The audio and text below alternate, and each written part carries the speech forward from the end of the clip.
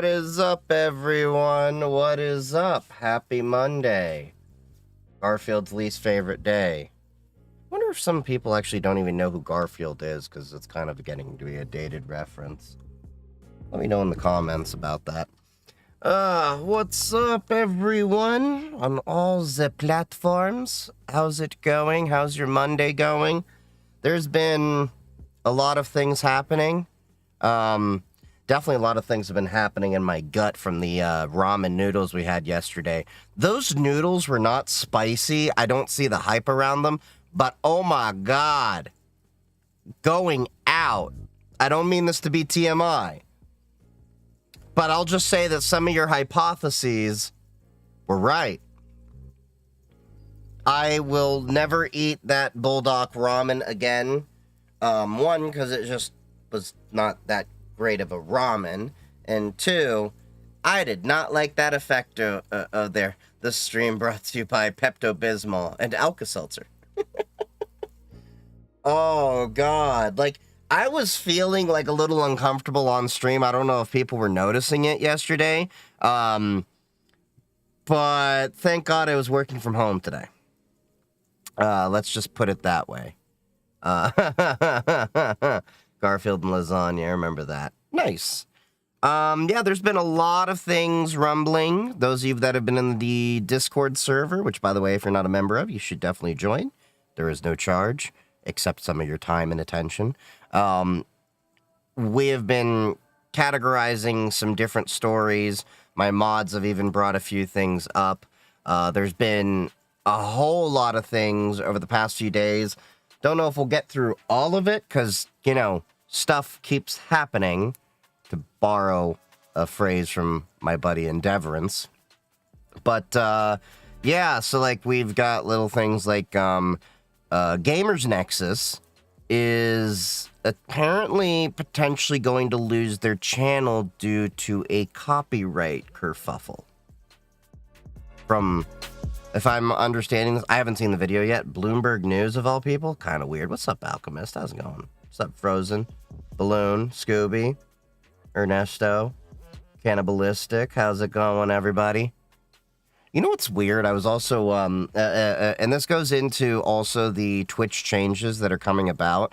I don't know if y'all have been paying attention, but Twitch has finally gone after botting. And a lot of streamers have lost a lot of views. And, yeah, Endeavorance and I, we've chat once in a while. He's a good dude. But anyway, I don't know if y'all have been paying attention to the Twitch, thank you for all that you're sharing your video open to questions. That's why I'm here. So I guess that was your first question. But yeah, so, tangent. Wow, ADHD Squirrel is coming at me hard today. ADHD meds, do your thing. What was I going to say? Oh yeah, so the Twitch changes that have been coming about, so they are actually going after botting. Now, this has been a problem that's been going on for years, as everyone knows. Pretty much, and it's unfortunate to say, is it's all the top streamers are botting. Like, there have been people that had dramatic crashes in view counts, things like that. And it's going to be interesting to see what happens as this all shakes out. I think this is my theory here.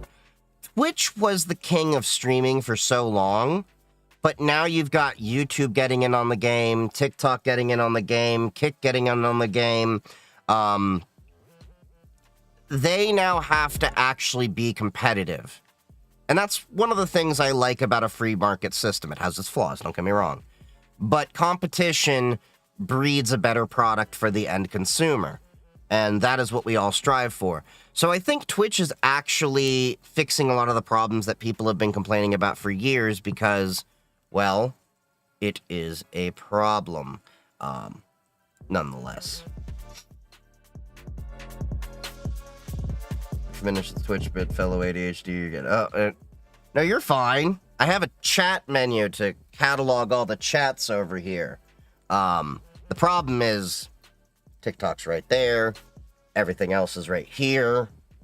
Although it's all consolidated in one chat. Anyway. So yeah, Twitch has been making a lot of changes, things like that going on, and I think they are a good effort. They've actually been seriously going after botting. I think I've seen some streamers drop by like 2/3 of their following count. There's even been, I think I have a video that we'll actually go into about this. I think, if I'm not mistaken, Penguin Zero, Moist Critical, he had some stuff. Let me pull up the channel here. Did I drop it in here? Did I not drop it in here? I did not. I don't think I dropped it in here. No, I had a bunch of other stuff. There was other stuff I was paying. Couldn't some of the drop in viewers be because lurkers can sometimes not be counted as viewers? Oh, thank you, Scooby. You brought up the other point that I was like, I know there's more to talk about with this than the other thing. So Twitch is now counting only engaged users. This isn't me trying to get you to type more in chat, to be more involved in everything like that. That is actually apparently what has been reported. So they're really only counting people that are actively typing in, you know, chat, putting emojis, whatever, keeping it, you know, engaged. They're looking for engaged viewers. Let me see if I can find... The problem is I don't want to find someone that's way too much on a tangent because you're already dealing with me. Engaged, let me see. View count... changing.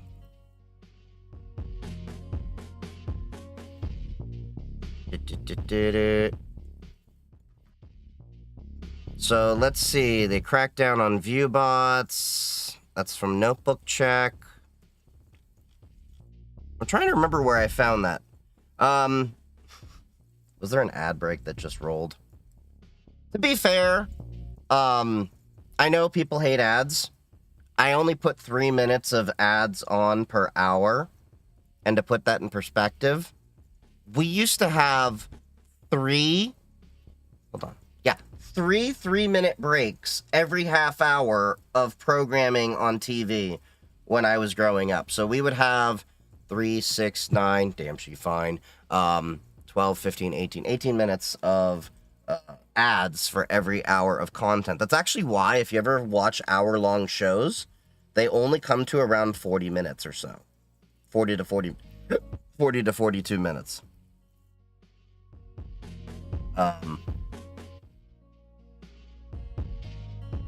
Problem with ADHD is you have a new hobby every month and you have to spend a F ton of money on it, and once you learn it, you move on to the next. Yep. Such is my life.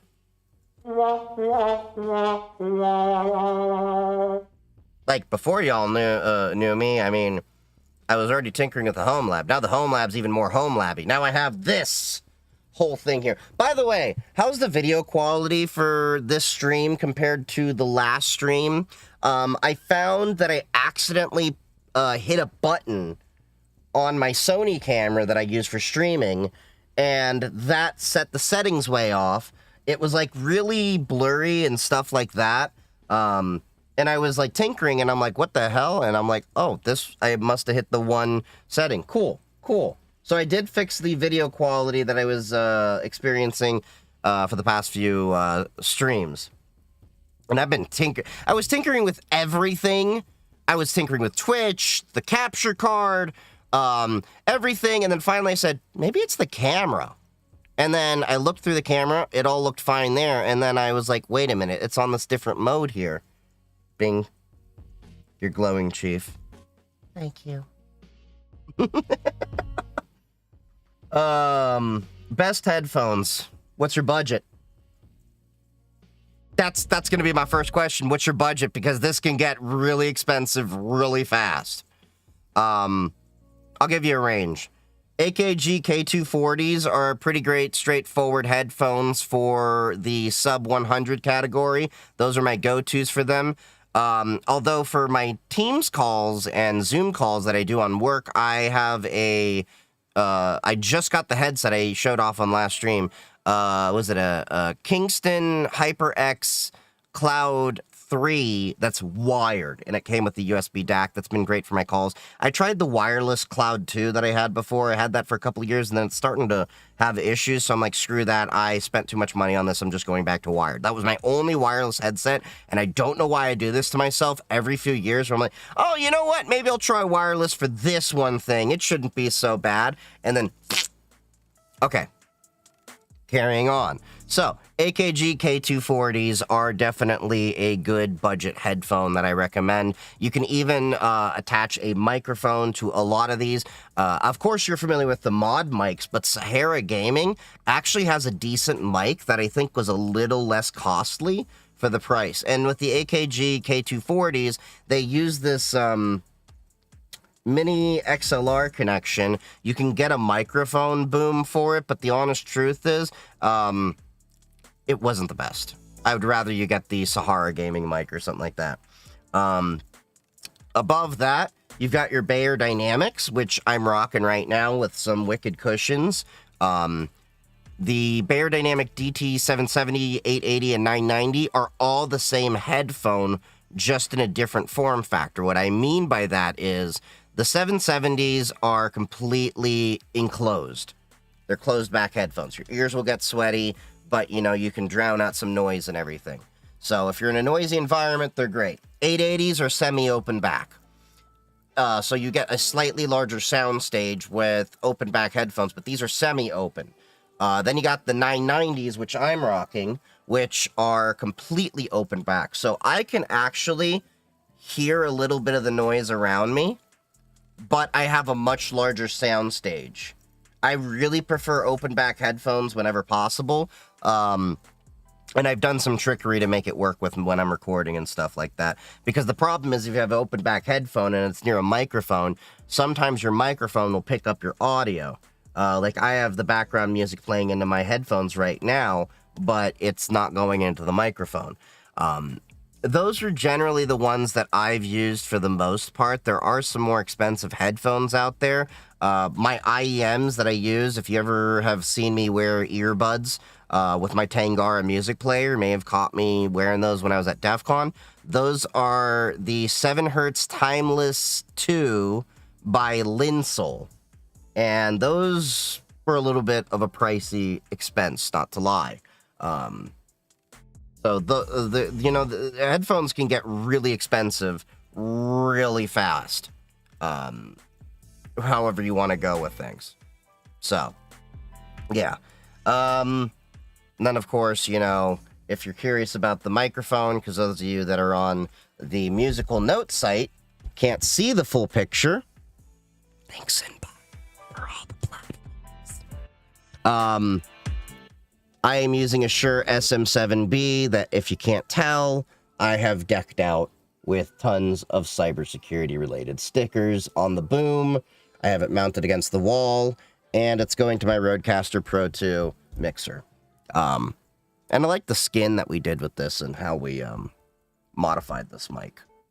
The only problem that I have is, like, I'd like this to have a bit of a swivel that's a little bit better.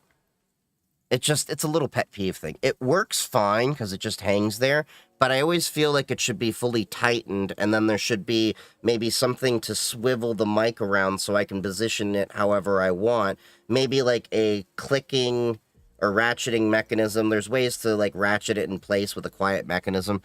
Anyway, ADHD tangent there. Let's see. Next best thing to graphene, ideally in a small phone. Kind of sick of smartphones, but need to keep up.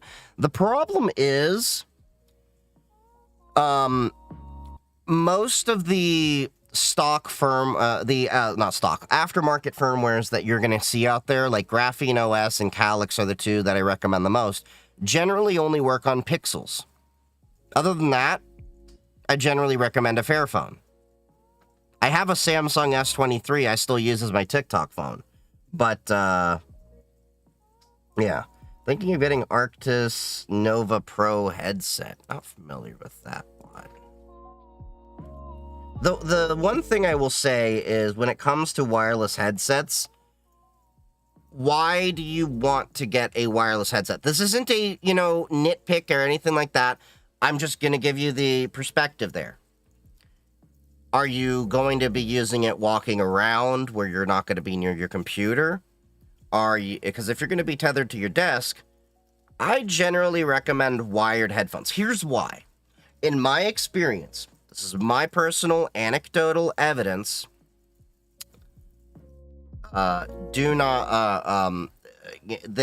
wireless headphones, they're a little bit more expensive, sometimes lower quality in terms of the audio, and they don't last as long.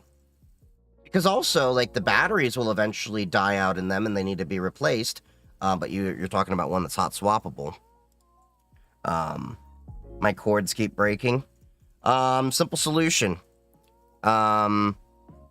So you get ones with detachable cords. So these don't have a detachable cord, but these work pretty well. The AKG K240s I recommended earlier, they have a mini XLR connection, so you can actually replace the headphone cord. There's a lot of headphones in the audiophile world with detachable cords. Because, you know, the problem that, again, I understand where you're coming at from that. I'm not by any means disparaging your point of view. But I see it's easier to replace a cable than it is to, well, I mean, it is just as easy to replace a wireless headset, but it's a cost factor. Anti-snag connectors, yeah, that's a thing.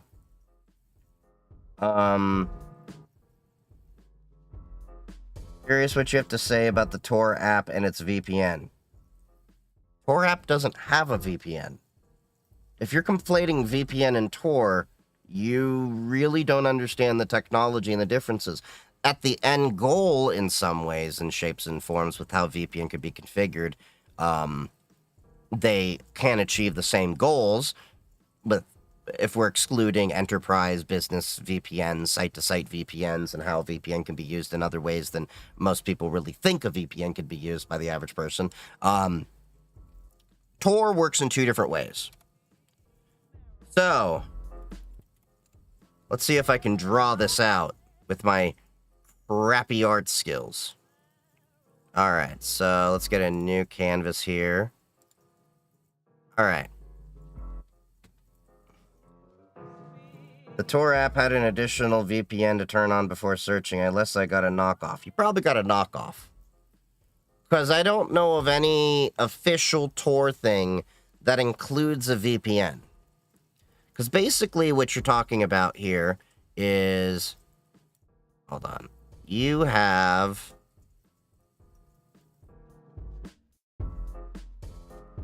So with a VPN server...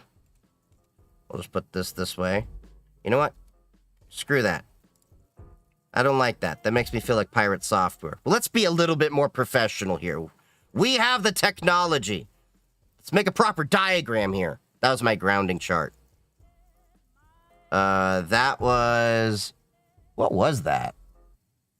I use this quite a bit. Oh, yeah. This, I think, is literally where I was explaining I2P versus Tor. Huh. I forget I do these diagrams so much. It's an app called Orbot. So Orbot is an Android app that allows you to Torify your connections, but you do not need to use a VPN with Tor. Now, I will put this out front and say, some people will say that you don't need to use a VPN or shouldn't use a VPN with Tor. Some people will argue that it does add another layer of security on top of it because of how it routes the connection. I'm not going to, what's the word? I'm not going to tell you one way or the other. I'm just going to tell you the facts of the situation here. So, the way a VPN works, for those of you that are not familiar, let's see how we can get, come on. I know I found them before. Oh, I didn't enable them. That's probably why. Let's enable the network logos and all that stuff. Okay. This will make it easy. Okay. So this is you.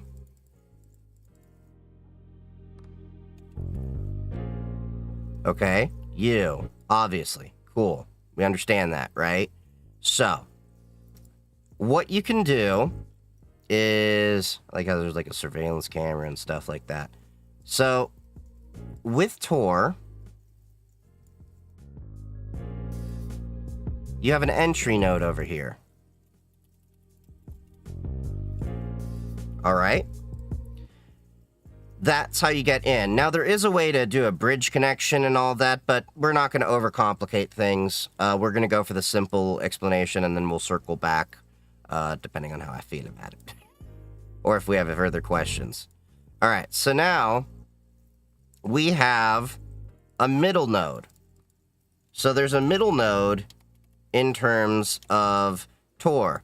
Now, what its goal is, the entry node is technically the only one that should have the most awareness of it. It goes here, and it encapsulates more information. So at the first step, it's encapsulating information. It's encapsulating information here to throw it out. Now, what we end up doing is, let's say you're connecting to an onion site, okay? Like, you know, a dot onion. You know, you're going on the dark net to something that's staying on the dark net. You never leave this cloud. You stay in Tor. Now, let's say you want to go to a ClearNet site through Tor. You then have an exit node. And this is where a lot of people start getting issues and legal summons and things like that for running exit nodes. Not so much running an entry node as an exit node, because that's where all your traffic gets revealed. Most data centers are pretty chill about it, and you just say, you know, I'm running an exit node, and they kind of just beat them off with a bat. Now, from there, let's see, do we have a server button? We have a mainframe button. We have a mail server. We have a load balancer. There we go. Okay. So now,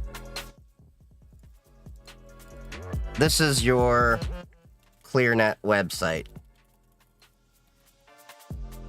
Okay, so this is how Tor works, for the most part. Now, let's say you are in a censorship-riddled country, right? You can then do something additional. And let's add another computer in here. Where's that desktop? I saw a desktop. I saw a monitor. Okay, we'll just put a desktop there.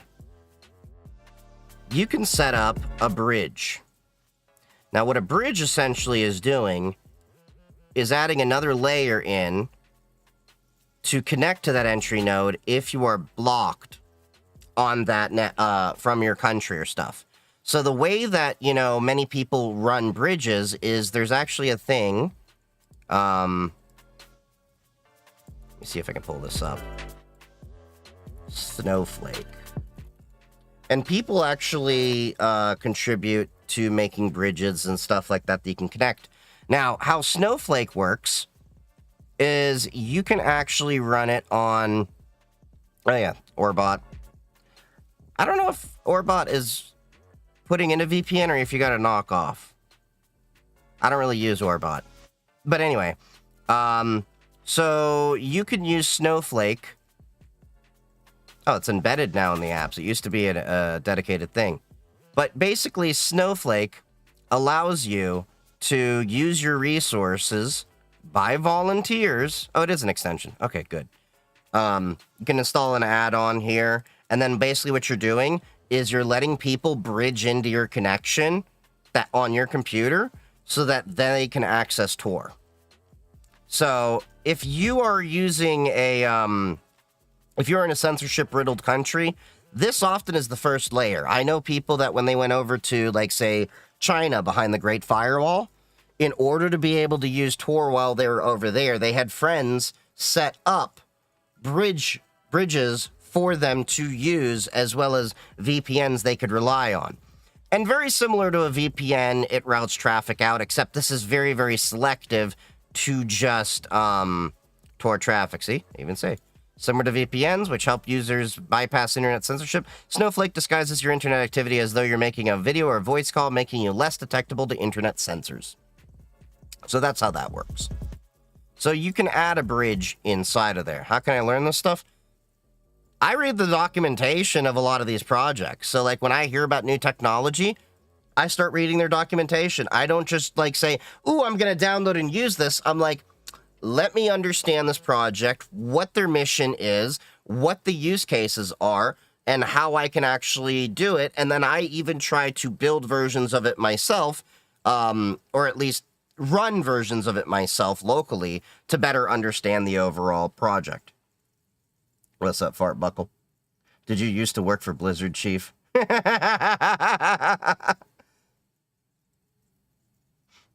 No. And my father was... I'm not a Nepo baby. Okay. So, we have this understanding here. We have a bridge going into Tor. Now, a VPN essentially works this way. So, let's get a server out here. There we go. So, a VPN, all it's doing is going to a server and then going right to that website for you. There we go. That's a better connection. You bring that down so it makes a little bit more sense. So this is just your VPN over here. Now, all it's doing is routing your traffic to that ClearNet website there. Now, the honest truth is that's not the only purpose of a VPN. In fact, that's not its primary purpose of a VPN. It just happens to be what most people know as VPNs, because all a VPN is a secure tunnel between 2 points. So a lot of businesses will actually, like, for example, we do this a lot at my work. Actually, it's not even a server we really are doing here. Let's see. Do we have not a load balancer, not a hub? That's a bit dated of a technology there. We have a router, or that'll work. Okay, so imagine you have your firewall router, maybe they're a combo, and then you have that going there. So in many businesses, they do what's called a site-to-site VPN. So they will have a link to go back between different sites so they can see each other's resources. Now, this can go in many different ways. You can even, for example, start spoking it out. Then what I mean by that is, so this one will go here, that one will go there, and then you have a connection between the two. Now imagine you have more entities, you're going to start connecting more and more between each other, and this is where it gets confusing. That's why a lot of enterprises, by the way, are moving to Zero Trust Network Access, because it's a little bit easier to do that across multiple sites, as well as the fact that, well, Zero Trust Network Access is a better concept overall, because you can then separate your applications. Well, you can have these things called app segments, where you can segment your traffic that only they can access certain parts of the network if given the right access based on rule-based access controls, which then goes into identity and access management and having a proper identity provider. But that's a whole rabbit hole we're not going to go down right now. You're compiling a kernel right now. So, we'll see if that builds successfully, and it'll probably take you, what, 2-3 hours? Would you be willing to take me under your wing and teach me? No, but you can join my streams and my Discord channel and Matrix chat, where I and many other people are frequently around and sharing all kinds of knowledge to each other.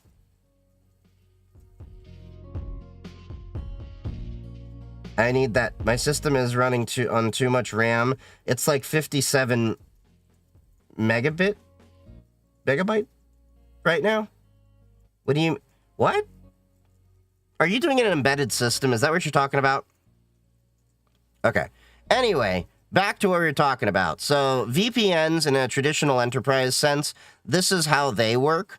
But also, let's say now you are working from home and you have to access some business resources.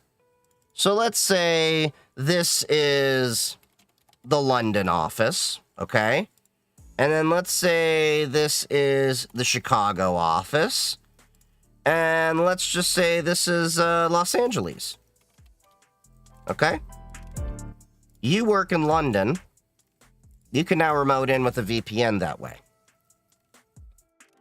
And then, depending on the configuration, potentially have access to the other resources and all that. Probably not, because it's going to be a bog down. And then what you can also do is, because a lot of people... I didn't get into the split tunneling. So this is a full tunnel in most cases when people are using a VPN service, which routing your entire traffic. There is a concept called split tunneling. It's probably built into your VPN.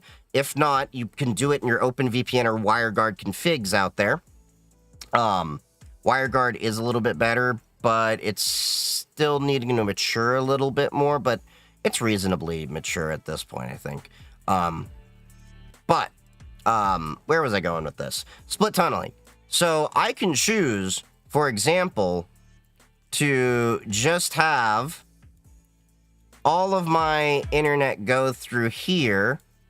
So all the internet is going out here except work-related stuff. That is a split tunnel. It's not embedded, but I have 8 gigabytes of RAM that I need to save, and my kernel uses 57 megabytes of RAM, and that isn't good. Well, I can tell you how to, remove most of that.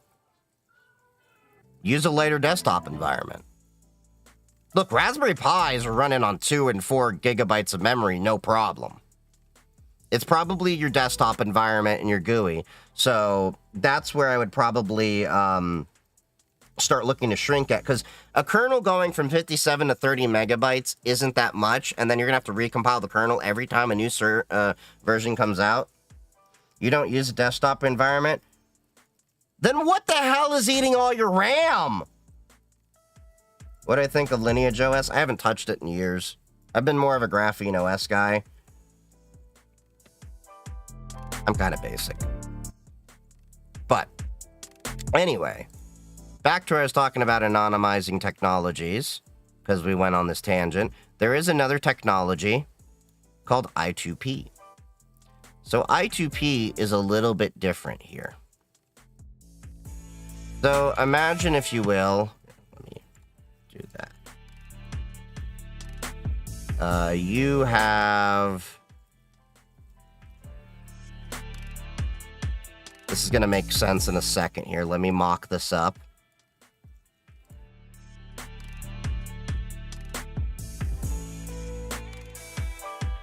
You're gonna see why I'm talking about there's so many different clouds here.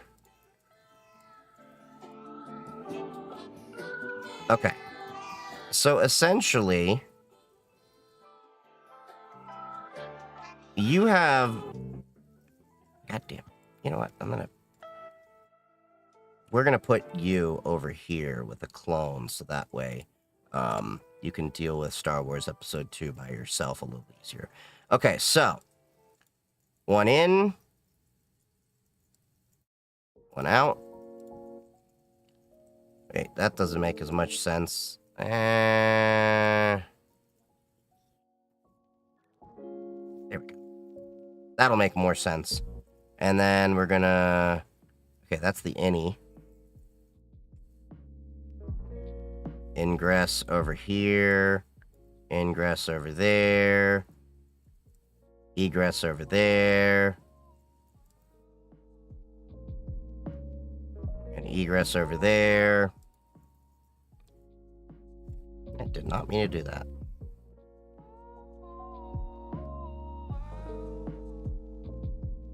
Nope. That's in. Okay. So, this is I2P, basically. So this is a little bit different. This is a technology that still has to mature a little bit more. So, if you look, like as to oppose Tor, you have 3 hops to get to ClearNet. 2, technically 3. If you are, doing a darknet site and you're in a .onion address. Now, this is I2P. So I2P is a little bit different because if you notice, one path is going in and one path is going out. It's all unidirectional traffic in different ways to anonymize you a little bit better. But this has no ClearNet access. So what some people I know have used to actually get around that is they layer I2P on top of Tor. And just for kicks and giggles, once upon a time, I actually layered Tor on top of I2P on top of Tor on top of a VPN. There was a lot of latency. Yeah, Linux doesn't need that much RAM. Yeah, it's probably you, Dev. I have to switch to BusyBox, I think. I was going to make Mexican refried beans and lettuce, but after getting the items, my feet hurt, so I have to sit down right now. My butt still hurts from that ramen yesterday. It wasn't spicy, but oh boy, I felt that spice on the way out. So anyway, that's that. Now, there is another project that's coming out called Valid. That is a totally different beast. That's still rather immature. Cult of the Dead Cow is hoping to have it released by DEF CON 34. I was at the DEF CON 31 launch party of Valid. We've talked about it quite a bit. Now, that, I think, has the potential, Valid, to supersede Tor once it starts hitting the ground running. But, yeah. Oh, the ads just started rolling. We'll chill out for a second before we move on to the next thing.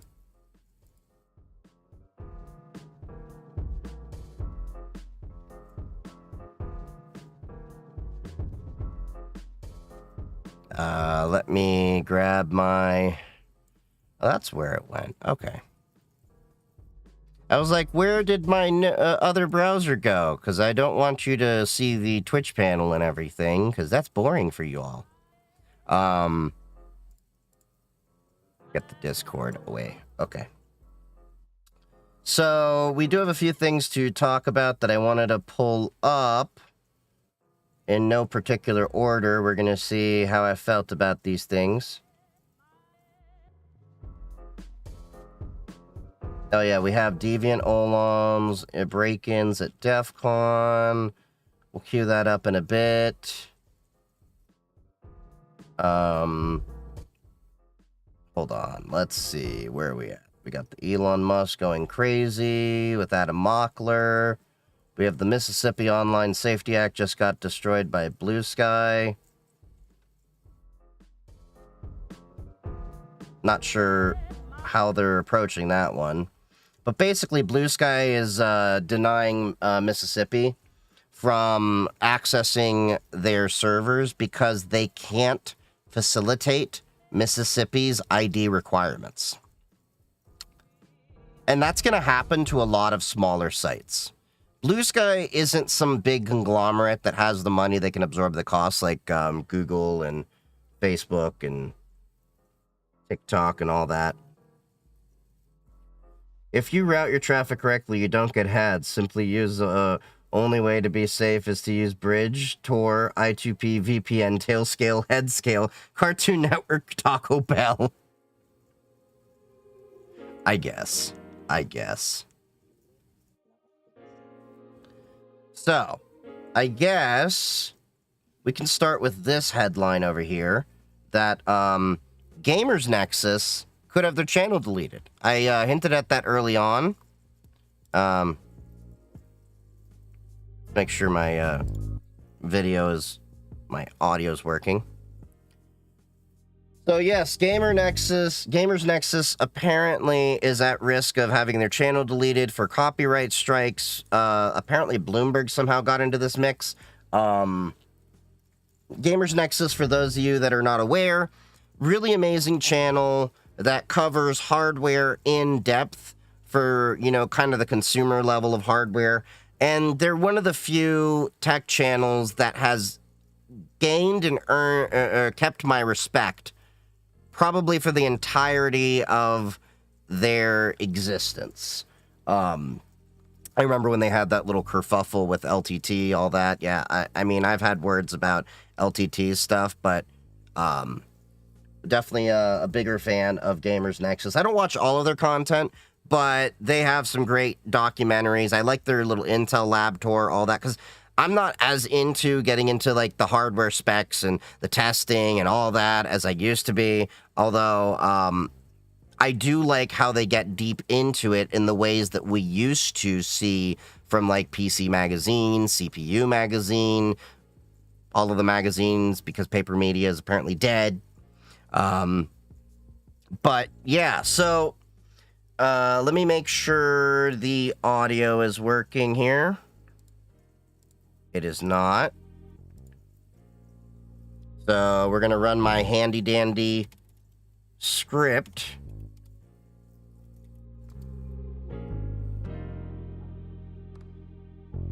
Like I've talked about before, that's not anything you need to know for Linux. It's just basically creating a combined sync so that my audio can go out to my headphones and the computer watching this. Now I just got to refresh Firefox so it hooks into the reset pipe wire, and we'll go from here. Clearly, we struck a nerve. Go figure that when you cover crime, corruption, and money, it upsets people who like money. This is Bloomberg. Bloomberg likes money. I like how he opened that. Make sure, and it sure seems like they have a lot of it. Bloomberg filed an illegitimate and invalid copyright strike against our 3.5-hour-long movie about the AI GPU black market earlier this week, and our attorney... I was actually trying to watch that video, and I was wondering what happened. Legalese, and I thought it might be better to explain our response to Bloomberg to our audience by using a more universal language. Now, the safest thing to do... Oh, I probably should turn off my music. But yeah, I totally agree with that statement there. To accept the strike, wait 90 days, and then say nothing of it ever again. But, first of all, I've got New York's... Yeah, I marked that video watch later as well. I hope that Steve Burke goes to Bloomberg and gives them a piece of his mind. I hope he has to speak to their legal department. If they don't solve the issue, I hope he finds a lawyer. If he doesn't find a lawyer, I'll find one for him. Hold on, what's it say here? It looks like you're writing a demand letter. Would you like help? Get help with professionally telling them to go F themselves. Get help using legal terminology to tell them to shove it up their butt. Just type the letter without help. Don't show me the stip. I like this. I like that little clippy thing that he did. For those of you that are not aware, that was the actual office assistant we had pre-AI. I miss Clippy. I miss his buddies. Because this is bullshit. Hopefully he doesn't copyright strike me. And secondly, does that sound like us? To just say nothing of it ever again? You can get a free copy of our movie included with backer tier orders on store.gamersnexus.net. Our content is pushing enough buttons that large corporate bootlickers are abusing copyright systems to take it down. Just like the black market GPUs, you can get your own black market copy of the first ever Gamers Nexus full feature movie on the store by buying one of our backer tiers. These include different types of products like our Turn a Blind Eye. I'll totally buy one of those just to get that and support him. I already have his copper mugs. Our Kingpin backer tier includes a tube of Kingpin thermal paste, a GPU paper launch t-shirt in addition to the Blind Eye and Blacklisted shirts for that tier, a 4-pack of our brand new GPU VRAM glass. So yeah, definitely, and more. It even includes, you know, a special upcoming small group. I recommend this dude if you haven't seen his content before. A pint glass, a bonus video, a black market sticker pack, Blind Eye t-shirt. Oh, they have a pint glass now. Maybe I'll drink that on stream. My wine out of a pint glass.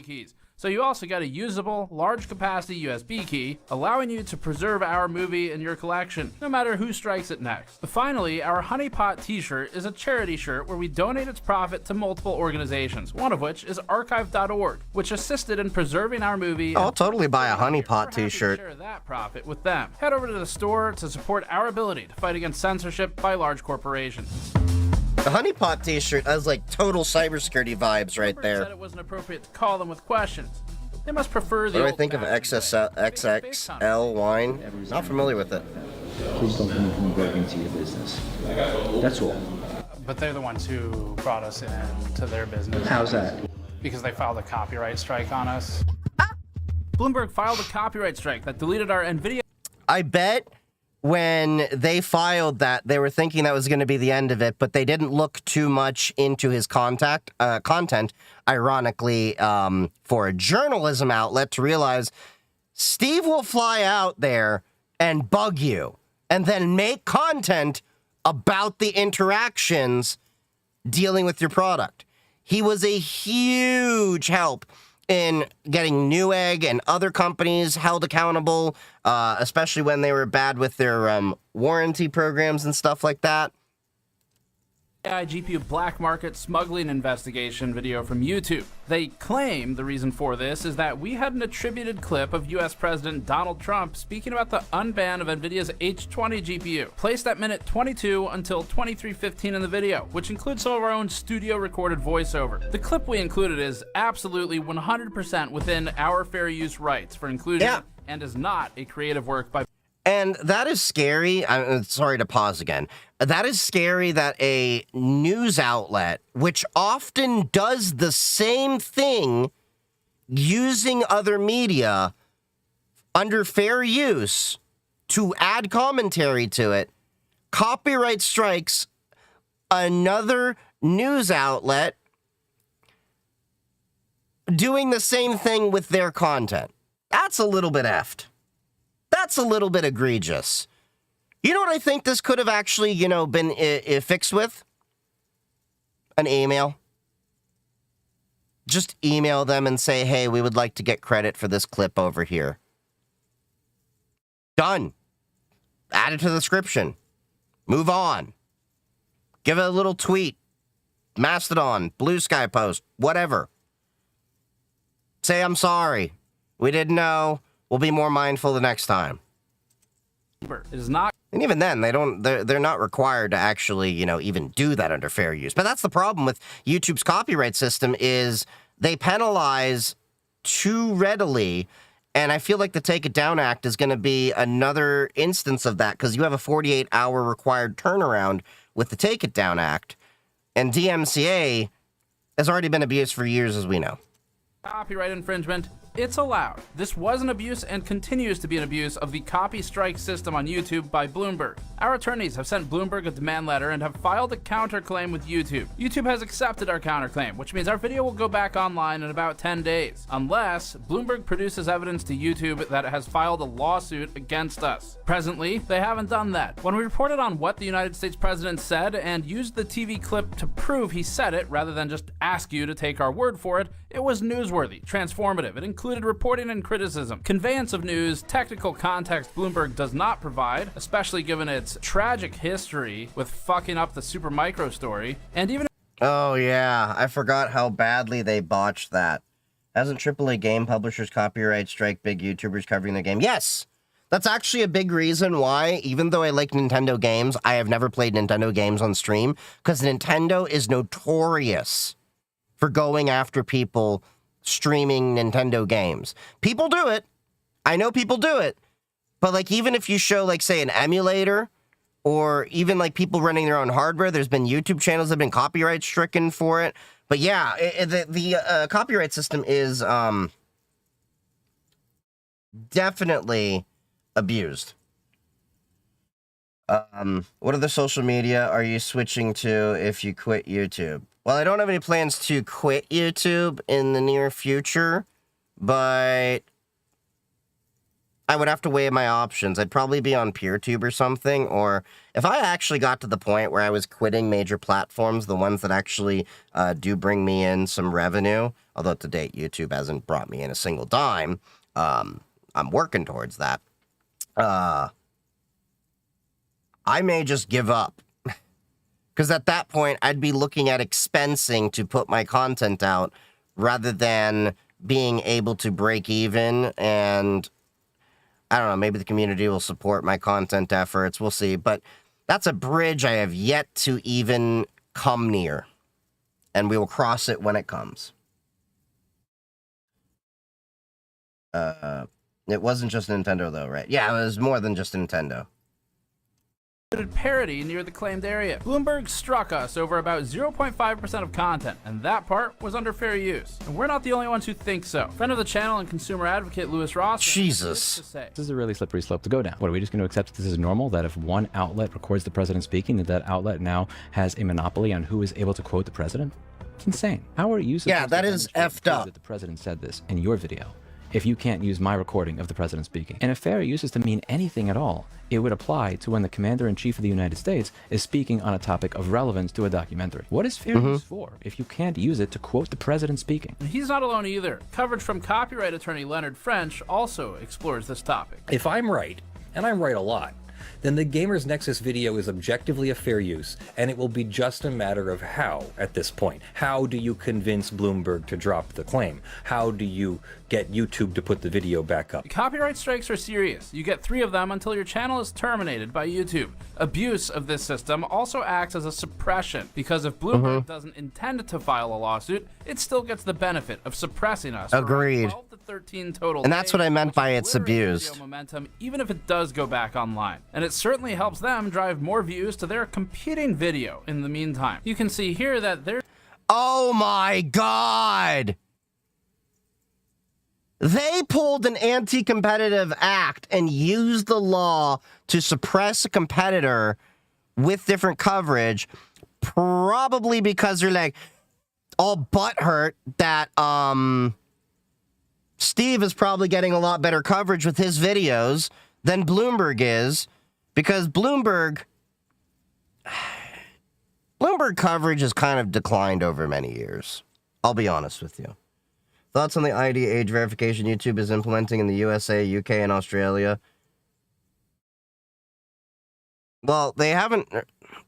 They're not applying it the same way to the USA as they are UK and Australia, but it's bad. It's dumb.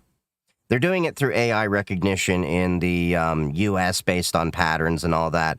And I swear to God, if YouTube ever starts saying, "You seem like a child, go verify yourself," I'm going to be like, what the hell? Have you seen my content? I don't know what little kid is watching tons and tons of, cybersecurity content, Louis Rossman, and 1990s and 2000s music.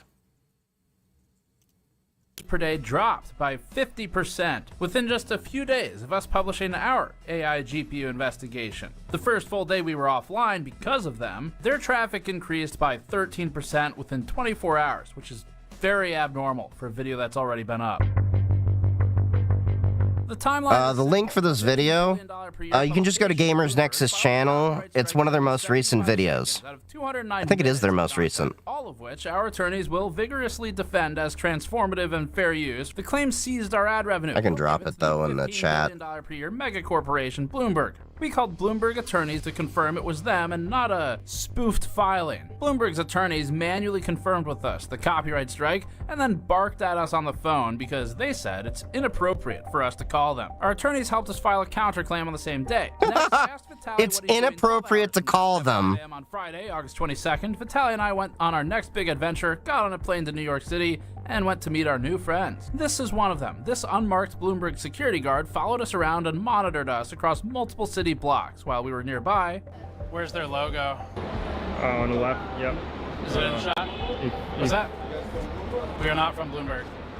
It's a public sidewalk, so. And you'll even see them regularly appear in the background of some of our shots, as we must have made someone very uncomfortable with our presence. I think Phil bringing the backup. Is he? Yeah. Is he coming back out? So There's nothing they legally can do. It's a sidewalk. Street in that turn lane, just so I'm 100% not on their property. If you want to follow me, and then I'm gonna stop on the other side of this. You know, this block they have on the ground where it changes. I'm gonna go on the other side of the sidewalk. While we were in the area, a Bloomberg employee said this. Good luck with the copyright. It is fair, so. And by 11 a.m., we got to say hi to Bloomberg Security. You have an actual Bloomberg employee telling him, no, it was like fair use. Good luck. Okay, so, Thank you for your counter notification. It has been forwarded to the claimant, submitted for the copyright removal request. They have 10 business days to respond to... the claimant must respond with evidence that they've taken legal action against you. Yeah, this basically, it seems like a way to just suppress people. Because the thing is, the first 48 hours of a video are very critical, regardless of the platform. Now, TikTok's kind of weird, and it will suddenly make videos that are several months old viral again. I don't know why it does that, but yeah. Our copyright counterclaim was approved by YouTube. 1 p.m. Bloomberg told us we have to ask them permission anytime we show Bloomberg, and then admitted to us that Bloomberg retroactively changes its content after publishing, which is very interesting for a whole new host of reasons that we'll save for the future. Around 3 p.m., Bloomberg told our attorneys that they'd be happy to release the strike if we pay them a licensing fee in what felt to us like a shakedown. Gamers Nexus, I don't think uploads to PeerTube. They should. Podcast and I've made them money. So it's interesting because Bloomberg didn't have a problem with us covering them in the past. So we started trying to figure out what motive Bloomberg could possibly have for an illegitimate copyright strike. Bloomberg has teams of lawyers. Maybe they're used to steamrolling smaller media.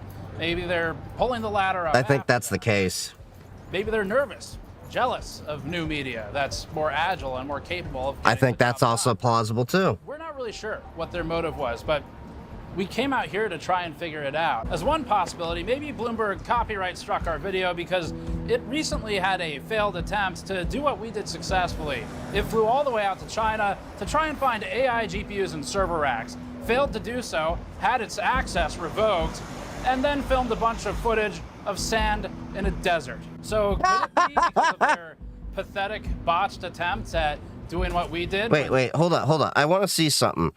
Their video is only 12 minutes long, and his was 3.5 hours long. So, yeah, I think this is totally, they got upset that they're using Bloomberg content, just for that little snippet, got more access to things than they do. I think legacy media is honestly upset with the access that new media gets because we have the individual power. Like, no joke. I have had journalists tell me they were jealous of the access that I get to cover things at DEF CON and such. Because people will come up to me knowing I'm a cybersecurity expert or just a professional, and I can talk to them about other things, and I don't have to show press credentials. I just say, yeah, I'm a content creator as well. And they have to jump through all sorts of different hoops. Because if you ever go to DEF CON, they do give out press badges. They're not free. You still have to pay for them. But they're different styled to let you know that they're press. And people will actively, I've seen this, if you have a press badge, may deny interviews and working with them and just avoid the cameras altogether because a lot of people just don't want to, be on camera for that kind of thing. So, yeah, I think Bloomberg and a lot of legacy media is upset with the way things are turning, and they can't compete with us. Hasn't legacy media historically had negative coverage of DEF CON? Oh, absolutely. Absolutely. The legacy media is the one that brought the satanic panic, the, hackers are breaking into your system and all that. Because the thing is, the legacy media has to sell fear in order for you to watch. Don't believe me? Pay attention to your local news ads. They'll sprinkle in some good stories and some bad stories, and you get hooked in on the bad stories, the salacious stories, the negative things. How often are things positively reported on? And then you rarely get news to actually do deeper dives, or they'll bury things under the sand with different stories around the world. You'll get the highlights when maybe rockets fall in a different country, or people are starving, but then they'll forget about it after a while. Well, there is a fact that this is a private event. Yeah, it is a private event, but there are rules for media, And there is rules for content creation, photography, and everything like that. So like the video I did with like Digital Empress talking about the voting machines, that was as simple as I just had to announce the area, hey, we're going to be recording over here. Make sure no one gets behind us while we record. I got permission of everyone that was on camera. Pretty much was only Digital Empress and my buddy Aaron. And then I proceeded. With DEF CON, as long as you have people's permission for everyone that is in that video, unless they, you know, have some other interpretation there, they do not want you to take any photos or videos. Straight up. And I have seen a lot of other creators violate those rules, and it's pissed some people off in DEF CON. No one I actually know, but there was a few other ones. I was like going through the DEF CON videos, and I know some of the DEF CON goons, and a few of them were legacy media, and they were showing people's faces and stuff. But yeah, anyway, let's continue on with the video. Could it be because of their pathetic, botched attempts at doing what we did when they flew out to China, were unable to find anything they went looking for, filmed a bunch of sand in a desert, failed to provide any answers to the questions they were asking, and then came back empty-handed? Bloomberg's own viewers certainly had questions. They wrote things like this. Why is this a story? Bloomberg's big investigation is just China's building some data centers. I don't know what chips they use. Groundbreaking journalism. If you don't know, then you don't have a story. Reporting without any information. WTF, I thought they would actually show us real chips being used. Worthless. It would have been better for Bloomberg not to have made content at all. Without wasting so much money. And the best one, quote, the entire video basically Bloomberg don't know. So the voting machine video is on my TikTok. It's one of my DEF CON videos. It's pretty recent. You may just have to scroll just a little bit. Maybe it's not, because their video gets more views from... I'm eventually going to do my DEF CON debrief. It's just a coincidence that the first time Bloomberg has a problem with our reporting, it has to do with what we think is underground government corruption by NVIDIA, which just happens to be a big sponsor of Bloomberg. Bloomberg's Ooh. Dun dun dun dun dun dun dun dun. Dramatic music, if you can tell. That it has an entire page. It should be on YouTube Shorts, Scooby, if that's where you're looking. Dedicated to NVIDIA's sponsored content. Bloomberg's sponsored content goes through great lengths to market NVIDIA's products, and in particular, its AI products that we've frequently criticized. After all, CEO Jensen Huang frequently appears on Bloomberg. He even had that a trip to explains Taiwan after a lot. Video was pulled from the internet with a lot of So, sorry to pause again. This goes back to the point where I think that legacy media is a little bit jealous of new media, because you have to understand, when it takes them so long to secure these sponsorships, and it's a lot of money there. Whereas a lot of us in new media, you've seen it very often. We'll be sponsored by a company, then we find out that company is doing something wrong, and then we tell them to go pound sand. And we will, you know, easily uphold things. Like, I think my metric right now, I have to rerun the numbers, I think it's about 98% of companies that approach me to work with them, I deny. And, you know, I've had, I don't know how many companies I've had where I was originally supporting them, and then I reversed my endorsement after there were some revelations after a period of time of things that had happened. But yeah. Are we surprised legacy media is in bed with corrupt politicians? No! Excuse me. No, never! Not the corrupt media! Taiwan media talking about our story in relation to NVIDIA. Oh, that must have stung Bloomberg. 到了中国的市场，只是没有想到，影片上架没几天就被平台以违反数位千禧年著作权法，昨天遭到无预警的下架。频道发布了官方声明，说著作权法系统遭到滥用，同时是不是也代表影片内容戳破了什么不能说的秘密呢？ H20, I'm very grateful that the U.S. government, the Trump administration, has approved licenses for us to export H20s to China. As she said, what unspeakable secret was revealed? But maybe not. They could be totally unrelated. Maybe there's no bias there at all. maybe Nvidia isn't pulling any of its own strings. Perhaps instead, Bloomberg didn't like our coverage of China circumventing export controls because Bloomberg wants to protect its access to China. Bloomberg has been accused. Hold up. What? Pressing its own China coverage in the past because it has a large presence in China to protect, with the Financial Times and New York Times both reporting on this. Maybe, as Lewis highlighted, it's because Bloomberg has been accused of trying to ruin reporters, including Oh, geez. to financially devastate families. That's a quote. For challenging coverage in China. It could also be because Bloomberg is sponsored by Singapore's government, which happens to be one of the major channels we showed through which GPUs are smuggled into China. Maybe it was because recently they wrote This plot is getting thick. wherein they praised PayPal's business growth and gave PayPal's CEO a platform.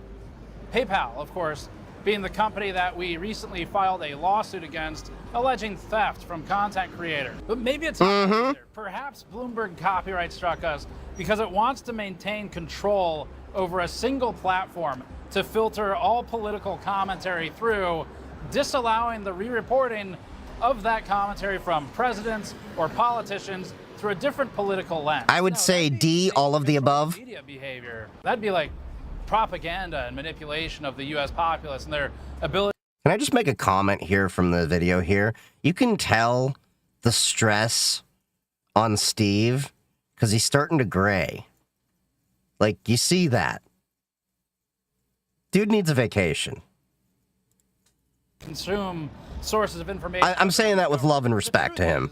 We're not sure why they chose to copyright strike that video. It sure seems, though, like they have a lot of reasons to do it. And not one of them is a valid, legitimate copyright claim of the clip that they flagged.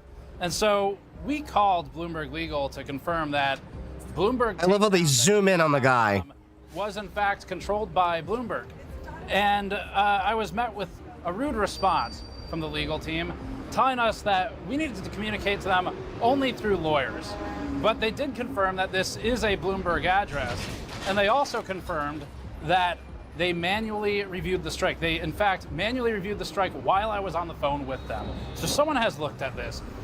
And since they won't let us ask them questions via the phone, I guess we'll just do it here. Look, we can all predict the most likely outcome of walking in those doors with a camera, but you never know, and it's worth trying. In fact, when we researched it before flying out there, we found an article from Business Insider where their reporter said he got yelled at just for taking photos of sculptures in the lobby. Let's not pretend that getting kicked out would be a shock. But again, we wanted to try and get someone from PR or legal downstairs. Okay. We're here for an interview, Bloomberg, with Paul. My ID? Yeah. Should be Paul. Madeline would also work. We were asked to sit while they phoned the two lawyers whose names I gave.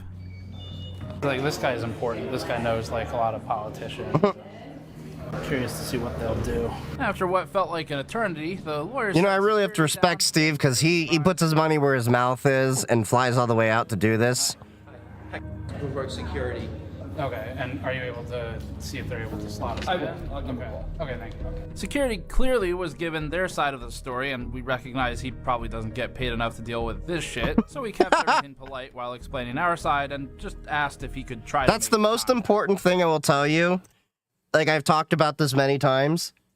Don't get mad at the staff, because they're usually just doing their job. And you catch more flies with honey than vinegar. This especially applies to, like, retail and, you know, anything with a customer-facing component. So, I don't know all the business you're related into, but apparently you posted some kind of video that has some Bloomberg content in it. I think so. Yeah, and they listen, they have no issue. You seem like nice guys. I get it, you're doing your job. All they ask is that whatever's out there, something like that, please don't bring Bloomberg into your business. That's all. But they're the ones who brought us into their business. How's that? Because they filed a copyright strike on us. The point of saying it is, it's not I'm bringing Bloomberg into my business. It's actually the other way around from our perspective. Yeah. But I understand you're, I understand Yeah. you're doing your job. So Yeah. I get it. Yeah. Yeah, and unfortunately, they're not gonna meet with you. I get it. Yeah. That was the expectation I had with this. Unfortunately, sorry to drag Yeah. you down here. That's You seem all like right. Nice guys. That's and all right. everything. But I wish you luck with your venture. I appreciate Yeah. that. Thank you. All right. Hey, Thank you for understanding. Well, no, I appreciate We you appreciate it. being cool with us. Okay. Yeah. All right, gentlemen. Have a Take it great easy. weekend. You too. Of course, the answer was expected. Security guy's not involved in this. He's just some guy. He's just doing his job. A fraction of what the assholes who filed that claim get paid. Like a fraction of what those assholes get paid. So it's not his fight. It's not his fight. But we did get one really hard-hitting interview with a notorious street gangster. They call him the Pigeon. Sir, what do you think about Bloomberg? They're right across the street, sir. No comment. Still a more credible journalist than Bloomberg, apparently. Even though neither interview subject would speak The to us, Pigeon. including this more important one, it's not like this was a wasted trip. What now, Steve? Tacos? I didn't really think that far. I don't know. Like, we could get pizza and then get home before 5 p.m. Okay, let's go then. All right, New York pizza. Besides, it was pretty cool meeting a few fans around New York and learning about their computers. Yo, you the Gamer Nexus guy? Dude, my NTX T8 won Oh, really? because of you. Oh, nice. Like a man, bro. Did you, I got the second one. Okay, good. So I have to say, that's also a really fun feeling when I'm at DEF CON and everything and people recognize me and, giving people, like people run into you, it's like a cool moment. Give them a little bit of attention. That's how you know they're good content creators because they actually care about their community and their audience. I've known some content creators that if you run into them in real life, they are dicks.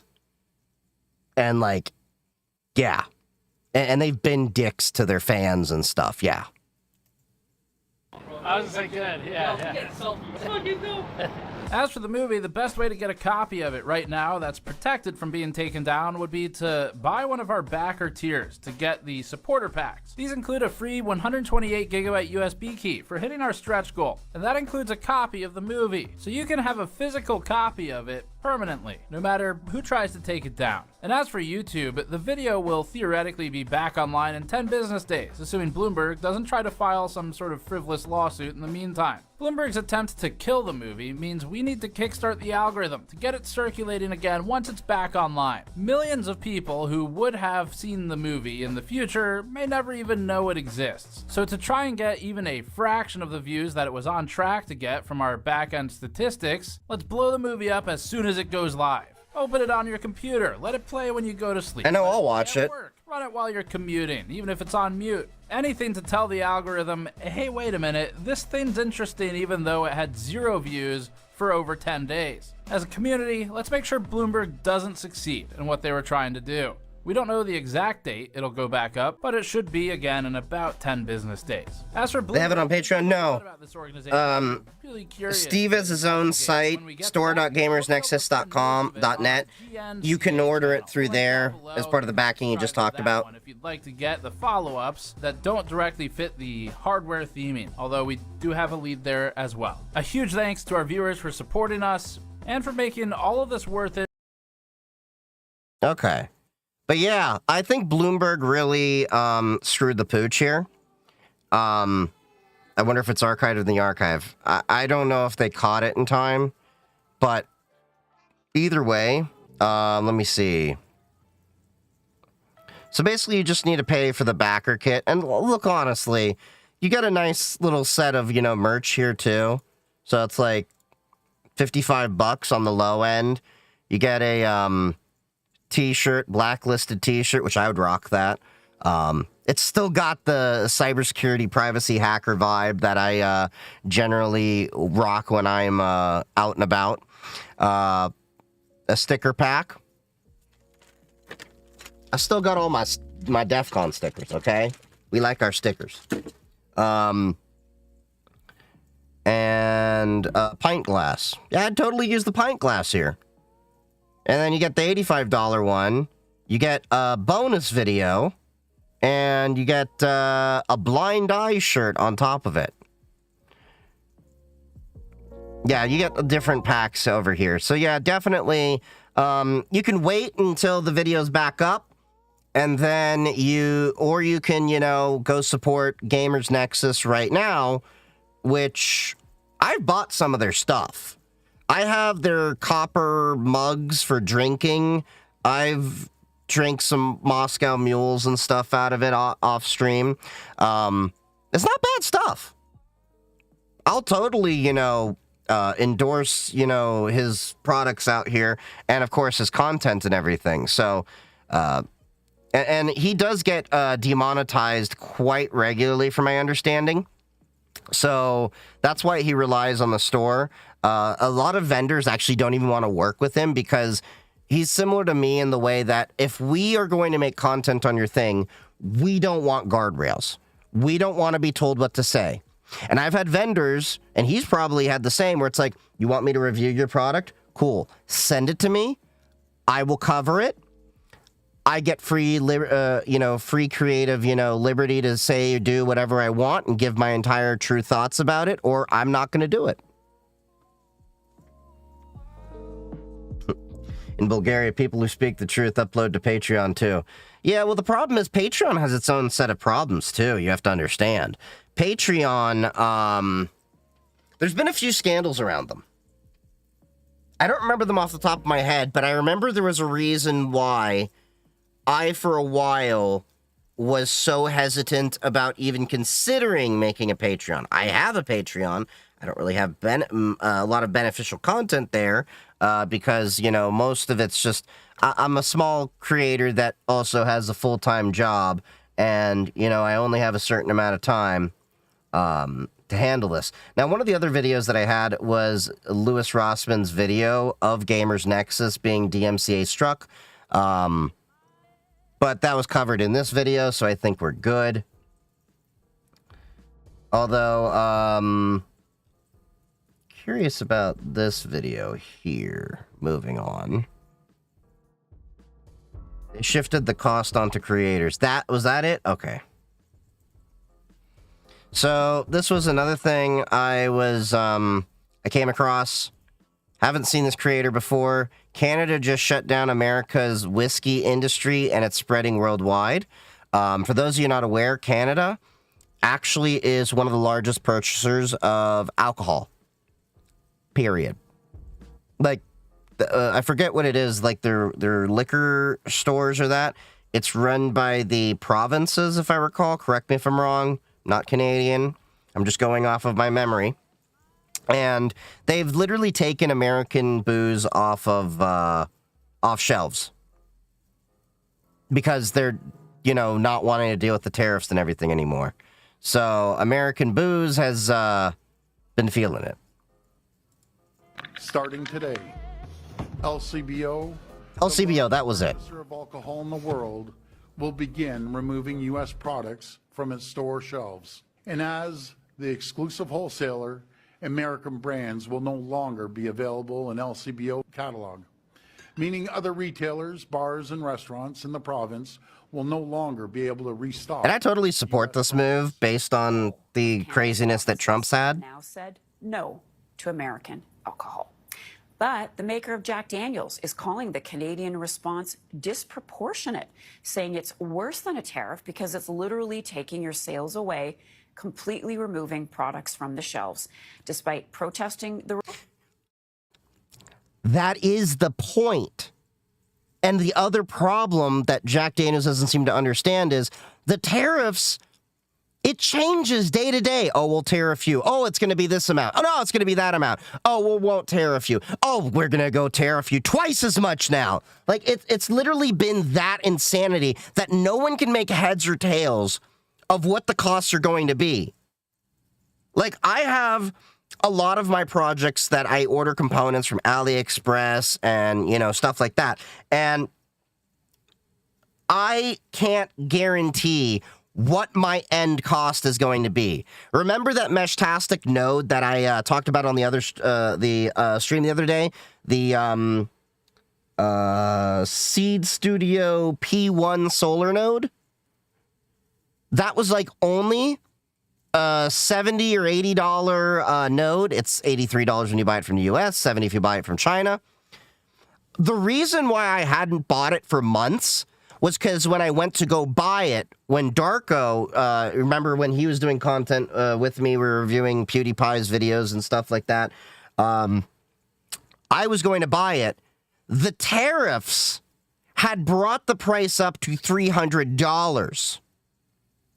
And then when I go to DEF CON, hanging out with Colonel Dump, I tell him about it. He goes and checks it out. Price is down. No business can function this way. So the easiest thing for a lot of businesses to do is just remove that product from the shelves, put something in they know they can have consistent pricing with, or at least more stable pricing. Yes, prices go up and down through sales, things like that, but we can't function with the way Trump is doing tariffs. The company's CEO says they can take the hit because Canada represents just 1% of its total sales. Jack Daniels versus Canada. Canada's market makes up just 1% of the company's sales. Jack Daniels is going to be fine. Yes. Every American company will be fine. Isn't PewDiePie anti-Semitic? No, he's more of your old-fashioned edgelord. Totally different variety of comments and stuff like that. You watched the video on YouTube yesterday on how the food in the U.S. is fake. Oh, my God. As somebody that lived in Europe, I've lived in Europe, I've lived in the Middle East, U.S. food is garbage. I'm going to be completely honest with you. There's a reason why I specifically go to ethnic stores for my food. The quality is night and day. USDA isn't enough. Kosher and halal meat is on top. Okay, there is a difference there. Besides the fact that usually if you go there, you can get goat and cow tongue and things like that.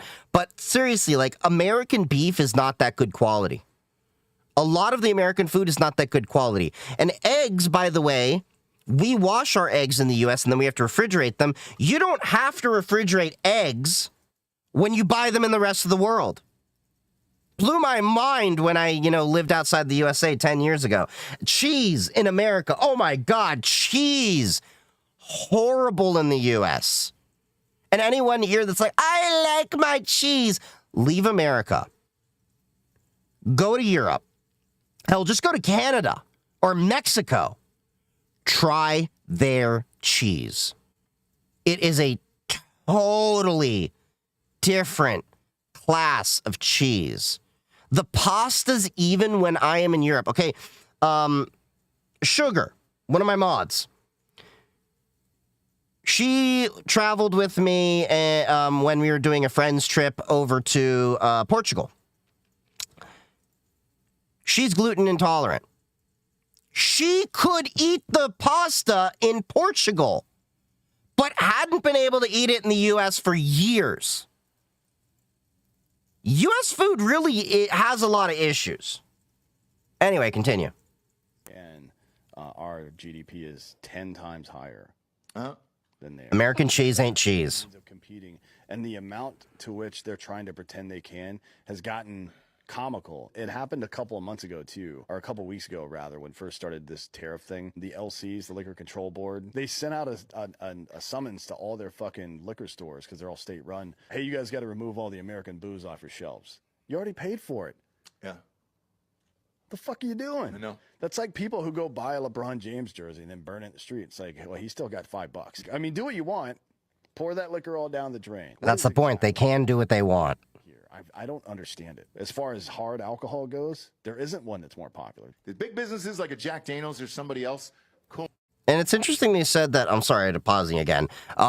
It's interesting they said Canada can't compete.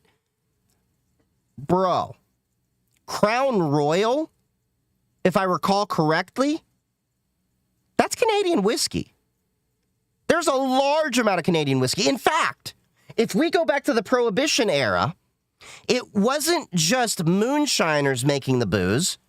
You had rum runners and bootleggers bringing booze in from Canada down south. And I know that for a fact because my great-grandfather was a rum runner.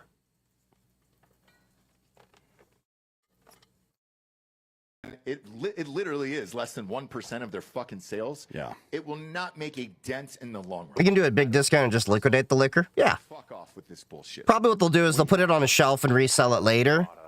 It's the principle of the matter.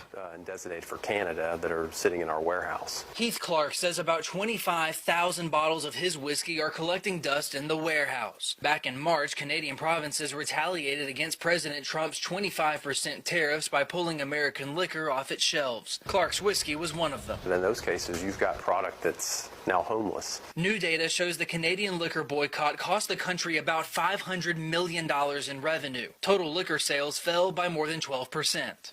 Okay. It's a terrible word, but it's a little bit boneheaded. They've lost $500 million in revenue. The Distilled Spirits Council of the United States has been working with their Canadian counterparts, trying to convince leaders that when it comes to a possible trade war, they should leave liquor out of it. This industry should be Leave my liquor alone! I'm sorry, that just sounded funny to me in my head. Why? Because we bring people together.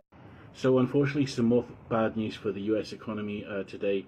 The liquor giant Jack Daniels is closing one of its barrel-making plants in Louisville, Kentucky. Yeah, Canada totally can stop U.S. electricity in certain areas, but I think from my understanding, it's more of a transmission of a few lines, so they could reroute power, but has issued a profit warning. There's pipelines, things like that. To watch out for that. We're very interconnected. Very happy because he feels that taking Jack Daniels completely off the shelf in Ontario and also in other provinces is what he calls a disproportionate response to tariffs. In this case, the boycott of American goods unfortunately has had a knock-on effect. Sales are down for Jack Daniels, and of course, as I just mentioned, the loss of 210 jobs and a closure of their barrel-making plant in Louisville, Kentucky. Okay, folks, buckle up because today we are diving into one of the wildest side effects. It could close the borders, yeah. U.S. trade drama. Distilleries across the U.S. Yes, those makers of bourbon, whiskey, craft spirits are feeling the squeeze. And why? Canada. Canadians aren't just sipping maple syrup, they've been shutting down American liquor shelves in protests. And trust me, it's getting ugly. I'm totally fine with this. Look, I like my American booze, don't get me wrong. I love bourbon. I like whiskey. It's a movement. Let me paint the picture. Canada was the first to say enough is enough with Trump's tariffs and you got to make a stand at some point. Policies. And instead of just talking, Canadians actually put their money where their mouth is. They started in Europe. We just entered Schengen in January. Oh, interesting. Oranges to U.S. travel and now American whiskey. Kentucky's legendary whiskey business may be in crisis mode. Major distilleries are shutting down and thousands of jobs are at risk as the industry struggles against declining sales, along with changing Gen Z drinking habits and damaging trade disputes. 3 prominent Kentucky distilleries have collapsed into bankruptcy over the past 8 years. Irish whiskey, the best. I like Irish. I like Scotch. And here is the thing. Canada is one I of like the all biggest whiskey. importers of U.S. spirits. In 2023 alone, Canadian drinkers were pouring back millions of dollars worth of Kentucky bourbon, Tennessee whiskey, and craft gin. But since these boycotts, distilleries are reporting slashed salaries, layoffs, and even closures. So the continued boycott of American goods and services by Canadians continues to have a knock-on effect. Southern Glacier Wines, what you may or may not know is that Canada is the biggest buyer of American wines in the world. And of course, so I got to pause for a second. Yeah, finally, it's no longer the millennials destroying businesses. Yeah, because Gen Z is actually drinking less alcohol. That is one thing that has been noticed. We millennials drink because we had to live through once-in-a-lifetime events every freaking year. Where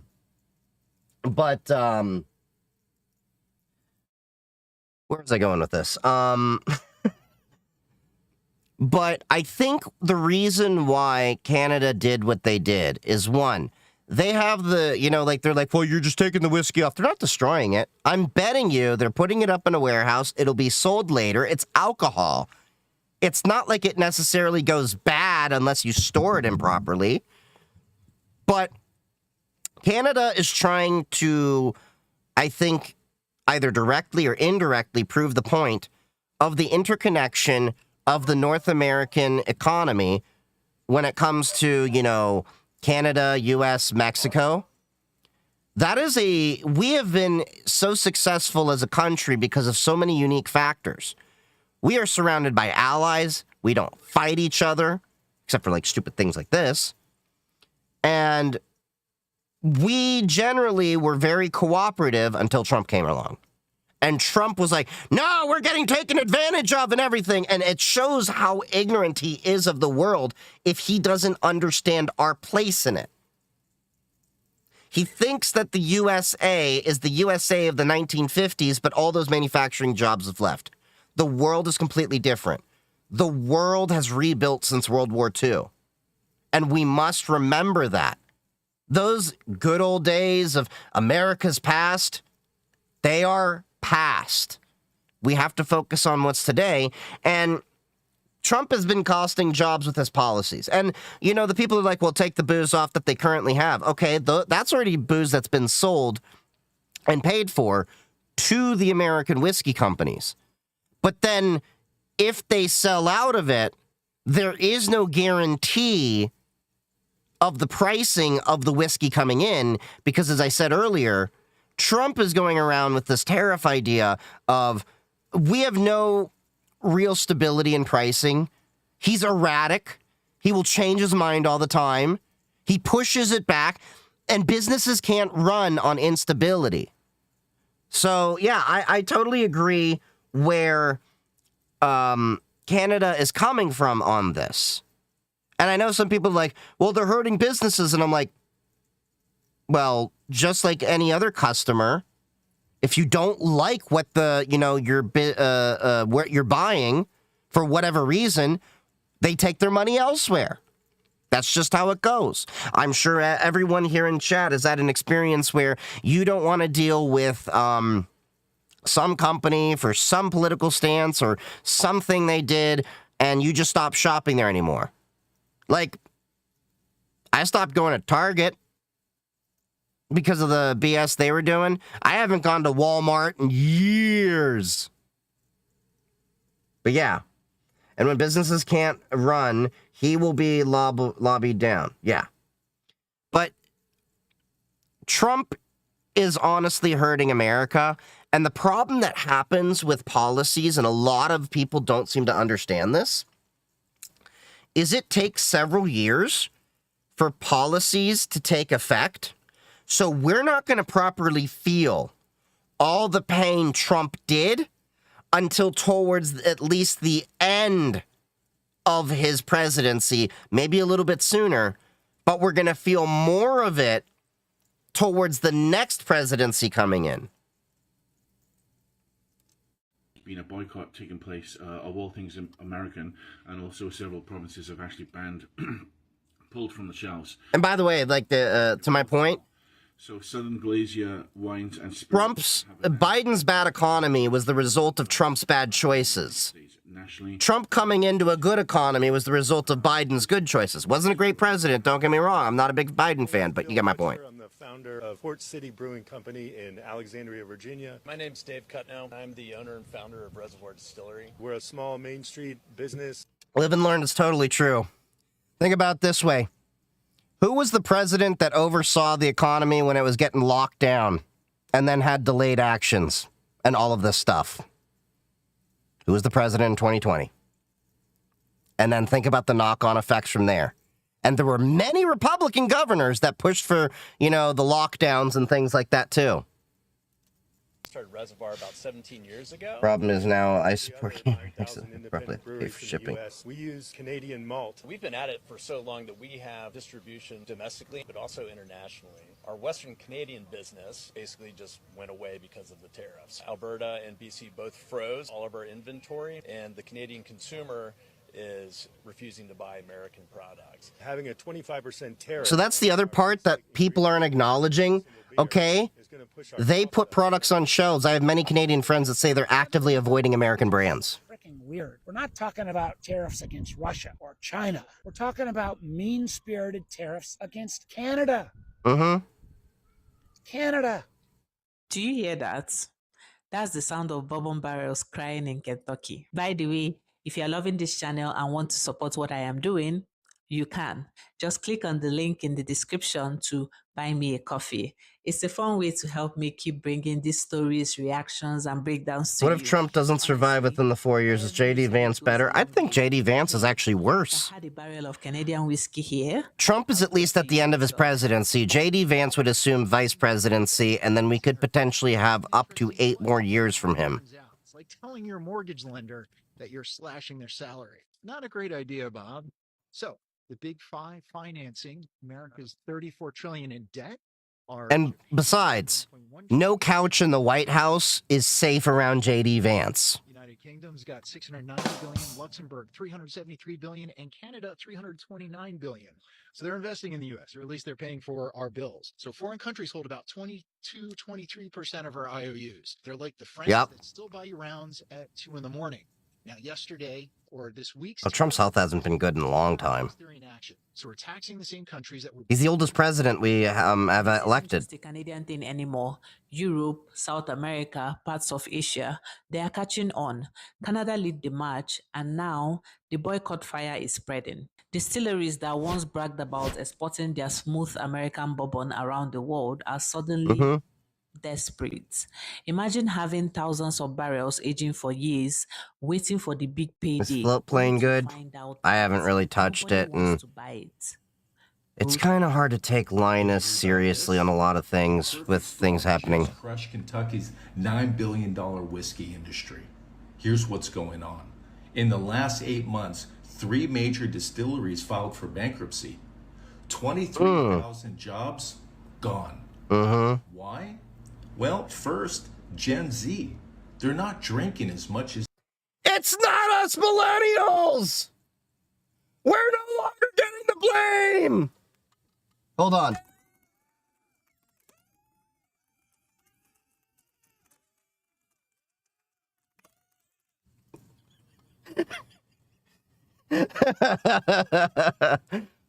Used to.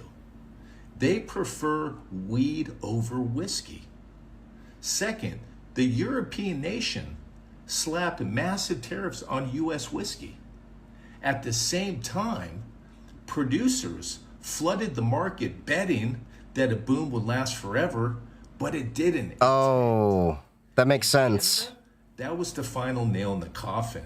They hit U.S. whiskey with a 25% tariff, then pulled it off their shelves completely in retaliation against Trump's trade war. Now we have a 200-year-old American tradition that is circling the drain. What do you think? Can U.S. whiskey be saved? And if so, how? All these store shelves, the American sections, are completely empty.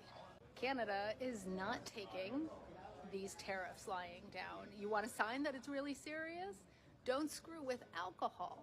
Because in addition to 25% counter tariffs, there's also unilateral action that's being taken here in Canada. For example, at the LCBO, the Liquor Control Board of Ontario, they have pledged that they will not sell any American alcohol until the United States decides to end this trade war. And there's your, answer how this happens. Trump backs down on his trade war, but if Trump backs down on his trade war, the problem is he's once again going to be proving he can't do stuff, and it makes him weak, and it kills his legacy, which is why he's so afraid of this stuff, because the guy's at the end of his life, and he needs to leave a mark for himself. Yep, Stabby, you're right. Taco, Trump always chickens out. Ultimately, all Trump would have to do is grovel a little bit and say, I'm sorry, I shouldn't have started this war, let's be friends. But no, he's not going to do that. He's got too much of an ego. And so do a lot of other Republicans that are following right behind him. And make this very clear to anyone that's going to see this video. I'm not a Democrat. I'm not a Republican. I'm a political nihilist. I pretty much hate a lot of the ideas of politics because I know too much about politics and what goes on there. I've worked on Republican, Democrat, Libertarian, Green political candidates, elections in various ways while I was, in college and doing all that, trying to do good. And I've become so disillusioned with the whole thing, knowing how the political system is run. I fear he'll press the big red button to cement his legacy as the last president. Possibly.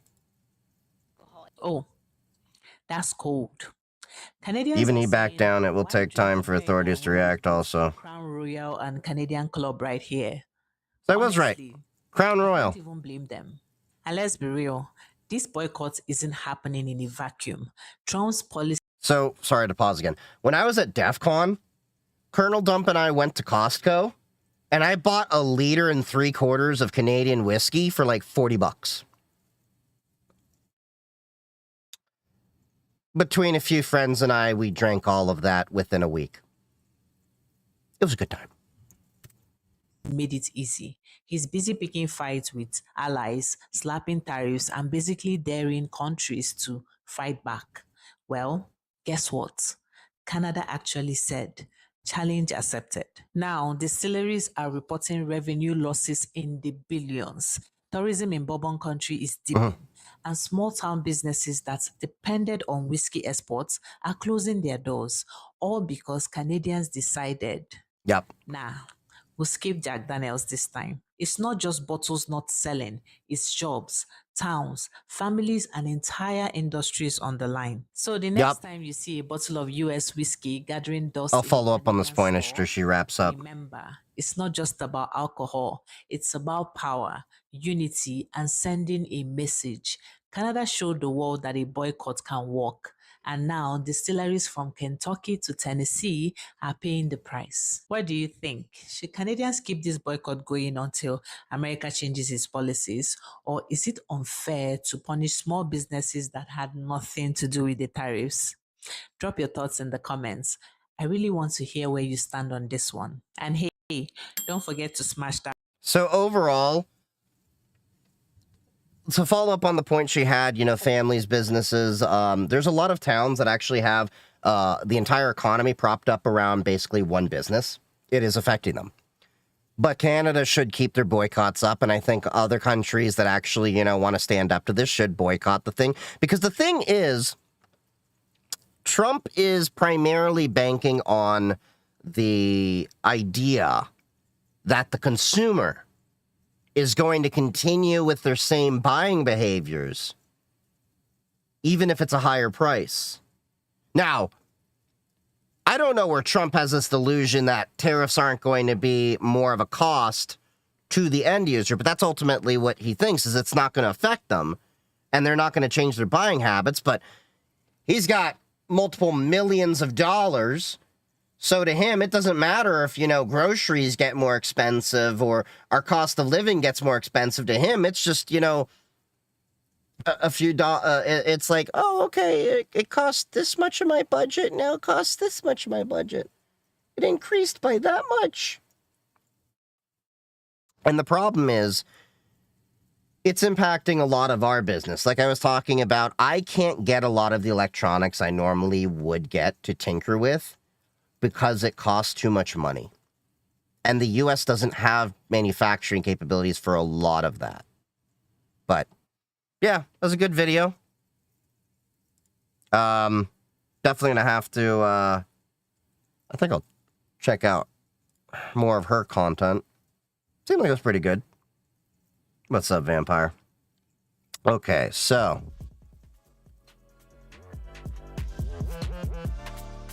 let's check out the next video. It's a Louis Rossmann video. To many of people in my audience, I don't need to introduce him. Y'all should be pretty much familiar with him. If you aren't, He is one of the largest right to repair active advocates for years. He is part of the reason why I actually got into repairing cell phones and many devices with his tutorials and things. I used to do electronics repairs early on in my career, and his videos were very insightful, and now he switched more to activism. So we're going to be watching this video, Gym Membership Cancellation Scam. Andrew Ferguson dissented on click to cancel. Now he's suing LA Fitness for not having it. I haven't seen this video yet. Obviously, I follow Lewis. I get alerts to all of his videos. What did I make? A mess.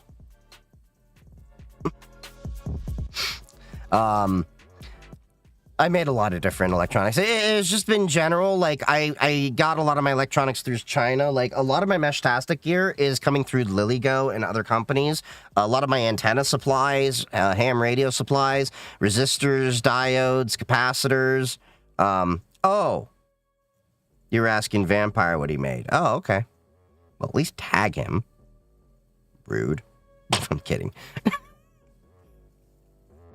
But anyway, so the gym membership cancellation scam. So if I have to guess here, so click to cancel, if you're not familiar with it, click to cancel is the idea that we should be able to easily cancel any of our subscriptions with, you know, an easy form.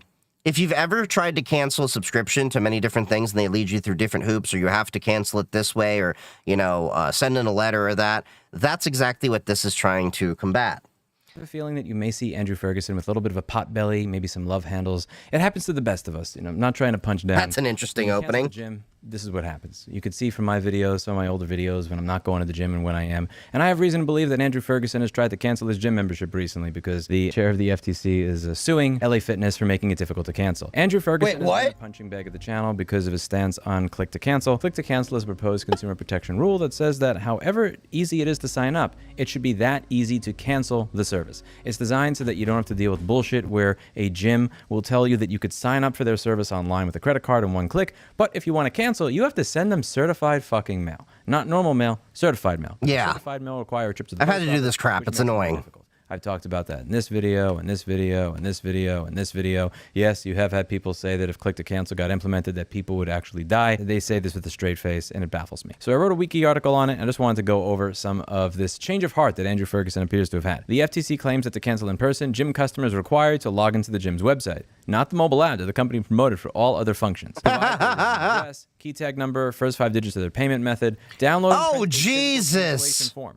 Bring the printed form to the gym between 9 a.m. and 5 p.m. And again, no printer, fuck you, no cancel. Monday through Friday only, despite gyms being open 19 hours daily, 7 days a week. Find one specific operations manager authorized to process cancellations and wait for that manager to process the cancellation or return another day if unavailable. According to a consumer complaint cited in the FTC filing, since June 2022, my son has been trying to cancel his membership. He travels for work constantly, home only on Sundays. When he attempted to do it in person, they told him he had to see the operations manager, who apparently only works from 9 to 4, Monday to Friday. Mail cancellation. Oh, jeez. For mail cancellation, the FTC claims that the gym's customers face these requirements. Same website login and form printing requirements as in-person cancellation. Instructions to use certified or registered mail, requiring a post office visit and additional fees. What the hell? And no guarantees of processing, even with delivery confirmation. This just keeps going! In the complaint that the company requires you mail in a cancellation form. I've mailed in multiple forms. The first couple I mailed were apparently not received. Customer service would not allow me to cancel the membership any other way, so I have mailed 3 more cancellation forms via certified mail, and I have proof of tracking for all 3 showing delivered, and the company is still charging me for membership.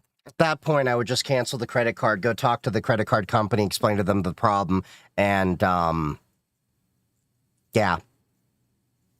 But there's probably ways they can get around that, too. So, yeah, this is a nightmare, and they're not the only one to do this. LA Fitness just happens to be the one they went after, but there's a lot of companies that have these shady practices. Mobile app exclusion. This is my favorite because nowadays you can't even get a fucking tag for the gym anymore. They tell you that you have to install an application on your phone, and then you have to use that app to get into the gym rather than getting a tag that you put on your keychain, so you don't have to deal with, well, my phone's not charged all the way. I still use a tag for my gym. Something is freezing to get into the fucking gym. They make you use the app for everything, but do you think there's a cancel button in the app? Of course not. FTC complaint states that while defendants encourage customers to use their mobile app for all gym functions, checking in, booking classes, finding locations, the cancellation form is deliberately not available through the app. My personal favorite of all of this is when it comes to the towel service. And how did I not include that in the article? My God, I deserve to be fucking fired as a wiki editor. Keith, if you're watching this, I deserve it. That was my favorite part of this entire thing. Oh, the towels. In selling their memberships, defendants also frequently sign consumers up for additional services with recurring charges, such as towel service or charges in the same membership contract. However, defendants impose different and inconsistent cancellation requirements for these additional services. Can you imagine signing up for towel service at a fucking gym so that if you forget to put a towel in your gym bag, they will provide one for you so that when you go to take a shower, you can use a towel, and then when you go to cancel the gym membership, they still keep charging you for the fucking towel? The gall of these people. And the thing that gets me about all the... Yeah, I no longer go to your gym, but I'm paying for your towels. So if I were doing that out of spite, I would walk in, take a bunch of towels, use them in my bathroom, and then return them when I need to have laundry done, and repeat the cycle. This is not some instance of somebody being careless. It's not an instance of a mistake or a This isn't the FCC. This is the FTC, Federal Trade Commission. Right. It's still wrong, but it's a different level of fucked up than this. This is the type of shit where you have gone out of your way. People are sitting in a room together wondering, how can we make it as difficult as humanly possible to do this? And then figuring out how to get it done. Adding every single... Not only that, I want to...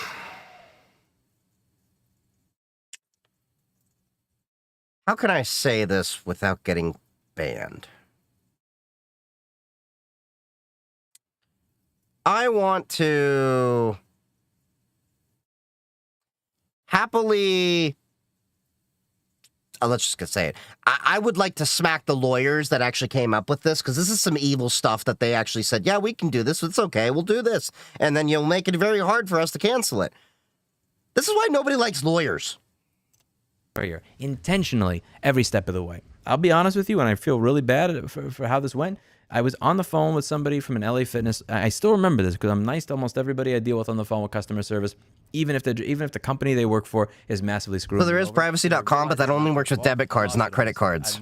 The moment he started with that, I said, no, you're doing that on purpose. I know your company does that on purpose. There is no need for that. I know that you can get me access to somebody who can cancel my membership. I'm not accepting that as an answer. I am not accepting that as an answer. If you're telling me that's the answer, I will make your life and your company's life a miserable fucking...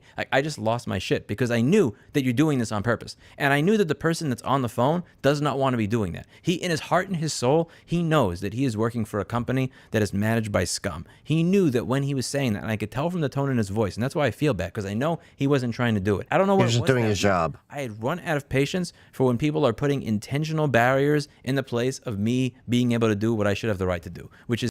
This is exactly how I felt when I went off on BreezeLine for their crappy service, to the point I escalated it at every level. And I was chewing out the person on the phone. I prefaced it with, look, I've been dealing with this for a while. I tried to be as polite as I could to them. And I told them, ask your supervisor if there's someone we can escalate this, because this is a area issue you're having. And eventually I got so pissed off, I went to the FCC to complain about it. And apparently I'm not the only one. Giving you my money. I just remember cursing and saying, your company does not have a God-given right or entitlement to my fucking money. I'm very curious if a particular person that I may know has anything to do with this. I'm going to be sending a message when I'm done with this. But in all seriousness, the Clippy is a very accepting movement. We do not care what your stance was on consumer rights yesterday. If you want to put your money where your mouth is and stand up for consumer rights today, I'm happy. I think everybody should be able to cancel their gym membership. I don't think that gyms have a God-given right and entitlement to your money. I think that they should have to earn that the same way that the rest of us do. And if they think they have that God-given entitlement and right to your money, they can go fuck themselves. This is 22 pages of the FTC telling gyms that do this to go fuck themselves. If you think you could do this bullshit where you sign person up for the gym membership and the towel membership at the same time, but checks unfortunately still exist. Boomers are the ones that use them. You know what you're doing. I've dealt with credit card companies. I have written 5 checks in my entire life. Have sided with the gym, even when I was able to provide them with call recordings and all the evidence that I did everything necessary to cancel my membership. Unfortunately, credit card companies, in many cases, when you file chargebacks, and banks will often side with the gym. I'm glad to see that Andrew Ferguson at the FTC is standing up for people who want to be able to. Yeah, only 5. I'm always willing to start fresh on this channel. And almost all of them had to do with government. Thumbs up for Andrew Ferguson. Like buying my garbage bins. The next few months, then you'll know that the reason this happened is because he tried to cancel his membership at LA Fitness, and it was difficult. See you in the next video. Bye now. Yep. This disturbing Roger. Definitely a good point with his videos and everything. But yeah, we definitely should be having click to cancel. It makes sense. If you can easily onboard to an app, you should be just as easily able to offboard. You shouldn't have to jump through hoops to get, you know, things removed out of your life that you don't want to have. It is insane that people can still force you to pay money for things that you want to cancel because they create these arbitrary effed up rules. Paid your taxes with your credit card. Well, a lot of government stuff wasn't modernized a few years ago, especially at the local level. Yeah.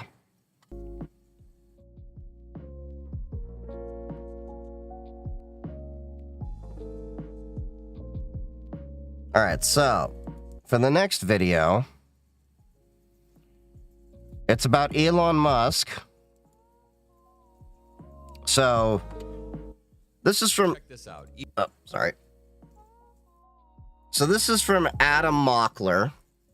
He's some political commentator. Obviously, I don't subscribe to him. But there is... basically, he... In my opinion, he's one of those people that probably makes a little bit too much content on the internet and, you know, probably should go outside a little bit more. He's a bit more on the left for some context here. And he does sensationalize things, but it mentioned Elon Musk. So let's see what insane thing he did now. And we'll have to figure out, like, on what scale of Elon Musk it is. For the reminders there, because now I can actually bring this up. Elon Musk is one of my favorite DEF CON stickers that we actually had. Hold up, let me find my DEF CON stickers over here. These are all my DEF CON stickers from DEF CON past.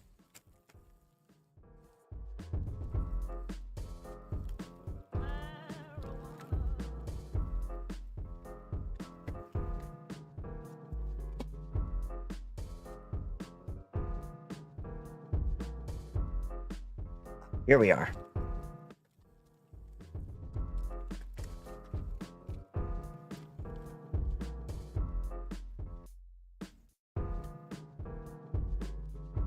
If you didn't see this, hold on.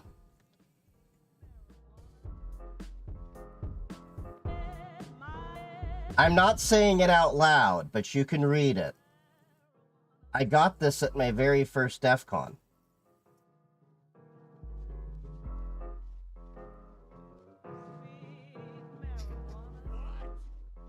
Did y'all read it? Ah.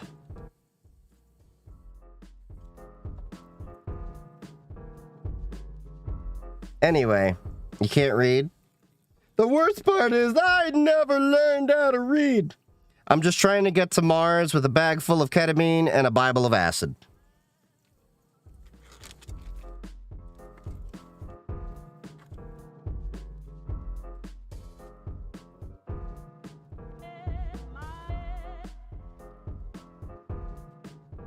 I have a lot of stickers and pins from DEF CON and various events that I've picked up over the years.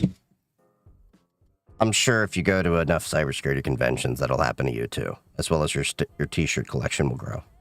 Check this out. Elon Musk and his Doge teens targeted a man who worked for U.S. intelligence agencies, leading directly to that man's family being tortured, all because Elon Musk made a Twitter post to his hundreds of millions of followers. Words can barely describe how disgusted I was when I read this story early this morning. So I want to break it down for you all from start to finish so you can understand. How long has Musk been out of Doge? Or is he's not still in Doge, is he?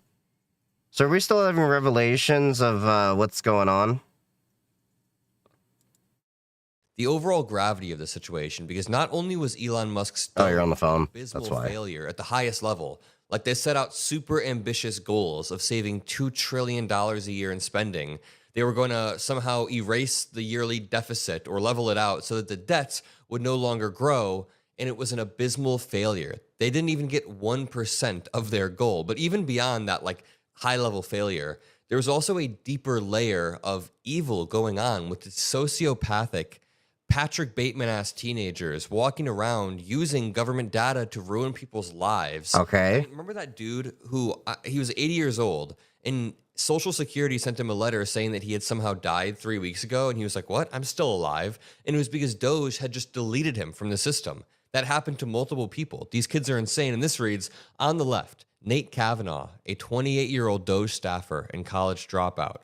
On the right, Mohammed Halimi, a 53-year-old exiled Afghan scholar. This is the story of how Doge targeted Halimi on social media. Okay. Then the Taliban took his family.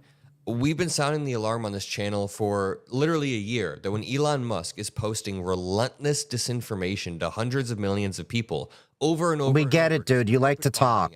Get to the point. Lies. There's a lot of negative effects. This is probably how you feel about me. What people believe. Chat.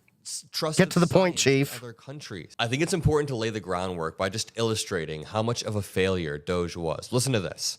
Elon Musk's Department of Government Efficiency originally promised $2 trillion. We know that. Waste. That target quickly dropped to $1 trillion after Trump won. Then in April, Musk started saying maybe we'll be saving around $150 billion, making it clear to all but his most diehard supporters that Doge was failing on its own terms. We get it. By its own dubious estimates of its progress. Now, it's looking like those savings are even more pitiful. A new investigation by Politico found that of the $52 billion that Doge claims it saved, the actual savings were closer to $1.4 billion, which is barely 2% of what it's boasting to the public. Even worse than that, it's not even a drop in the bucket of the federal spending. I think I've shown you this before. Let me pull it up. I think it's usdebtclock.org. So this, for those of you not familiar, no, I do not want to click on your random stuff.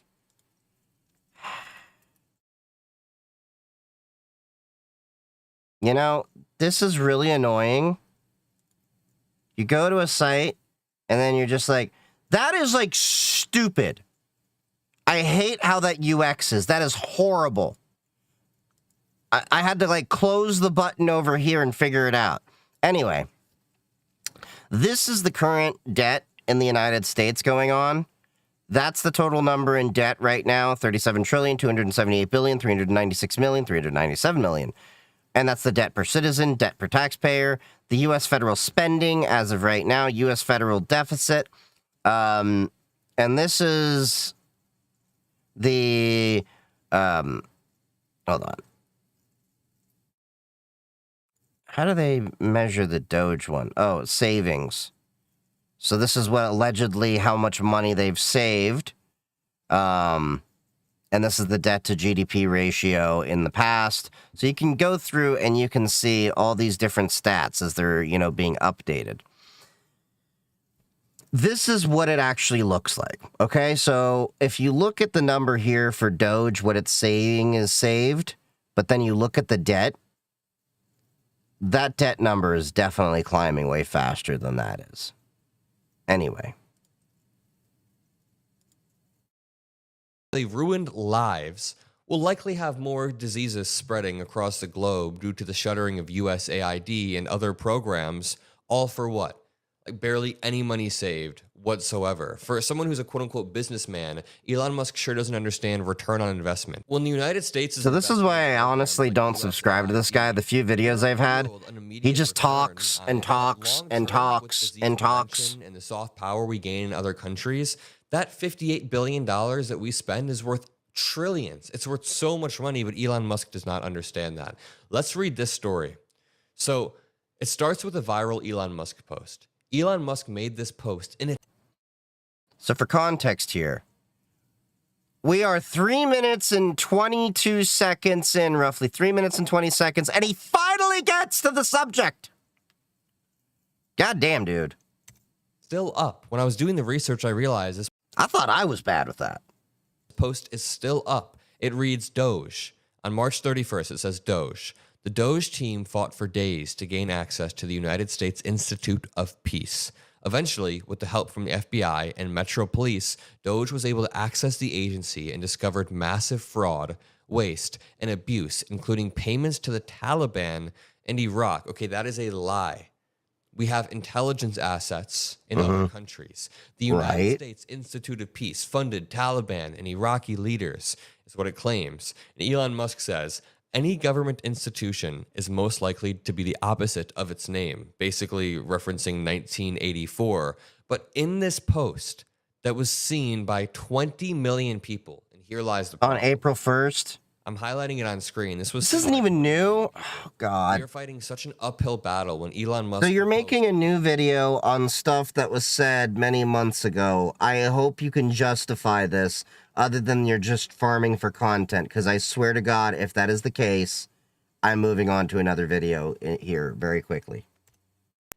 99 times a day, and each post gets like 10 to 20 million views. Now, Elon Musk is not as hot on Twitter now as a few months ago when he was in the administration, but the point still stands that right-wingers just carpet bomb the ecosystem with lies, lies, lies. That's part of the reason that we put out so much content. Yep, we're moving on. That, I thought it was going to be like some other revelation, but nope. The problem that I have with a lot of these content creators that focus on politics is they don't know how to not make content of the same thing, repeating the same points, not realizing it's beating a dead horse. And at a certain point, you got to realize, how are you going to evolve past when this political issue happens? Like, I had this thought for a while. When Trump is out of office, and you have all these accounts that are so focused on Trump, Trump, Trump, Trump, Trump, good and bad, what are they going to do? How are they going to pivot afterwards? Most of these actually fall. I remember when Obama was, president and everything, there was, of course, outlets that were so focused on Obama and everything like that. And a lot of them faltered. Because you can only, have your cycle go for so long over this stuff. Like, it's the same thing as what I've said over in the Discord server, where I feel like a lot of the people that are going around, saying free Palestine, actually are doing a disingenuous, they're being disingenuous, and they don't actually care about the Palestinians. They care about the hip and trendy thing right now. It reminds me of the people that used to go around saying free Tibet, and then we would ask them about Tibet, they would know nothing about it. That was the hip and trendy thing. And that upsets me, because I have family that's Palestinian. And I feel like a lot of content creators are just grifting off different political issues and don't want to be able to move past it. That's my perspective on it. That's why I really do not like politics. Because it brings out a lot of grifters, both in the politicians and the people reporting on it. And yeah. It's so annoying. It really is. And it's so hard to find people that genuinely understand the things that they are standing up for and protest for, rather than just do it because it's the hip and trendy thing. Moving on. All right. So, apparently now, 4chan. Comes to us from GrrCon. 4chan is allegedly now getting fined every day because of their non-compliance with the UK Online Safety Act, even though 4chan is an American-based business with no a presence in the UK. They're not intentionally going after the UK and all of this. And these kind of attitudes are what's going to drive a lot of businesses to stay away from the UK. Because this is unsustainable. Comes to us from GrrCon on X. They said 4chan is refusing to comply with the UK's new Online Safety Act. I find it weird how 4chan is just always fighting the fight. $25,000 plus daily penalties, but says it won't pay. And it says 4chan's lawyer has called the investigation into its compliance and illegal campaign of harassment. I would actually have to agree with that. All this in this video. First off, let's start directly on the source that I saw this from first, which was on GrrCon, where it says a lawyer representing 4chan says the online message board will not pay a proposed fine issued by UK regulator Ofcom as part of its enforcement of the Online Safety Act.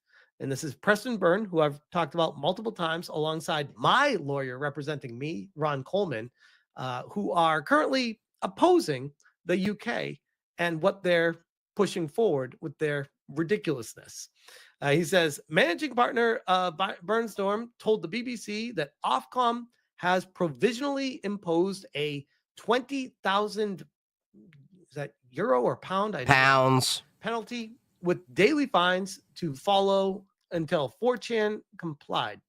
He argued that regulators noticed we've talked a little bit about this before. No legal obligations in the United States and described the investigation as part of an illegal campaign of harassment against U.S. tech firms. And thank you, I'm Batman. This is 20,000 pounds. Okay. Trying to keep all these currencies straight. Ofcom opened an investigation into whether 4chan had met its obligations under the act, which requires platforms to protect users from illegal content. In August, the regulator said it issued the site a provisional notice of contravention. We've talked about this part too in prior. With 2 requests of information. Legal team pushback, 4chan's legal team, Burn and Storm, and Coleman Law. Let's fucking go, Ron Coleman. They got 2 different law firms. Interesting. Also released a statement on X arguing that as a US-based company, the site is protected under American law. They warned that US courts would not enforce foreign penal fines or censorship codes and said they were prepared to seek relief in a federal court. And this is the... So I'm curious how that actually works because I'm not a lawyer at all. If you are actually going to the federal court about being leveraged fines from another country, how does that exactly play out? I'm just curious about that. Tweet that I have here. Preston Byrne on X. Burn and Storm and Coleman Law represent 4chan. We issue this statement on behalf of our client in response to press reports indicating that the UK Office of Commissions, aka Ofcom, intends to fine our client. Now, I covered this in a previous video, but I just want to showcase it here just for full Call your lawyer right now and ask. About with what's transpired lately. I gotta call him about a couple other things. Preston Byrne, and this was late last night, said Ofcom's notice creates no legal obligations in the United States. 4chan has broken no laws in the United States. My client will not pay any penalty, which I want to be very clear when we talk about the situation. This would be great if this actually ends up going that way because it shows how limited their power is. Establish jurisdiction by going after what is, most people would say, the darker corners of the internet or the abused stepchild that nobody likes, trying to establish a case law to be able to point to that and be like, well, you allowed it, or these guys paid it when we went after them and nobody stopped us there. So we're going to reference that and say, hey, it's kind of just the precedent that happened, and they want. I find it really interesting. Of all the places they started with, it was 4chan. Like, what did you think was going to happen? These are the same guys that gave Shia LaBeouf a mental breakdown, tracking his flag down. To push that bar forward to enact more power and control over the United States by saying what we do in the UK, you need to listen to us in the US. And even if your companies are in the US, they need to follow our laws. And I know when I say it out loud, it sounds comical. Like you got to be on some wacky tobacco thinking that this is logical in any state. But this is what the UK is trying to push forward. Preston Byrne continues, if the UK wants to censor the internet, it'll have to do it all by itself and own the decision to censor websites. Americans are under no obligation to surrender their rights and be deputized by foreign censors. That's right. We fought a freaking war over this crap. Screaming eagle swoops down. That was a horrible bald eagle sound. That just sounded like a B movie. I forgot. Anyway. But yeah. Didn't we fight an entire war against England before? You know, it was kind of revolutionary because they were trying to suppress our speech. And then they were trying to tax our tea. And then they tried to take our guns. Yeah, that's actually a part of it. Seriously. Emails, in fact. What Ofcom needs, is that euro or pound? I never remember. Penalty with daily fines to follow until. God damn it. Did I accidentally... Foreign penal fines or late. I lost my place. Said Ofcom's notice the darker bar. I hit a button on accident. Censor websites. Americans are under no obligation. Oh God, what did you clip? And be deputized by foreign censors. Multiple emails, in fact. What Ofcom needs is a court order, which it won't ever get. Germany has tried and failed to enforce the NetzDG in America for It's 8 their years. law. At least they displayed a modicum of respect for U.S. sovereignty and used the MLAT. This is coming from Tony Meadows, British flag there. I have nothing for or against 4chan, but their lawyers suggest Ofcom simply sent them an email to challenge their U.S. Constitution First Amendment rights. Really? which is classic. Preston America. Look, I'm not like the most patriotic person, but you gotta admit, good or bad, some of our rights that we have are awesome. Now, if we could get, better health care that doesn't bankrupt people for getting sick or being too poor and better quality food, that'd be great. continued following up today. He said, this is a lesson that both Ofcom and UK legislators need to learn. In a global environment, some jurisdictions exist beyond the bounds. Well, you see, they haven't forgot. They forgot that particularly those. They still think that they are colonizers. And they still think that they have an empire in the world. And, the East India Trading Company is still operating. Wait, maybe it is. Probably not. At least not in the same capacity as. But, yeah. Jurisdictions which exist only because they threw off parliamentary control in a war. And this is quote tweeting Alex Muffin, who says, 4chan will refuse to pay daily UK fines, its lawyer tells the BBC. And before I even read this, think about this for a second. It's actually embarrassing that the UK is like, you owe us. That would be like me just randomly, arbitrarily making up a rule and then telling you who's watching me, be like, the rule actually applies to you in particular, and you're not following my rule. So every day that you don't follow my rule, you owe me $25,000. And you would be like, are you going to have any further analysis, or is this just reading tweets? No. He's just reading tweets for a while. to the U.S. right now, but because they're a bigger government, they think it's actually normal to do this. And it's like, no, you have no jurisdiction over here. Get the fuck out of here. It's actually comical. 4chan has a ... mixed reputation, which I would say is being kind. But this is a lesson that both Ofcom and UK legislators need to learn. In a global environment, some jurisdictions exist beyond the bounds of parliamentary control. Ofcom's notices create no legal obligations in the United States. He told the BBC. Okay, he's going to go back to the lawyer in like 15 seconds, it seems. Of an illegal campaign of harassment against U.S. tech firms. And Preston continues, this is a very good point.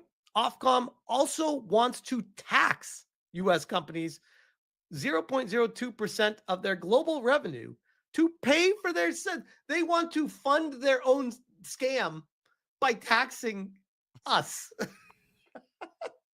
Did they forget about the whole Tea Party thing? Did they forget about the whole war, all that stuff that happened? Did I literally not just say that? Again? This is curious. Withdrawing from the UK is something of a compelling proposition for an American company. And he's quote tweeting Arthur B., the Tezos co-founder, and he says, it's... Okay, so I guess we get the entire sentiment here. He's just probably going through more and more tweets, it looks like, when I went through this. Let's see if we can skip ahead, though. 1 second.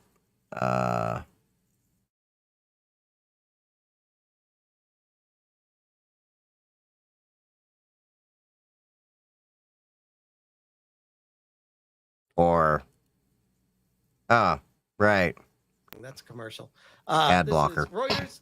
EU push to protect digital rules holds up trade statement with US FT reports. The European Union Use SE Linux, yeah, on quite a few of my things. Blocks digital rules. It's enabled by default in a few distributions. Final details of a delayed statement to formalize a trade deal reached last month. The Financial Times reported Sunday. EU officials said disagreements over language relating to non-tariff barriers, which the U.S. said include the digital rules, are among the reasons for the holdup of the statement. And this continues, but I'm not going to go into the whole thing. The greater point of all of this is the UK and, in this case here, the EU, are trying to impose sanctions on the U.S. for not complying with their arbitrary rules that they've made up, and then try to reach the long arm of their law. So we get the sentiment basically from this. More or less, it's just the same BS that I was kind of expecting to happen with a lot of the UK Online Safety Act. They were going to go after American companies. I didn't think it was like going to actually happen. It was like one of those back in the mind things like, oh, are they going to actually do this? Well, they did that. So, that was a thing they did.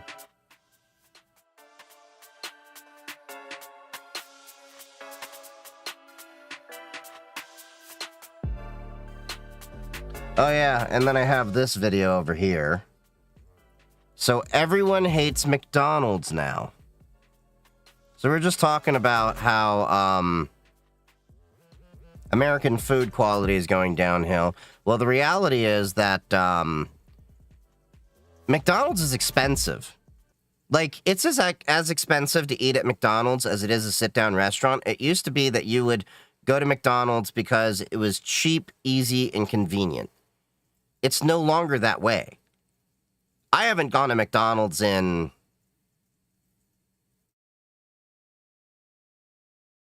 year and a half, 2 years. But, yeah. You're like Let's see what they have to say. You may have fond memories of McDonald's. Maybe you remember going there with your family as a little kid. You'd go to McDonald's and get your little Happy Meal, and you'd eat Good as fast as times. you could so you could go play in the play place. Yeah!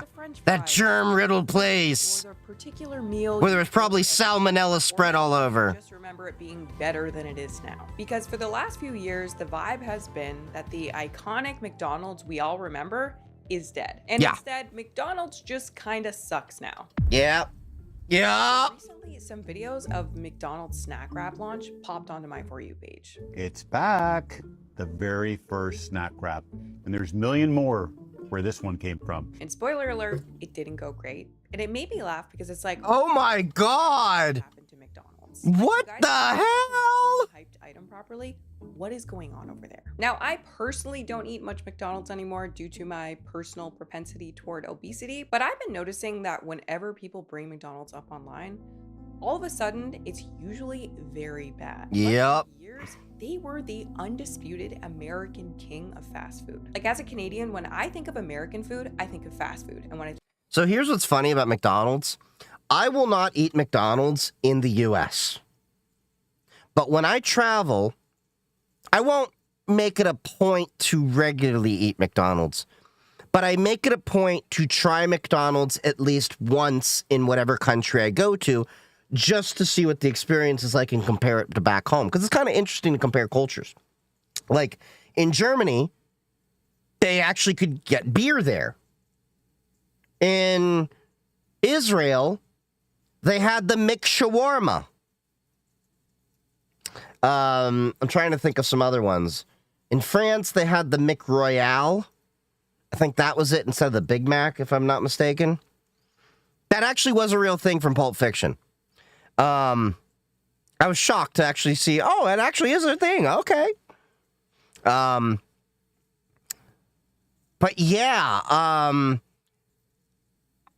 McDonald's in the U.S., just like most of the U.S. quality of food, is just garbage.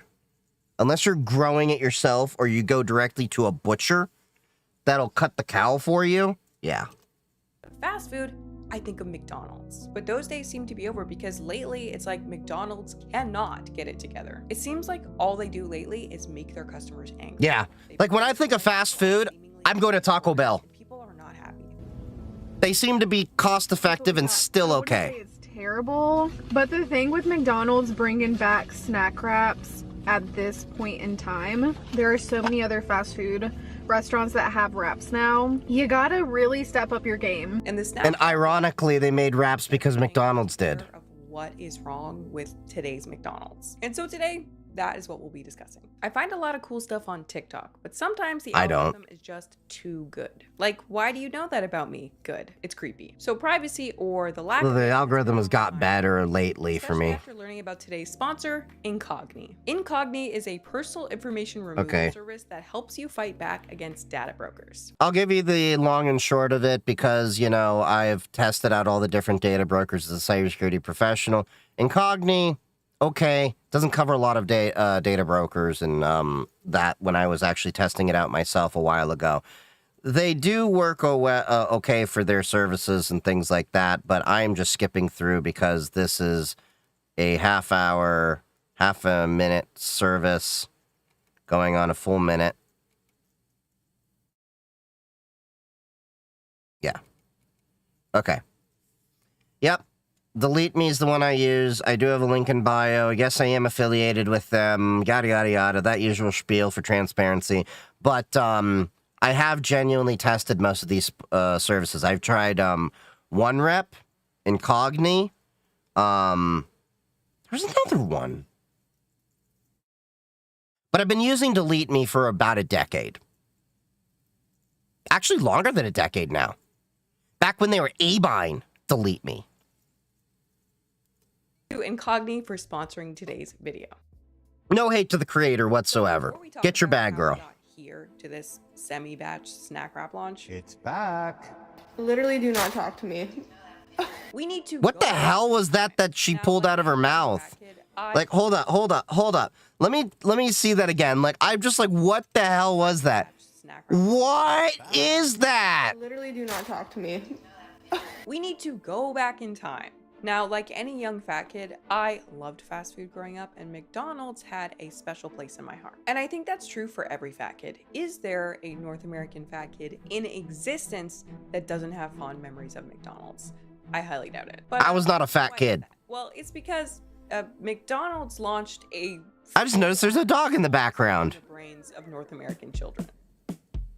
They partnered with every big kids movie. They partnered with every... That's why we got into them. I got my Hot Wheels there. There was the Pokemon things. birthday party in your Oh yeah, the birthday parties were a jam. when they like You can still get the cakes at McDonald's, apparently. To get in on it, everything you cared about as a child, McDonald's was there. And although as adults we might look back on that and be like, oh, that was actually kind of messed up. Yeah. As a kid, it slapped, objectively. No matter where you lived, your economic status, McDonald's was there. Okay. Right. So is it really any wonder that we have a whole nation of people who then grow up and have a nostalgia for McDonald's and are sad about the transition from this to this? Yeah, like Gray on gray, really every single this image restaurant, like fast food, is like so beige and basic. all the boomers that follow it are not happy about this switch. McDonald's in the 90s/2000s era compared to the modern day era. The bottom looks like See, like, the great thing about this, it was like, you know, Pizza Hut and all the other restaurants you had growing up. It was basically like inviting, warm, and it was like you knew you were going to McDonald's and you could look for it. It wasn't just looking for the golden arches on a basic ass building. It was, you had this entire experience there. Somewhere that, you know, your parents could know you could go grab a bite to eat and then go play around in the salmonella-ridden equipment. Yeah, there was a lot of issues with germ transmission in the playgrounds, which is kind of why they don't use them anymore. But I feel like if we just introduce the kids to more germs, they'll build a better immune system. That's a joke. in urgent care. Urgent care. That's a good one. This guy just said, oh my God, it does look like an urgent care. McDonald's. I like the one from the 80s. Ray Kroc would be turning over in his grave. Oh yeah, he totally would. Anyway, they do have a point. When you put them side by side like that, the bottom, it looks absolutely horrendous. It looks like a... Like even the original, like, was it 1950s, 60s McDonald's Top here, I mean, had more character. Colorful. It's a little unique and whimsical. I mean, it has like a purple castle, a helicopter piece, gigantic Lego-looking palm trees. Yeah, it looks whimsical. And all the playgrounds were different in every McDonald's. Some were indoors, some were outdoors. Shamelessly marketing to children. And the loss of fun that you remember is just because McDonald's has like dialed that back just a few shades. To be clear, they do still do it.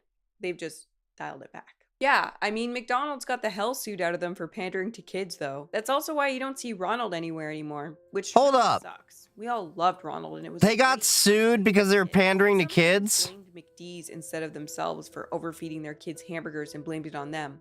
So this was all intentional. Ronald was discontinued during the clown phase of clowns running around with axes back in 2016. I saw a video that explained this. Okay, I have seen so many things saying that that is why they retired Ronald. But in my opinion, first guy's right, second guy's wrong. You think McDonald's retired their 50-year mascot over some clown sightings that lasted like 2 months and people forgot immediately? This disturbing image was posted I completely forgot about this. Slow-mo clown, along with messages telling school students, "We want to play, see you at school, and it's going down tonight." These professional clowns say the reports are deeply upsetting and hurting their business. It does make the job a bit harder.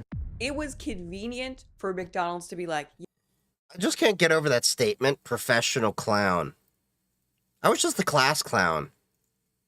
How did I get to be professional? There was a professional league. If I had known that there was a professional league for my clownery, my life would have had a different course probably. it's the killer clown thing. Yes, everyone's scared of clowns. Killer clowns from outer space. In my opinion, Good B movie, by the way. Chance that that's true. 0% chance. Moms had been campaigning to get rid of Ronald for years. They used to send that guy into schools, and moms did not like that. And by that time, it was really reaching a fever pitch. Not to mention, I mean, Ronald going to schools is a little bit weird. Cool to the modern child. It's kind of hard to believe that clowns were ever cool to children. But when Ronald debuted, Bozo the Clown was the biggest kids show on TV. I've got an important question to ask you. Are you all set for lots of fun and fabulous prizes? And McDonald's actually went in and snatched up the actor that played Bozo the Clown to be their mascot. So they took the guy from the most loved kids show on TV and made him their mascot. Truly Did not know that. Interesting. They were actually choosing between clowns and cowboys because westerns were the other big thing with kids. And McDonald's didn't just retire Ronald, they also brought in a new mascot, this guy. Ooh. which coincidentally really mimics the current most iconic kids show or kids franchise on TV, Despicable Me and the Minions. Oh, God. You see, McDonald's is typically playing on another level. You don't see any other company thinking like that. They truly, really were evil geniuses at what they did. But according to today's customers, McDonald's transition has not just been visual. I have not McDonald's tested Copy itself Party. has allegedly become a shell of its former self. I remember the last McDouble I had. Now, I got it from the drive-thru, and I was driving home, and I took a bite out of it, and I looked down, and I looked at what the burger looked like, and I told myself, this is the last one. I had the same feeling. I used to get double quarter pounders. You know, it was like one of those things when you're working hard, you're just like, fine, I'll grab it on the way back. And I remember I bit into a burger, and I was just like, the hell? And that was it. That was my, like, last burger I touched. And I think I had it again, like, a year, like, another year or two after that, which is my 1.5 year ago burger. And that was because it was a rock and a hard place of getting food in the middle of the night while you had drunk munchies. Long story. And that happened to be one thing we had there. Now, the funny story about that was I was walking and the lobby was closed. So we had to Uber Eats McDonald's that we were sitting out in front of because they closed the lobby. And that was another stupid thing they did, is they've like closed the lobby at like absurd hours. You literally can see them in the building. They are making the meal. Why couldn't I like walk right in? Anyway, continue. I'm always a AM night shift if I eat McDonald's. Same thing with White Castle for me. I still eat White Castle though. All this is doing is making me want to order a snack wrap and large fries. I mean, you can, but based on everyone else, it's going to be a bunch of disappointment. What'd you put in Discord? Oh, portable file server. Okay, we'll have to check this. Okay. It is. Like, we'll check it later. That. You know what that looks like? That looks like a flaccid, like it just looks nasty. Yeah. Again, this is a company that used to be the undisputed king of American fast food. If I go get a burger, invented fast food the way I either go to Wendy's, preferably, Behind the Golden Arches, with Burger King second. Without being like, And that's if there's not any other local or better burger joints around. Three things: fast food, cheap food, consistent food. But over the last few years, McDonald's has made a bunch of changes that have made it so that they seem to not be delivering on these 3 core things. Customers complain that McDonald's is no longer fast, it's not consistent, and it is definitely not cheap. Oh, McDonald's is totally not fast. I'm sorry I'm pausing so much. But yeah, if you actually were to sit down, so like I would get McDonald's pick up off the app. I used to do that very often. The amount of times that I was sitting in a parking lot for 15 or 20 minutes was ridiculous. Even if, I go through a drive-through, you're talking about 15, 20 minutes often. No line, because it's like, oh, can you pull forward while we make your thing? And it's expensive. For the amount of money I spend on McDonald's, I would rather go to Chipotle, and Chipotle is expensive. So at that point, I'm going to go to a taqueria. Get myself some proper Mexican tacos with some nice hot sauce served to me by a nice abuela. The biggest gripe by far being the price thing. McDonald's has really cranked the prices in the last few years to the point that people are like pitchfork angry. Oh, absolutely. McDonald's went viral when someone shared a picture of an $18 Big Mac meal for sale in the area. McDonald's $18 Big Mac has customers fired up, not loving it. Customers slam McDonald's location for selling $18 Big Macs, saying the prices are nuts. Yes, a McDonald's I can get a Chipotle burrito for less. But the chain says that was the exception. Is the $18 Big Mac combo what finally broke America? I came across so much vintage footage of McDonald's while writing this, and it's almost hard to believe when you contrast it with the prices today. Look at that. I remember there used to be a dollar menu. Not a value menu, a dollar menu. Where you literally could go get 2 or 3 burgers for $1 each, get some fries, and then I get some chicken nuggets for my dog. And I wouldn't spend more than $10. I think when it came down to like tax everything, I maybe was paying like $7 or $8. But there is no longer the dollar menu. They call it the value menu, but there is no value. So yeah, it was not a small price change. And the thing is, fast food is supposed to be cheap food. That's supposed to be part of it. Everybody knows it's been slopped together by a bunch of teenagers in the back. That's part of why it's cheap. And fast food is at the point where it's no longer a daily affordable thing for a lot of people. Okay, sorry to pause again. Back up to what did she say? Hold up. Everybody knows it's been slopped together by a bunch of teenagers in the back. That's not true as much anymore. I've gone to Taco Bell, McDonald's, Burger King, Wendy's, all these fast food jobs. And do you know how many times I am being served by someone who is at least my age or older? Like, it is ridiculous. These were meant to be jobs that were given to, you know, like it's your first or second, you're just starting out your career kind of jobs, unless you're working in the corporate side of things. And it's no longer cheap.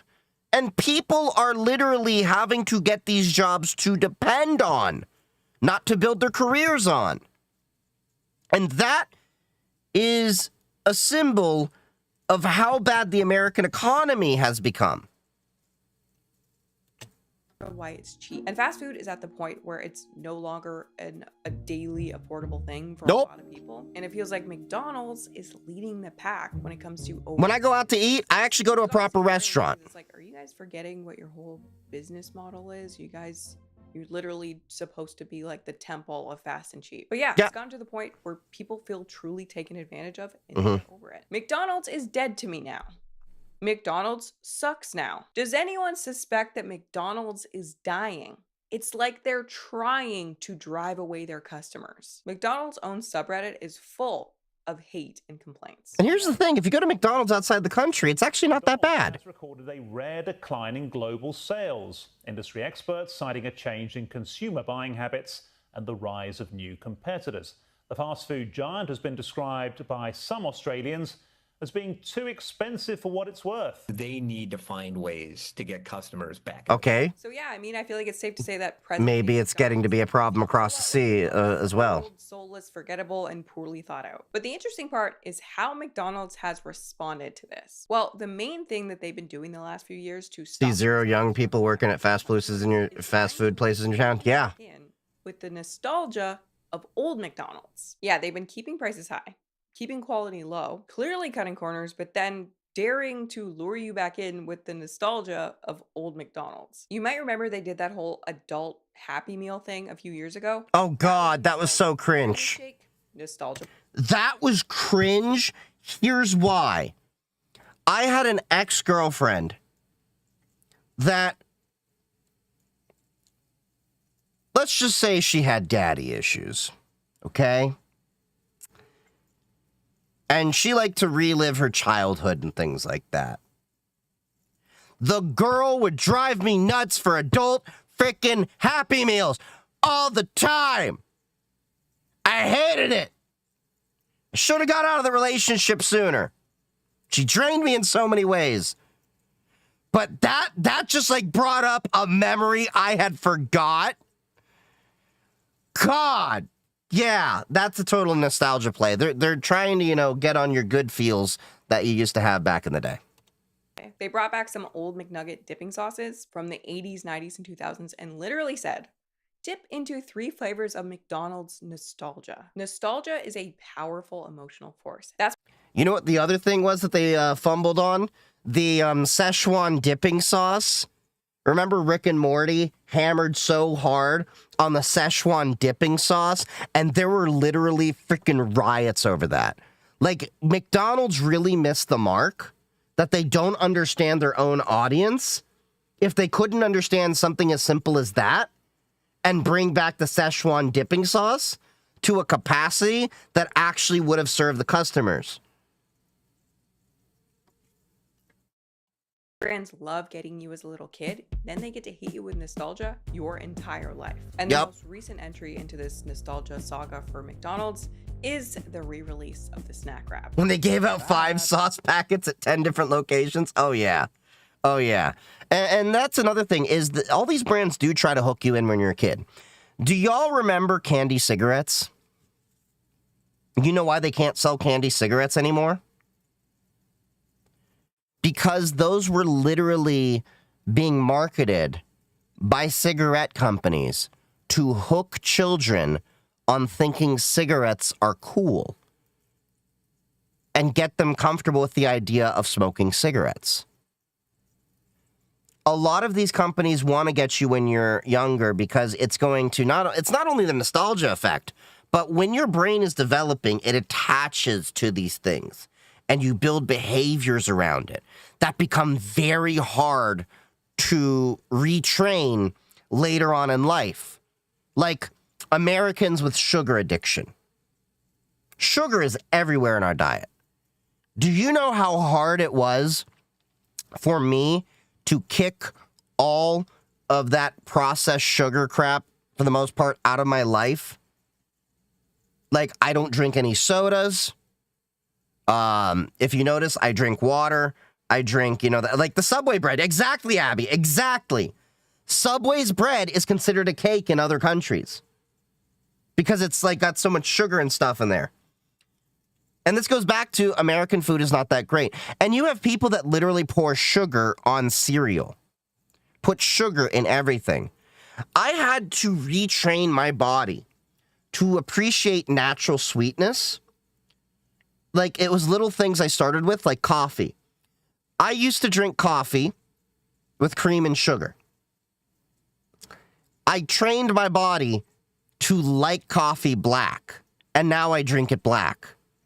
And I got away from sweet tea to the point, if you give me a sweet tea, I'm going to be like repelling, like, oh my God, that's a little bit too sweet. Lemonade, things like that.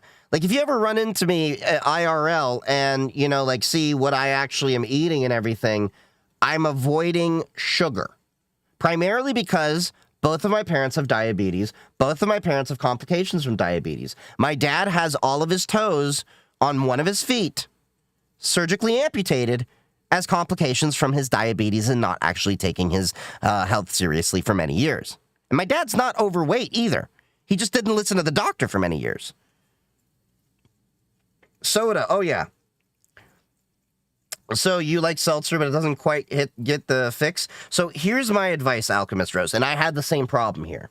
You need flavoring. So SodaStream does have a lot of different flavorings. That's not enough, I know. You're probably going to say that.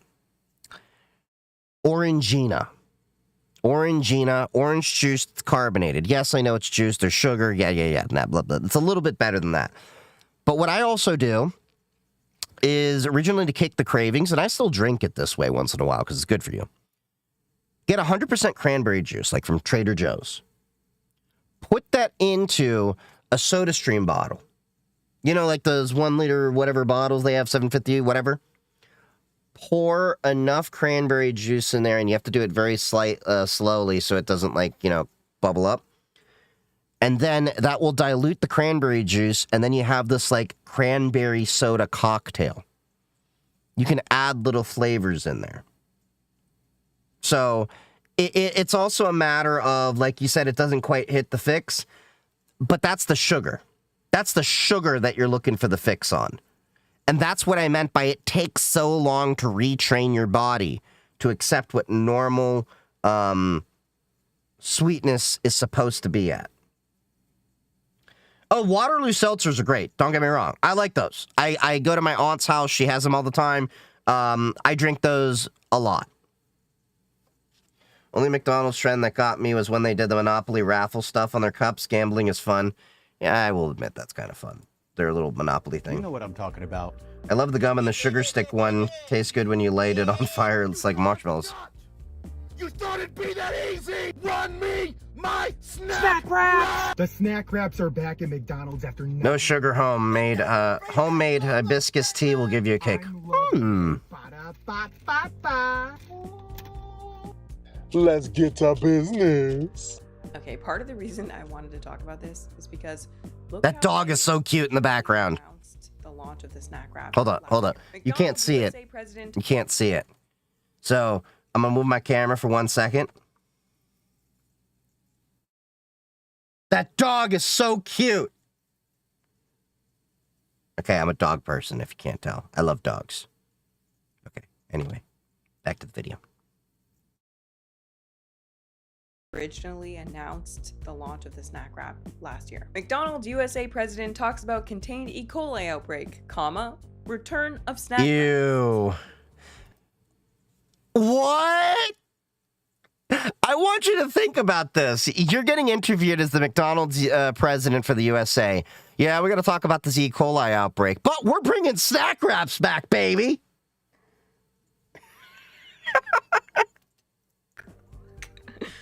So the outbreak has been contained. Oh, yeah, make your own snack wrap. Don't get the McDonald's one. What happened is, we had onions served on quarter pounders in about 900 restaurants that were the potential source of E. coli. I want to apologize to all of our customers out there who were harmed by this incident. They're also bringing. You won't pay for their hospital bill? Because we don't have that health care in the USA? We'll be back in 2025. So yeah. What? That was a total whiplash. I was right. Oh, yeah, we had this E. coli thing, but snack wrap's gonna be back, baby.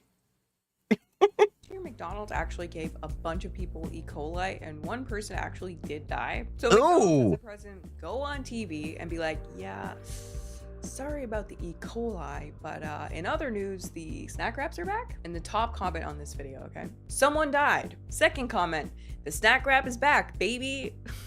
So, yeah, I guess that little sentence. I literally said that. Snack wrap launch that they forgot to be annoyed at McDonald's. Literally. McDonald's will consistently forget half my order and take twice as long as any other fast food place. Oh, yeah, absolutely. With breaded or the only issue I have with McDonald's and Wendy's is they put cheese on my burgers. I do not do cheeseburgers. 2006, but then was retired in 2016. So I know some people are going to ask why I don't do the cheeseburger, and I want to listen to this part here. I grew up in a reasonably religious Jewish house, although somehow my family went off the derech, as we say, went off the path, not as religious anymore. So I grew up eating kosher. One of the things that has still stuck to me is I cannot eat a cheeseburger, even though I'll eat non-kosher meat and all that stuff. I don't eat cheeseburgers. I don't eat shellfish. I don't eat pork. It's just one of those things that stuck with me. Let me put it this way. I've tried a cheeseburger one time, took a bite, spat it out, and it was an issue of the texture. It's the American cheese. American cheese, just, it's a horrible texture, taste, the mouthfeel, like everything about it feels wrong. Like, Americans don't know what cheese is. The amount of people I've dated that I've had to introduce to, like, Munster, Gruyere, Gouda, you know, like, or was it Gouda, whatever they call it over the Netherlands, but I'm going to call it Gouda because most of us call it Gouda, and it's very Gouda. You know, like proper cheeses, like a proper cheddar. Cheddar and Munster cheese is good on a burger. I can see it. But I am traumatized by American cheese on a burger now. Another one I can actually see working, but I just can't do it. Blue cheese. I've seen it at Red Robin Burgers. I can see how the flavors could marry together, but it's just, it's a thing I can't get over for my own reasons. The McDonald's snack wrap launched in 2006, but then was retired in 2016. Now, according to Wikipedia, this was due to disappointing sales. I have to have sharp most of the time because lactose. I love sharp cheese. I just like that bite. It has a cult following I get so many emails into my inbox about this product. It will be back. You have a turkey Havarti bagel? For the snack wrap. It does. It really does. How did People have been Did I say that right? begging for it to return since it left. It's We've also been begging for our goddamn Szechuan dipping sauce. And he gave us 5 packets in 10 stores. a fan sorry. favorite and people really loved it. I also found a few social media accounts literally dedicated to the return of Blue the cheese infused butter for steaks. I wasn't that big of a fan. Don't know how I feel about that. We even have a change.org petition. I don't really get it. I know that I have definitely eaten it at some point in my life, but I really do not remember it being anything. I don't remember it either. A lot of people. I think I tried it one time and I was like, without wanting it to return. So McDonald's in crisis said, okay, we'll give you back the snack wrap. Just forget about the E. coli, okay? And after a year to officially launch it, It feels like to me like they keep trying to bring it back like the McRib, another thing I've never had. fun video. It's back. You know what I'm talking about. You've been asking for it for years and years. You've been sending me emails, been posting on social media. Bring back the snack wrap. Well, it's back. Here it is.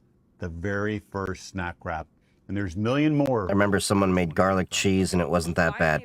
Garlic cheese is good. Only wanted to make this video. Or the Filet-O-Fish for Lent. Well, I like me a Filet-O-Fish. But I literally don't know how to make a video simple like that. I just always overcomplicate it and we ended up here. So the CEO of McDonald's is about to like mukbang the snack wrap. Mood. He does it quite Avatar E. Havarti. It's Havarti. For years and years. His overall lack of enthusiasm. Bring back the snack wrap. And most importantly, When she says lack of enthusiasm, you know what vibe I get from that? Bueller. Bueller. Bueller. That's the vibe I get from it. his hot little hands. I have here my hot little hands, the spicy snack wrap. My hot hands. I'll give you a quick review on it, and then we will move to the creamy ranch. Oh yeah, so good. Okay, I feel like you can't say so good before you tasted it. You said it. I was about to say that. Very easy. You gotta at least take a bite and then go, so good. The wait was 100% worth it. The No, it wasn't. anticipation that's been building when you actually bite into this, incredible. That's the spicy. High bar on the spicy. We'll see if the creamy ranch can match. The other thing is, whenever you go to fast food, they say, here we go. Whenever you get fast food and they say spicy, it's never spicy. What they mean by when they usually have spicy is they put pepper in it. I'm not joking. That's what it feels like. Like, at least offer us, you have enough of a Hispanic population in the U.S. alone. And they like their spices, just like my Moroccan ass loves my spices. And, you know, offer us levels. And by the way, some of these restaurants that are offering, like, ghost pepper and all, no, you're not. It's a lie. He's wincing. Yeah. He's like, oh, I gotta do this, you know, just to make it look good and everything. Delightfully different on the inside. I don't think these McDonald's executives actually eat their food. The creamy ranch is the winner. Although I highly encourage you to actually try both and make your own decision. Snack wraps, they're back at last. When you play that back, you notice that he's making like micro expressions of disgust. I noticed that. Give that I've never eaten McDonald's before and I will never eat it again. Like if you freeze frame, there's tons of these. This is the actual face my dog makes when he was expecting something good, but I give him something. Whataburger at least goes farther with spice. It's still not spicy, true. I miss a good Whataburger.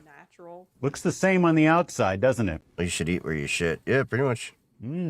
Delightfully different on the inside. But I think the biggest Popeyes has a decent spice level for fast food, but still disappointing. So if you get if you get Popeyes in Louisiana, I am told it is way better because that's originally where it's from. But yes, totally agree. But yeah, I totally don't think these executives at McDonald's actually are eating their own food. And that's why they're so out of touch with it. Because if they actually were forced to, like, let's say you have everyone at the executive level, once a week, as part of their job, has to eat McDonald's. If they had to do that, I'm betting you the McDonald's would turn around. Because Roy Crocker, the guy that, you know, basically got McDonald's as big as it is, would eat his own food. Yeah, I eat my own food to make sure it's good before letting people eat it. Gotta do that. Ray Kroc, okay. Hot Chicken Takeover is where it's at for chicken sandwich. They're okay, but I feel like they've even getting more mild. But I could also be having a higher spice tolerance, so... That this video failed to convince me that the McDonald's CEO has eaten at McDonald's before and will eat at McDonald's again. Oh, yeah. Yep. So good. Like, I feel like I want to walk away from this video feeling like we know that the CEO finished those. You know what I mean? Like, that's what he had for lunch. That's how you want to feel, I feel like. But that is not the vibe that I get. I feel like if we took a poll right now, what percentage of people think that he actually finished those versus throwing it in the garbage? I'm gonna go with D, he is AI.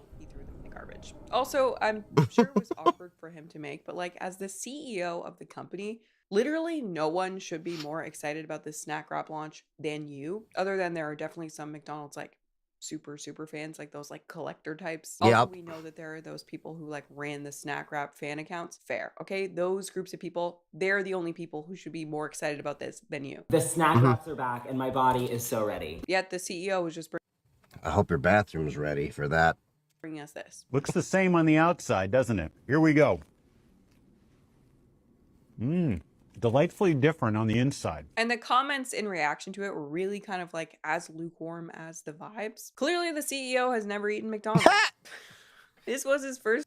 Somebody actually made a simple jack. If you don't know that reference, it's from Tropic Thunder.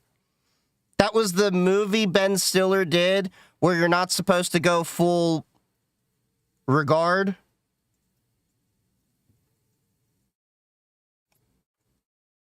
Trying McDonald's. We are boycotting. All in all, really just not how you want your extremely hyped item launch. Delightfully different. What is that supposed to mean? Well, it's delightfully different from the, 5-star dinners he's probably usually eating at as the CEO of a multi-billion-dollar corporation, which is why I brought back up to my point where I say the C-suite, everyone at McDonald's corporate should be required to have McDonald's at least once a week, or at least once every other week, to let them know what product you are actually serving.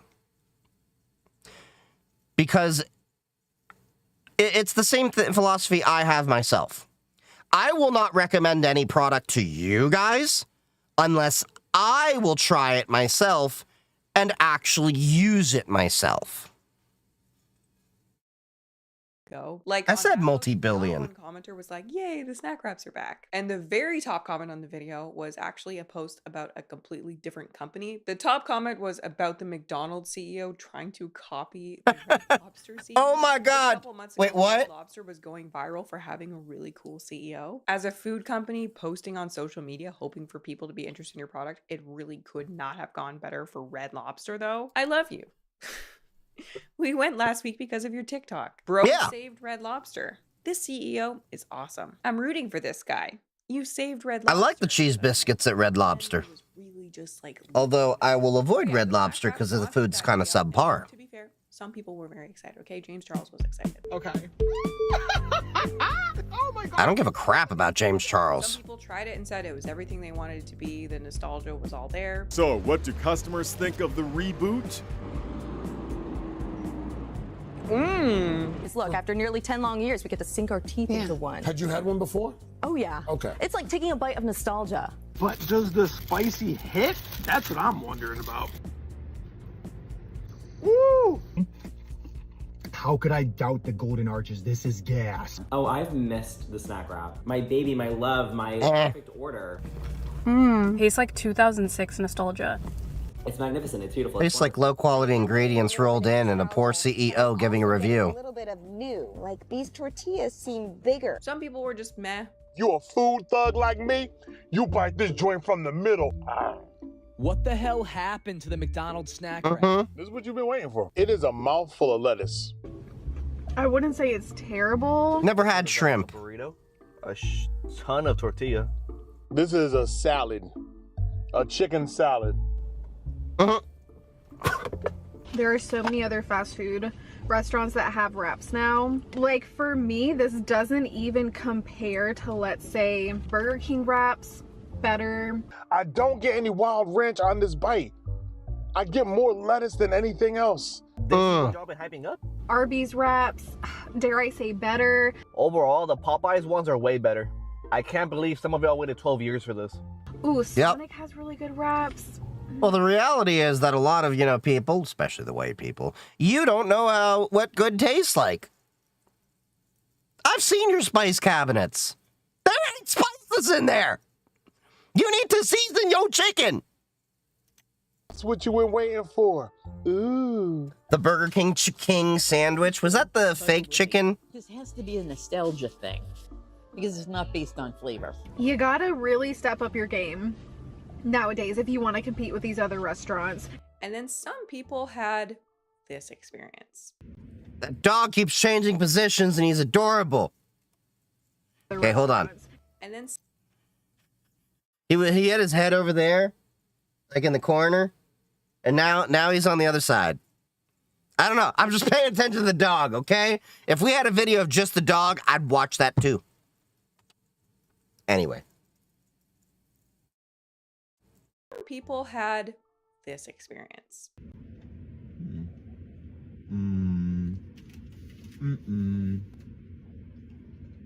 Hey. What's this? Oh, that's the sinew. I'm not hungry anymore. I'm not hungry. No. So that's the sinew. So for those of you that don't know, you have, I think that's the sinew because that's what basically attaches, you know, the muscle. Because you're basically getting chicken and you're putting it into a big grinder. And then you're just processing everything together. So yeah, you're going to get some of that. No. No. People getting paid by fast food companies to promote some and put down others? Possibly. I have chili powder and garlic powder up front in my cabinet. I have chives somewhere in there too. It's a nice start. Okay, I feel like the most obvious reaction is, what could that be? Like, what could that be? My first thought is that it has to be one of these. We all know these. Personally, these things disgust me to no end. When I cut that thing out of the chicken, I cut that thing and whatever's left is left. That's the thing. It's not that, though, is it? Because it loops back around. Because why does it loop back around? I didn't pay attention to that. So stretchy. This guy called it a chicken rotator cuff, which I like is the best thing you could possibly call it. I cook a lot of chicken breast. I don't think I've ever seen anything like that in my entire life. No, I haven't. Do a review for you. I didn't see the loop. Actually, they served me chicken rotator cuff, and he was not the only person who was served a surprise in their snack wrap. Literally do not talk to me. McDonald's, I was giving you one fucking chance for the snack wrap. You got me fucked up. All the comments are like, it's the rotator cuff. I love how the rotator cuff thing just completely caught on. At least that piece was familiar though. At least that piece was like chicken-esque. But I feel like my main question here is, what cost-saving measures were applied here that resulted in a piece like that? The thing is though, yeah, okay, that A lot of poor QC. right, technically, but we would consider this to be a quality control failure on McDonald's part because the customer is really not paying for little extras like that. And the question is like, no, like, where did you even get that? Like, what cut of the chicken are you getting this from? Yeah, I literally got that CEO video in my feed, and then I got James Charles, and then I got those videos, and I was like, damn. It seems like a lot of people with the snack wrap had a really bad experience. McDonald's Reddit page has tons of images. Ugh! What the hell? Ugh!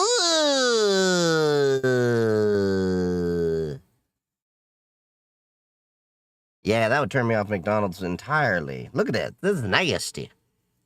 That looks like a turd.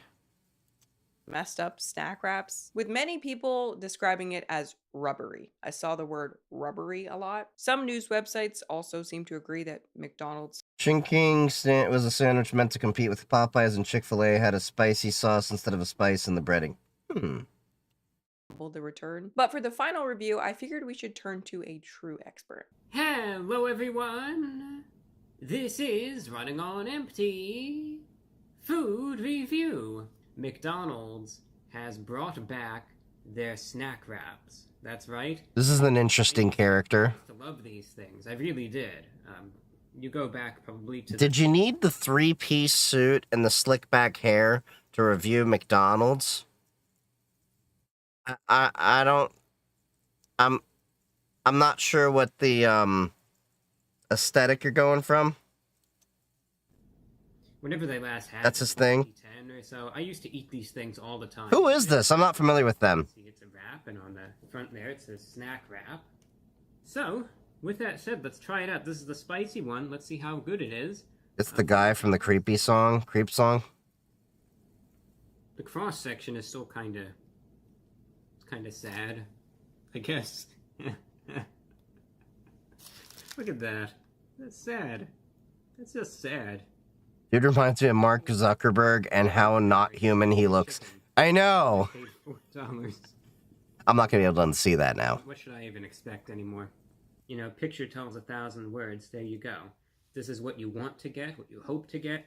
This is what you might get. That is where McDonald's is at now. McDonald's tried to lure you in with the nostalgia of old McDonald's while giving you everything you hate about new McDonald's. This is really what happens when a company tries to grow by cutting costs instead of just doing better. And it really is crazy because it truly is unlike the evil genius McDonald's that we all Gotta know. see if he has Sweet Baby Ray's on a shelf somewhere. Mess up the launch of an extremely hyped product. And to be fair, the snack wrap is bringing in sales from what I've seen. Apparently it's actually doing a few positive things. But McDonald's used to optimize everything that they did. Do you remember that rumor about their Coke being better than regular Coke? Well, it wasn't a rumor, it was true. McDonald's literally perfected the ratio of like syrup to carbonation in their drink fountain. They also made a bigger straw. That was one of the reasons why I specifically went to McDonald's for soda. That's the level that McDonald's is used to playing on, and now they're up to this. So yeah, maybe we're seriously witnessing the downfall of McDonald's. I highly doubt it. I feel like they'll probably just kick that CEO to the can and keep it moving, but yeah, McDonald's used to optimize everything that it did. Every move was so calculated, and now they're just More pray after you eat meals? Yeah, that's what it feels like with anyway, McDonald's. Thank you guys so much for watching, and I'll see you in the next one. Also, if you haven't seen my video on McDonald's drive-thru and how crazy optimized it is with behavioral science, check it out. Interesting. That was a good little video. Probably gonna check out more of her content as well. But yeah, that was interesting video and a nice change of pace from some of the other stuff we've been dealing with. Okay, what video did you send me? Let me check this.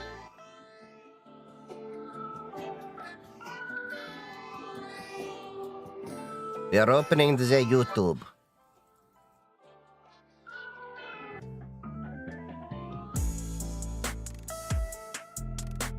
Oh, from, okay. The Lonely Island. Yeah, I got that. Okay. That makes sense. So, let me see. Where? So, I gotta see what the hell you clipped, Vampire. I swear to God.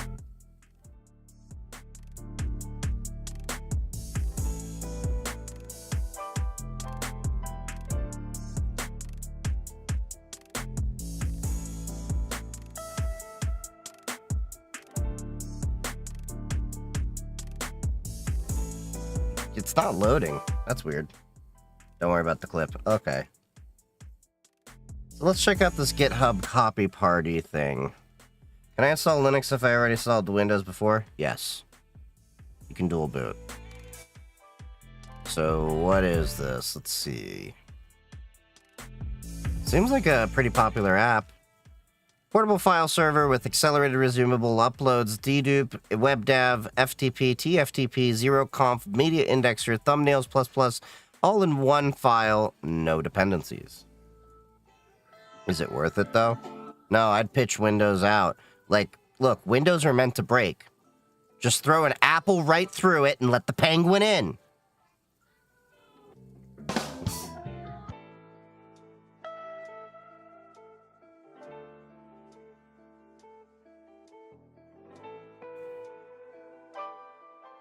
Okay, so... yeah, I think it's fine. What are you trying to do with it? We can install it on Arch, NixOS, Nix. That seems reasonable. I don't know how you plan to have this publicly available, although I do find it funny. They have a .vs code folder. Don't know why they put that in.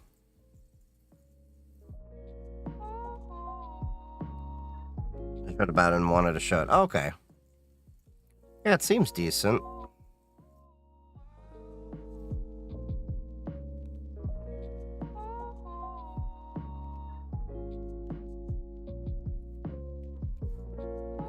Let's see.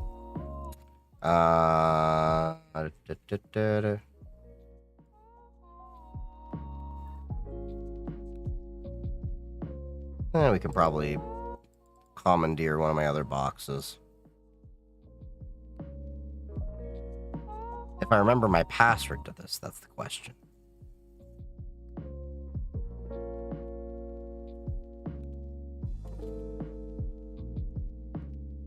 Nope, not password.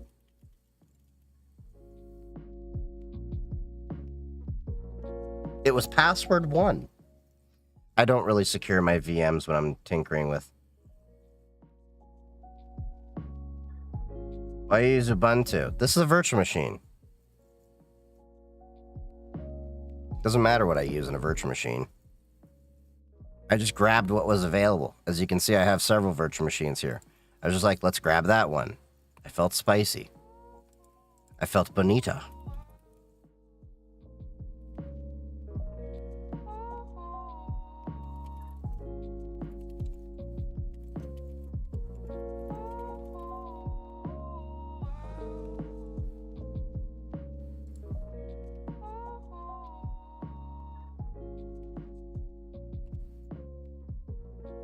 Oh, I don't have Git on here. Does it allow you to sudo delete system files? Yeah, it's a full Linux inside of it.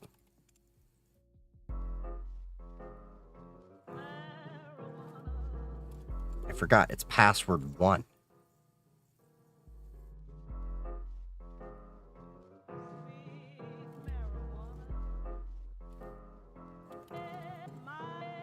So I do have connectivity. But what the hell? Oh. Probably because I have to do an apt update. Because I haven't turned this on in a while.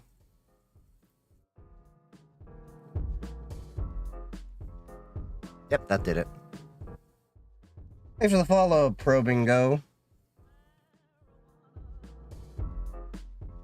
I got into university where I'm going to study IT management, and can you tell me some good certificates to obtain in IT management and IT in general? Well, the honest truth is a lot of it comes down to experience. Now, in management, there is, I know more of the cybersecurity certs side of things, because here's the thing. I've been in the field for IT and cyber a little over 10 years. Holy crap, I just realized I have to stop saying I've been in the field for 10 years. I've been in the field closer to 15. Good God, I'm getting old. But I only have one cert, and that's the CISSP certification. So it's more so going to be about the experience that you gain for anything. Now, and if you're trying to go for management, my advice would be get some technical skills. Because I'm going to tell you, people in the field absolutely hate managers that do not understand what they're doing.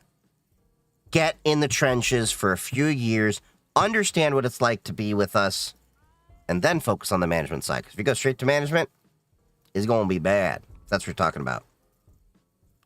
But if you're talking about IT management in general, like managing the IT resources, like system admin stuff and all that, a lot of that's going to come down to tinkering and home labbing. I mean, you can go for like A+, and, you know, there's a CISM for, you know, management, and you can get the CISSP after you have a few years of experience, but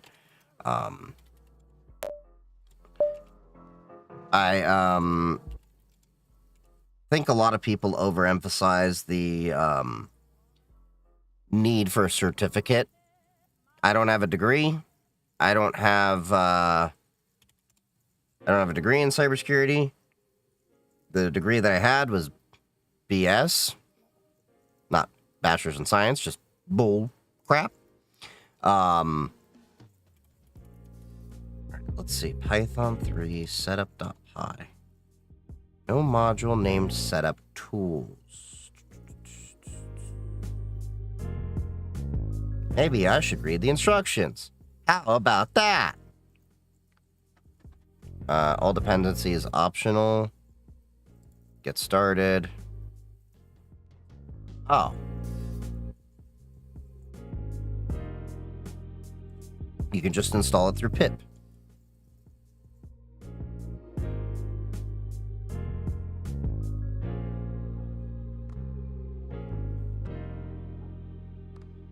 Wait, do they have a Docker?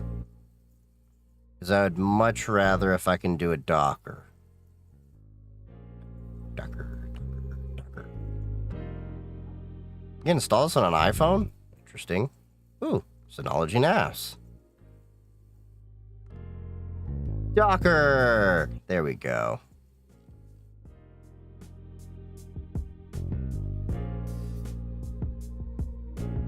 Okay, so they do have a Docker. But for now, we're just going to do this. God damn it.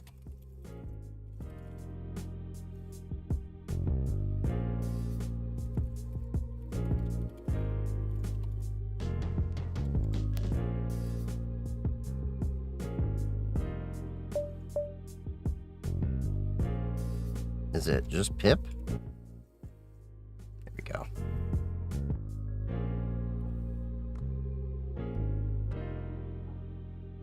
Yeah, no problem, probe and go. If you have any other questions, let us know. Alright, so now... What the hell? Error, externally managed environment. Durka. No dependencies required. Bullshit.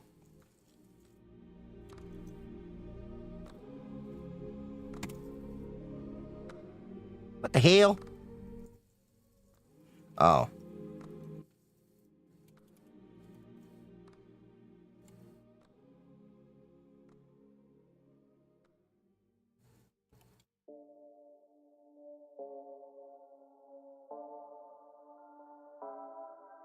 What the hell?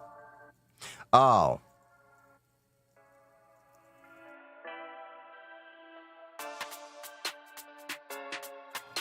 I was just trying to do this very simply, but probably be easier at this point to go stumble with the Docker.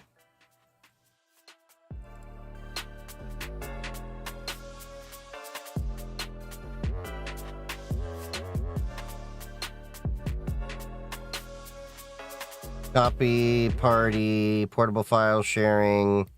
What's all these different versions?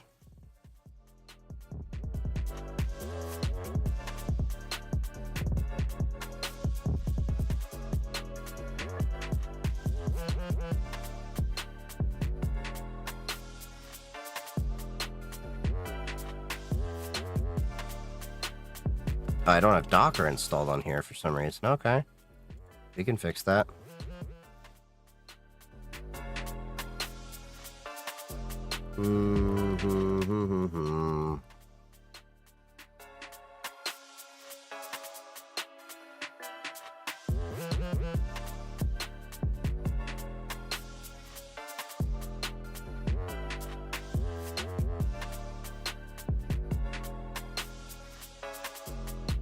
Really? Oh.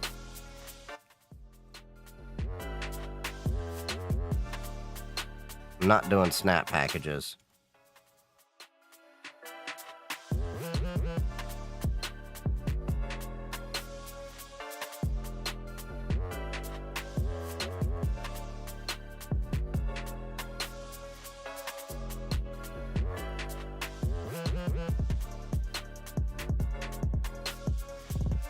Screw that, I'm just gonna do it in the VM.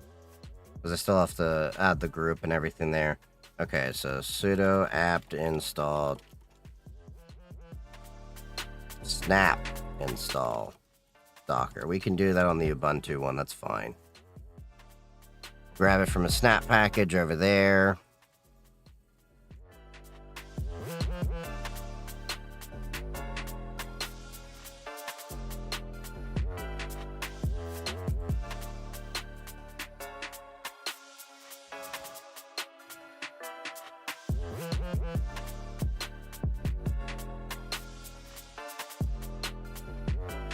I just didn't want to run it as root in my own thing.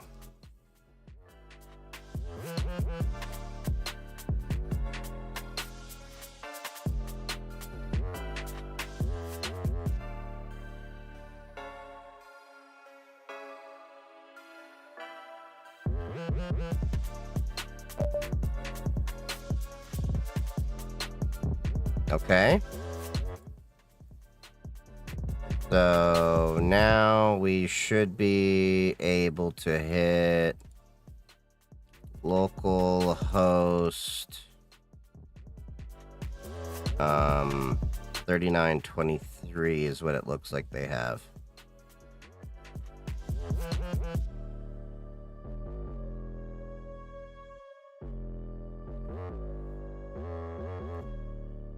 Okay.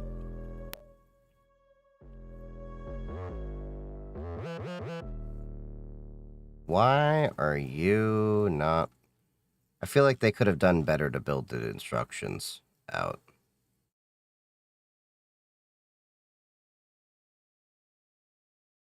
Okay, W is the container that gets shared by default. Oh.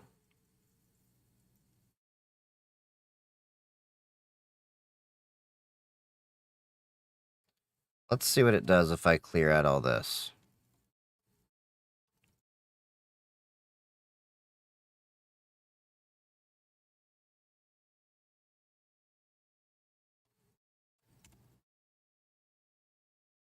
Okay, let's try this again.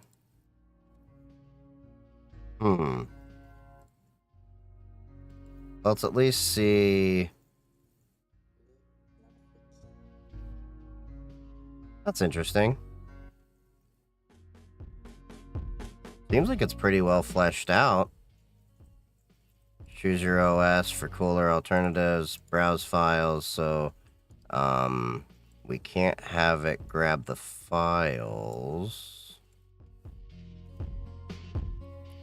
So let's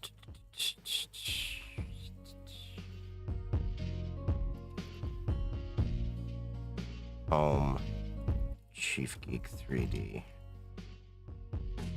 Let's try that. Due to a failsafe, invalid file config. What's the error it's giving?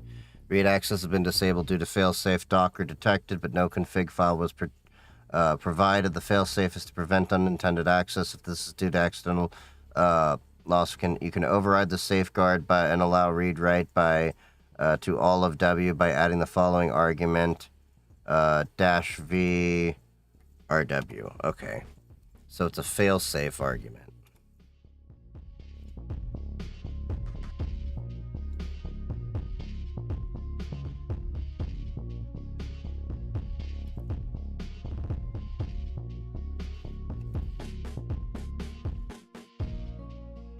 I feel like they could have fleshed their documentation just a little bit more.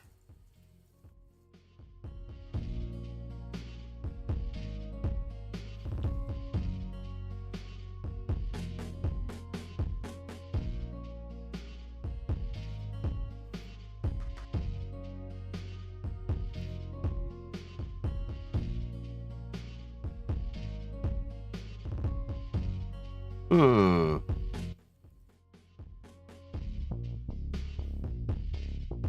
I wonder.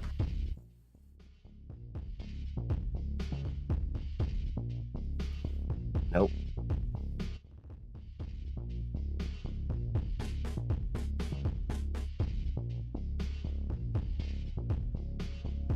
Okay, dash V. It's the amount of folder which has one or more config files inside.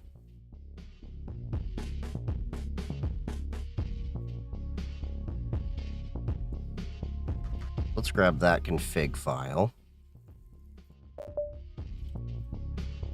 Hold on. Are there any samples in here? CD, CFG, DIR.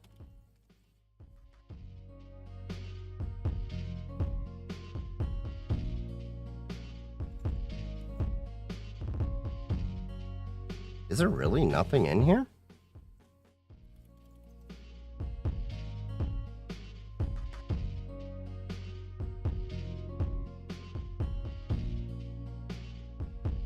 Okay.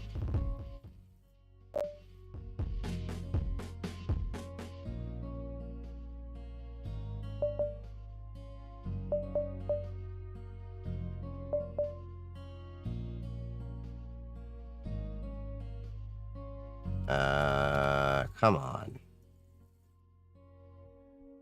Present working directory, configure, what's the syntax for this?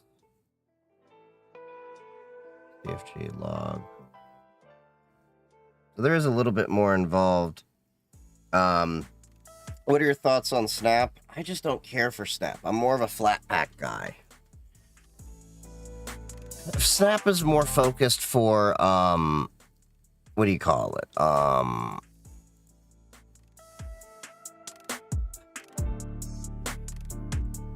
Snap is more, focused on Ubuntu. That's my issue with it.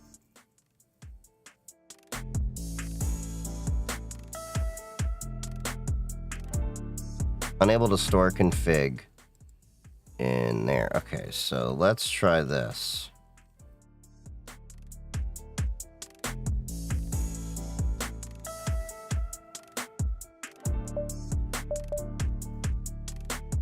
I like Flatpak, just wish it didn't install stuff into root by default. It doesn't.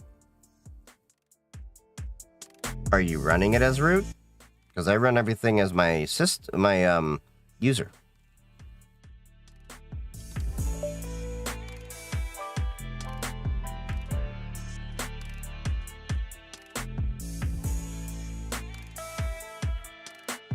Thank you, Sam.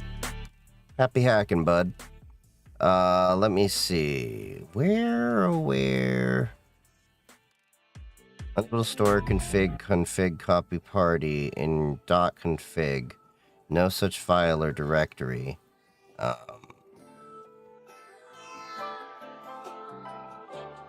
we got it to launch, kind of. You know, because you can launch the thing there. But whenever we go in,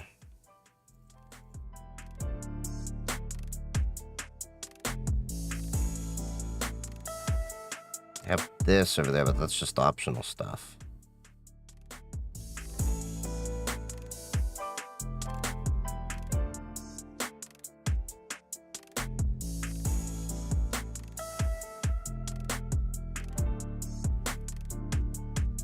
Let's try it through pip install.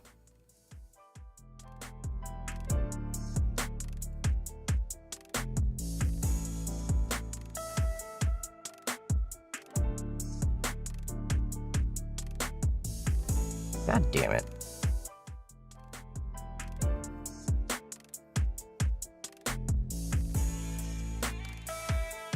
It puts dependencies in the var lib fatpack, which is mildly annoying with a split root and home. Oh, yeah, I get what you're saying.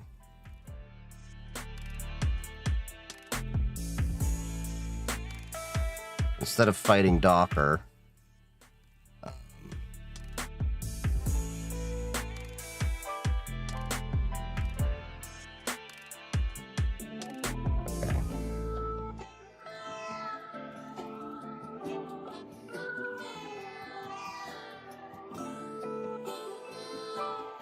Try it this way. Tipx ensure path. Okay. Tipx install copy party.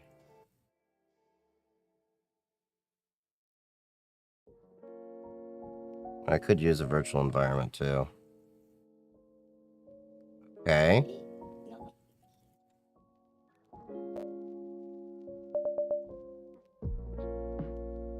Yeah, local bin. Alright, so installed using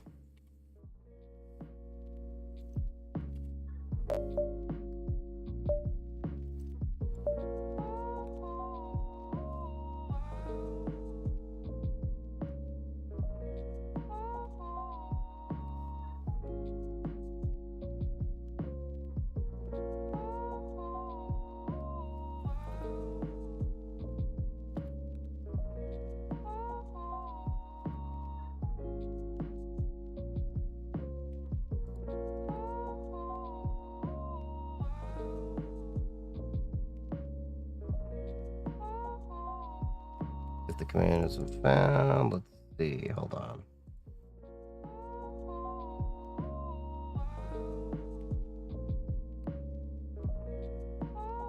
Oh, need to open a new terminal, I guess.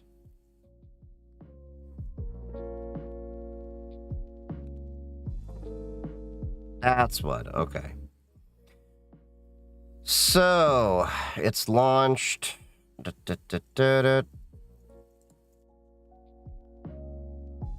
Okay. There we go. Now we got a fully running version. This is interesting.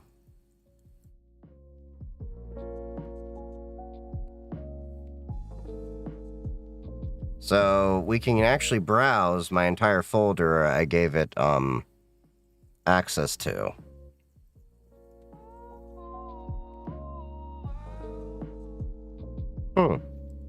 This is an interesting way to have the files hosted. Relatively easy as well. Upload files with resume support. This could be great to have on a NAS. Media player. Message.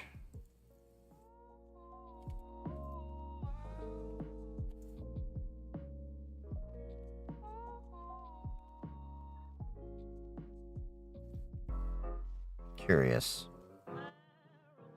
Okay, doesn't really pop up there. So it'll probably be in the log files. Then you have close submenu, unpost, delete your reason, uploads. Oh, it shows how much space is left. Read write access. You got the login button over here. Interesting. Yeah, it's an interesting little project. Don't know what I would personally use it for, but definitely a clever little project if you're wanting to host some files and stuff.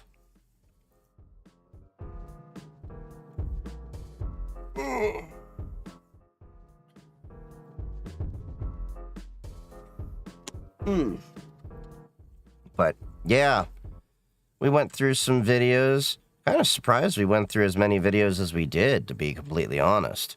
I'm gonna have to get a queue of different videos for Wednesday when we go through that. But that McDonald's one was kind of a nice video, so we'll probably do a little bit of a mix of videos of like random things like that and tech stuff as well, because you can only like there's only so much tech stuff that really you can fit in a day as well. I don't want to become a political streamer. I mean, that just seems like a miserable life to be a political streamer. But yeah, I've been enjoying the shift in styling my content and everything. So we do a little bit of tech. We do a little bit of random shenanigans, some gaming and stuff. I'll figure out a more structured schedule for doing a lot of these things. But Yeah, if there's a bunch more content that you guys find that you want me to react to, we can definitely drop that in the Discord and make sure the mods take a look at it and go from there. I'm glad that I figured out the camera quality issue. It was just as simple as a setting on the camera. Because I had been tinkering with that for a few days trying to figure out what the hell is wrong. I'm glad that the ISP is no longer effing up like it used to. Because we switched ISPs. And, yeah.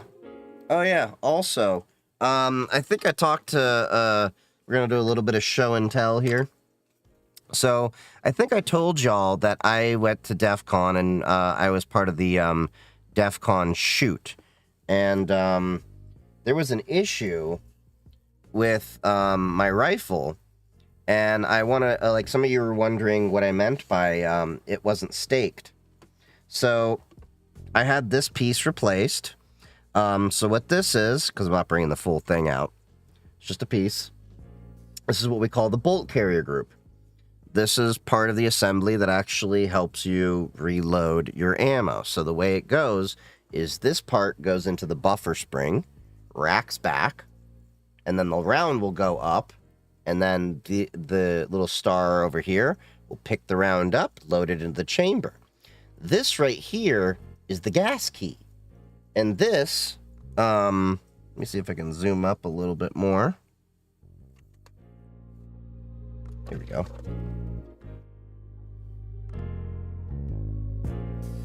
Little bit of show and tell. So, this is the gas key over here. Now, how this is supposed to be designed is these two bolts are supposed to be torqued down to spec, and then they're supposed to be staked. What that means is they're essentially supposed to bend the metal in so the bolts can't come out. Because here's the problem that I have right now. God damn it, it's focusing on my face. Here's the problem that I have right now. It's moving. So the problem was, when the gas was coming back from the round at the DEF CON shoot to push this back and then rack back the round, as is the semi-automatic function, it was losing a lot of its momentum or energy that it could capture because of this, and I'd retighten it and it would get back to it.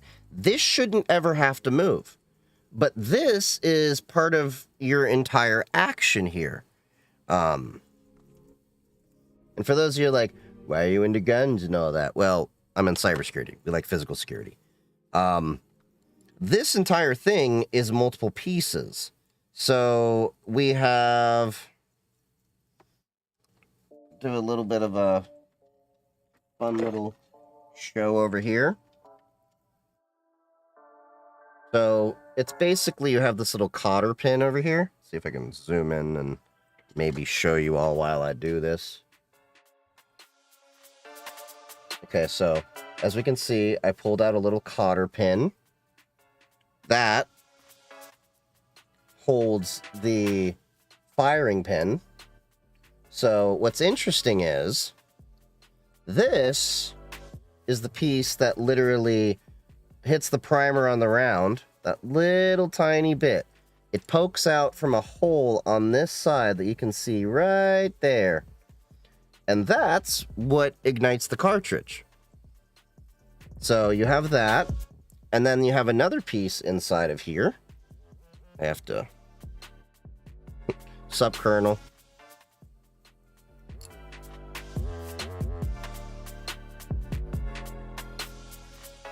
Pokes through a hole.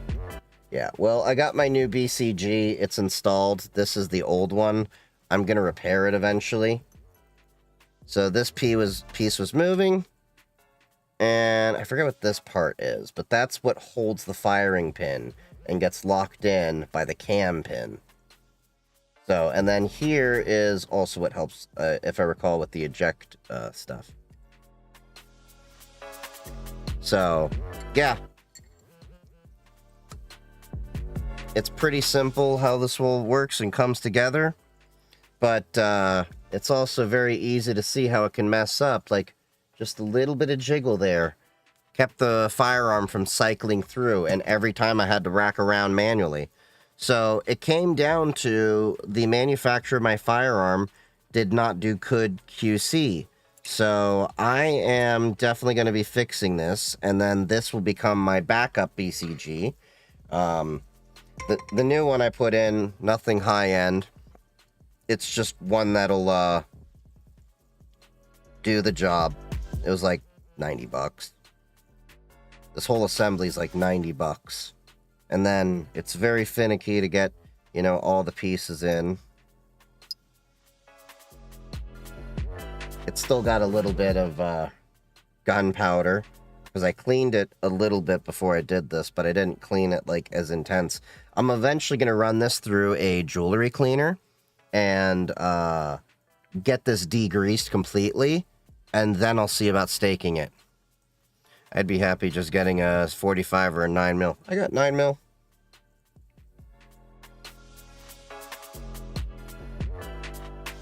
Yeah, I got those. In fact, the next firearm I'm eyeing, once I finish building the rifle that I've been meaning to build for months, I have all the pieces, I just haven't gotten around to it, is I want to build...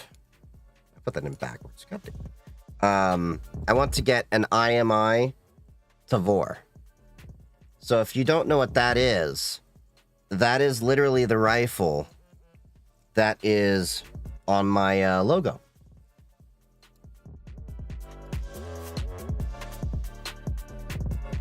It feels like it has a lot more play than the other one, but we'll see when I take this to the range. I'm gonna have to take this to the range. Well, not this, but the rifle to the range. And by the way, if you do ever make it out to DEF CON, we are planning on being at the DEF CON shoot next year. And we'll probably not be there for all 3 sessions, but we will be there for probably at least the first one, maybe the second one, the third, too many sessions. And look, we were exhausted after being out that many hours. We're doing all right, Donna. He did a 90 firearms in 90 days boot camp. Funny. But, yeah. This is to my AR-15. That wasn't cycling, so I'm going to have that fixed up. And then I have a better AR that I'm going to be building. And then I want to look at getting a Tavor, but that's like $2,000. So after all the house repairs, probably going to put that on the back burner. I'd love to get that. For those of you that are not familiar with that, yes, that is the firearm that the Israeli military uses, but it is a really good gun. Say what you will about Israel, but they make good guns. The Desert Eagle, the Jericho, the Uzi, all Israeli.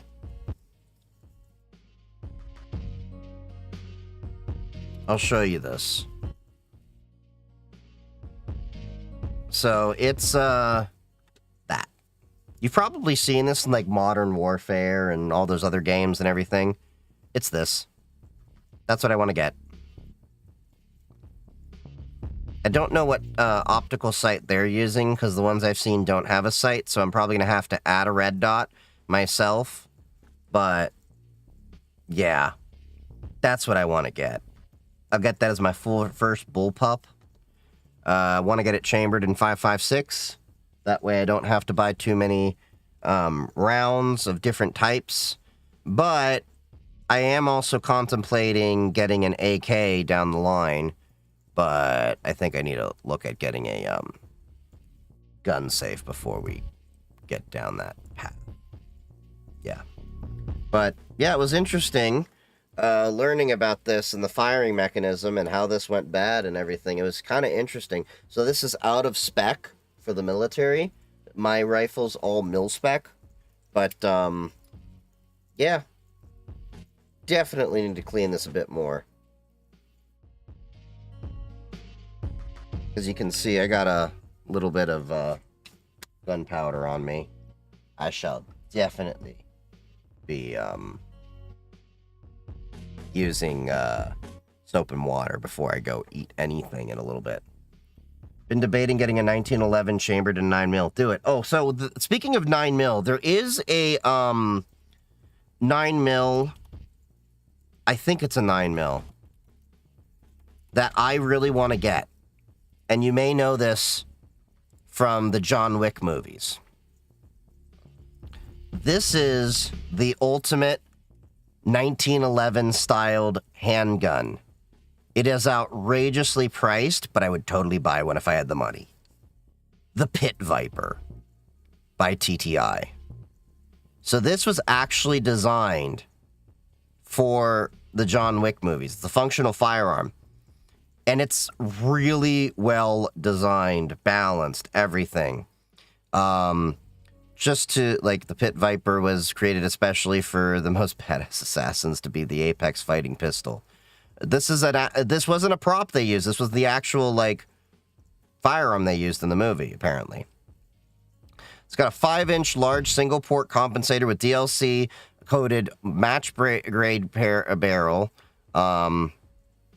It's got extreme engineering fire control group, light speed hammer, ultra-low mass sear, match disconnector, and titanium hammer strut. Aftec type extractor. It's got all these different accessories in here. A 1 3/4 to 2 1/4 pound trigger pull, so not much at all. And it's got 3 126mm completed magazines, 2 with 126mm 7mm base pads and 1 with a 4mm base pad. But where's the picture? I think like this holds like 23 rounds of 9mm, if I remember. But yeah, it's a double stack mag. But yeah, people love this gun. I would love to get that gun. If I got that, that'd be my daily carry. Look at that. Beautiful iron sights that you can easily adjust. My grandfather, may he rest in peace, always kept his guns adjusted for what he called Kentucky windage. Yeah, that is just a work of art right there. Compensator, everything. Yeah, I'd love to get that. But I think I gotta build my rifle first before I go on getting other guns. But I don't know if I would take that rifle to the shoot with me. But it's pretty. It's titanium powder blue. I just gotta assemble everything and... like, I gotta put the springs and all that in. Like, I am building it. But yeah, it's fun.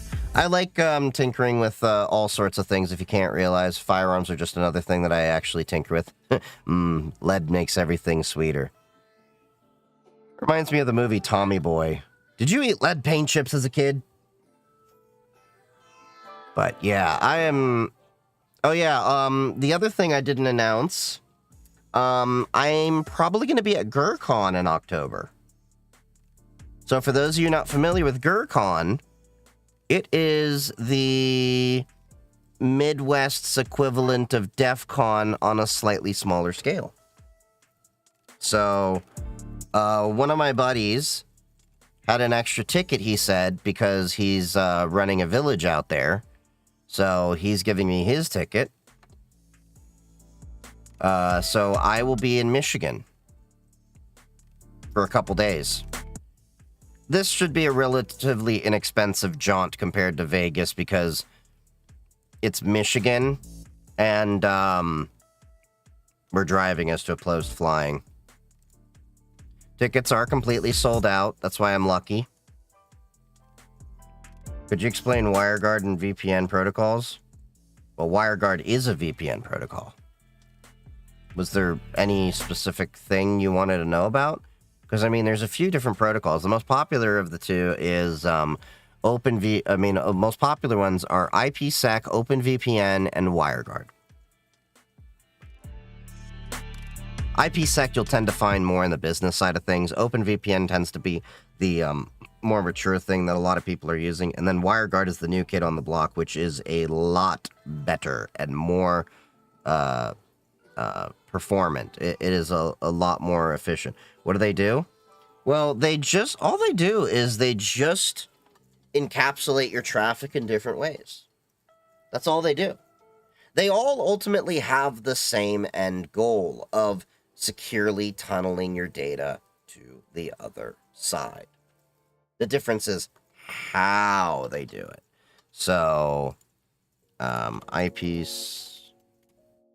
It's been a while since I've looked this up, so give me 1 second to familiarize myself with this. IPsec is older, well-established, and often built into operating systems, which is why it's used a lot in businesses. OpenVPN's a little bit more flexible. Does that mean we can self-host a VPN? Oh, absolutely. Abso-freaking-lutely you can host a VPN. In fact, I will show you. It's not that hard to host your own VPN. Well, once you know the basics around it, but you can easily spin up a Linux server and then host a VPN that's publicly exposed. What am I running on my desktop? A lot of things. Anything specific you wanted to ask? Where is it? Okay. So this is my home firewall for my router. I'm running Pop! OS Linux. This is my home firewall for my router. You notice right here, there is a VPN section. IPsec, L2TP, OpenVPN. I can install the plugin to allow me to get WireGuard on FreeBSD. You can totally make your own VPN server. There's plenty of guides out there. Now, the issue is if you're trying to use it to watch content around geo-blocked areas and you're running it out of a data center, most of those data center IPs are, usually blocked by providers. But you can easily do this one of two ways. You can get a static IP address, which you usually have to have a business internet class line. You don't have to have a business to get a business internet line in many cases. You can call an ISP and say, hey, I'd like to get the business class. You go to the business department, they put a business line in. It costs a little bit more. You do get better reliability for SLA uptimes and all that stuff, which is why I'm thinking of switching from my ISP's residential side to the business side. But it's going to cost me, I think, like about $40 a month more. But I'd have guarantees around service, and they are more expeditious on things. And then once you get your figure out a static IP, you can host things locally. The other option is you can use dynamic DNS, own a domain, and then point that domain through your VPN. But just know, if it's on a domain, you're going to need to secure that because you're more likely to have random bots and stuff start hitting you. I mean, they'll hit you just with your IP. I mean, if you look at my firewall, you'll see the bots that are just scanning my network, trying to see if there's ports open, and they're scanning everyone. I mean, you just have no awareness of what's going on in your network. But yeah, you can totally host your own VPN. Would you say Linux has changed your perspective on things? Do you love Linux? Yeah. I've been using Linux for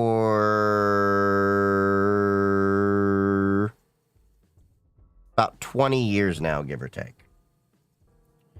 And it's the reason why I was able to learn and tinker with as much as I can, because here's the reality. I understand why people use Windows. It's the most popular operating system, so therefore you have a lot of application compatibility. But Windows boxes you into how you can think and do things, because if you want to host anything, you can't really use Windows consumer versions. You have to get server editions, and those are expensive, and even then, they're kind of limited. Whereas Linux, you can do a lot of things. You are limited merely by your imagination. You have all the controls and dials at your hand to do whatever you want. And I am far more flexible and capable with Linux than I ever was with Windows. And I only use Windows at work. I have Windows for my Streambox over here because of some hardware stuff that I haven't figured out to move over to Linux, which is specifically streamer hardware stuff. My audio, my microphone over here uses the Rodecaster Pro 2 USB class. that mic will actually work on both PCs at the same time. Would you say Linux promotes ingenuity and creativity? I would say so compared to Windows. In regards to creativity in IT and cybersecurity. If we're not talking about creativity in terms of artwork and all that, because that's a different type of creativity and ingenuity. But you have a lot more flexibility with Linux and FreeBSD, which are the two operating systems I really like the most. FreeBSD is what my firewall runs on. I like their network stack a little bit better than the Linux's. Linux has IP tables and NetFilter. FreeBSD uses PF.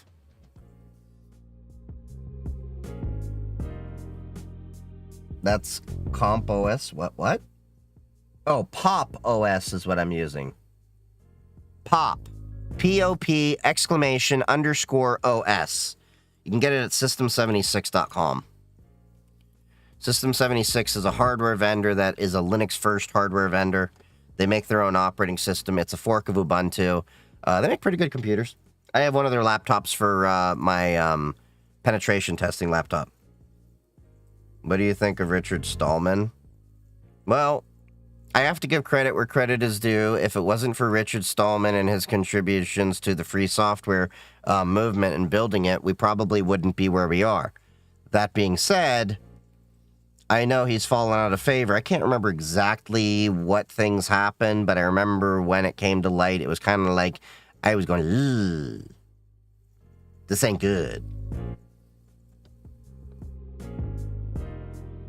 So you have to at least give him credit and understand that Linux, FreeBSD, all these things wouldn't have gotten to as far as they are without Richard Stallman laying the groundwork. And we do have to give him credit for that.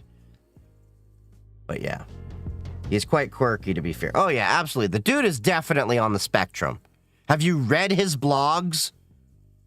The dude talks about trains quite a bit. And look, as a guy that, you know, is ADHD and... Oh, crap, I gotta call my therapist to go get the evaluation set up. Because I want to get evaluated for being on the spectrum. Trust me. He's definitely on that spectrum. Though a lot of people in tech are. Nothing wrong with that. It just is what it is. What exactly is RSS? Really simple syndicate. All it is basically just... think of it like a newswire. All it is just sending you the latest articles and links or whatever's coming out. Let me pull an RSS feed so I can show you.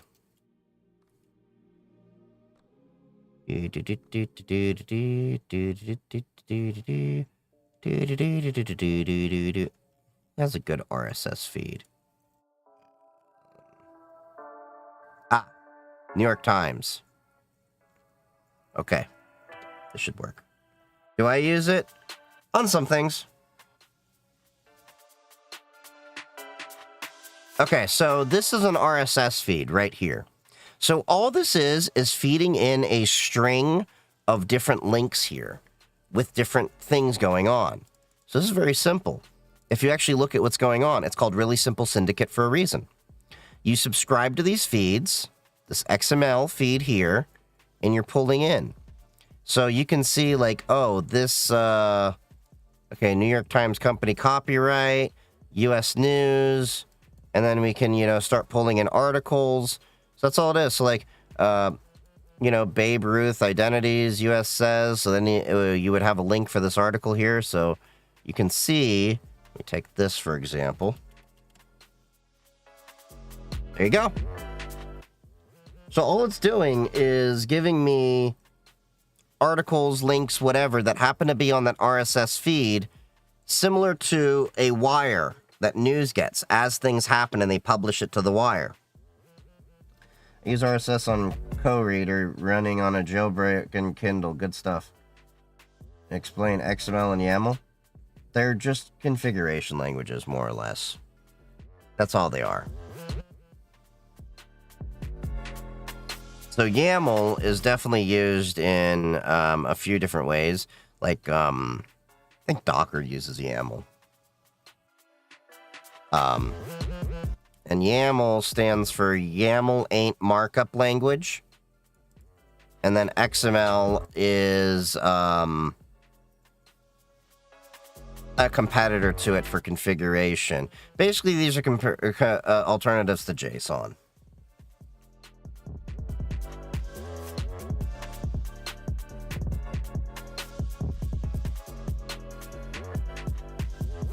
Yeah, it's just a lot of basic tech and, you know, tinkering, and you learn a lot of this stuff as you tinker and break it and learn what not to do. But, yeah. So, I'm possibly going to have some GrrCon content coming out. Let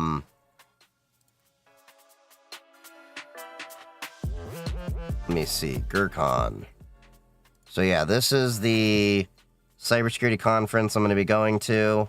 That'll be in a month, little over a month. Sup, only cans.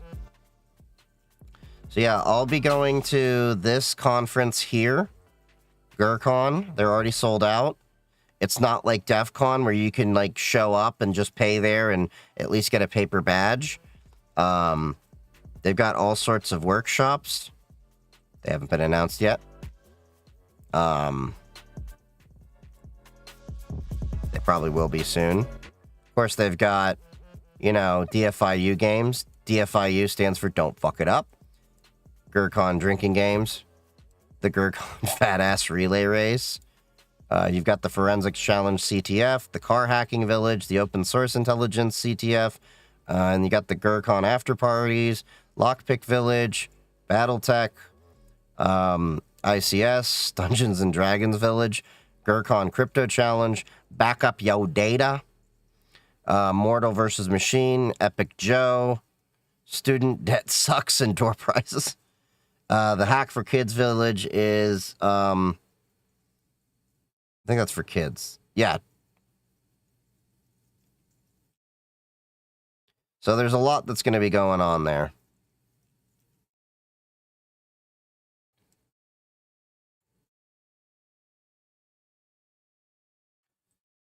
Yeah, I'm looking forward to this. This should be fun. There's going to be plenty of presentations as well. Palmer Trolls, Ben Palmer is going to be there. You know, the guy that does some epic fishing stuff and has made some really funny videos. Mystery Company, The Case of the Ghost on the Wire. FK Fish Testing, 30 Years of Failures. Stomping on Buildings, Stop Acting Like Godzilla and Start Acting Like Godzilla. You trained it on trash and gave it root access. God damn it. Skibbity XSS in your car Riz. I'm getting old. Keeping Our History Alive. The Hacker's Guide to Sticker Preservation. What an NFL locker room can teach us about cybersecurity teams. The Imposter's Guide to Hacking Without Technical Talent. Mesh-tastic, Attack-tastic. Ooh, that's going to be fun. Are they talking about ATAC? Talking about how to secure your stuff. How to hack your career in 3 simple steps. The art of inventive hacking. Surviving the vulnerability abyss. A CISO's perspective on costly vendor solutions, politics, prioritization, and the limits of pen testing. Just says redacted. Now I'm curious. The importance of being in third place. Firewalls and fire alarms. What to do when your best defenses go up in smoke. 30-ish years of effing with management and other dirty mind tricks. Oh, I'm gonna need to go to that. AIO squared. It's the world of artificial intelligence. Join me as we explore AI, examine its historical development and current applications. That'll be interesting. How's the weather in your neck of the woods? A close look at the global email threat landscape. It comes from the depths. F your integration, a practical guide to breaking web methods. Responding to emerging threats amidst the shit pile of vulnerability debt. Oh, someone was just asking? Thoughts on offline AI? Local LLMs in action for CTI automation. Cracking the code, understanding and defending against the OWASP top 10. The role of data and AI governance in 2025 data strategy. Build your own Iron Bank container security for $0. Standing on business, my first CVE and unexpected vendor drama. Social engineering with AI. We turned it on. Detections and Dragons, creating detection logic that scales. Rising from the ashes. Blood in the water, patience on the table. The death of passwords, why we're still stuck in the past. There's a lot of different talks. Building a local LLM-based vulnerability scanner. That'll be interesting for me to go see. Operation Monkey Business, an exploration of video game hacking. Do you have a particular file naming convention? I have a convention of naming it whatever the hell I want. Would you say redacting and watermarking is a good privacy practice? Classification of data is a little bit more important than the redaction of it, because the classification determines what kind of redactions you actually need. Watermarking is more so to trace where documents come from, but there's ways to spoof watermarks and all that other stuff too. There's a lot more that comes to privacy and security, especially if you're talking on the digital side of things. OopSec, the day I made the EMV even slower. Another redacted. Security burnout, budgets, and BS, what InfoSec teams and wish vendors knew. The Empire Strikes Out, cybersecurity lessons from Star Wars. Hackers don't hack, they log in. Lolbins under the microscope. A data-driven exploration of abused system binaries. Context is all you need. LLM-powered proactive API security. Vibe or Die, rapid prototyping cyber solutions with AI. Hallucinating about hallucinations, has to do with LLMs. It wasn't a surprise, just a scheduled disaster. Managing open source network security tools using configuration management. Automating the boring part. Penetration testing VMs deployment as code. Building trust through AI governance. Have you seen my totally not malicious MCP server? On the care and feeding of cyber ninjas 2025. We have an OSINT panel. Just context, interpretable machine learning for root cause and attack flow discovery. Where art thou, O auth? Trust tragedies in single-page apps. Unveiling the basics of API security. Modern fileless rat tactics. Node.js abuse. Technical analysis and threat attribution. Crack, track, react. Dual stacking offense and defense with hash intelligence. An old hillbilly's guide to bash for pen tests. Automating logging and covering your butt. There's a lot of great talks that I want to go to. Ghost Math, syscall only injection, deterministic shellcode, and quick C2, a full kill chain, and slipped past CrowdStrike Falcon. Oh, I'm gonna need to go see that. Yeah, so many great talks that are gonna be at GrrCon. It'll be fun. A lot of interesting sponsors there. Snick's gonna be there, so I'm gonna see if I can hit up all these different vendors and get shirts from them. Ooh, Delinea's there. Wiz is there. Snick is there. Checkpoint's there. Cool. I can tell them I use them in my home lab. Proofpoint's there. CrowdStrike's there too. Interesting. Now I'm trying to see who else I can see in here. Oh, D-Scope is in there. Nice. Tenable's there. Okta's there. Bitdefender, Splunk. Looking for the companies that I've actually been using. Of course, you got Cisco, but you.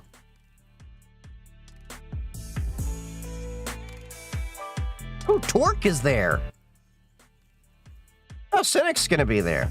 I wonder if my buddy's gonna be there. I should hit my buddy at Cynec and see if they're gonna be there. Your tattoo kind of looks like the Star of David.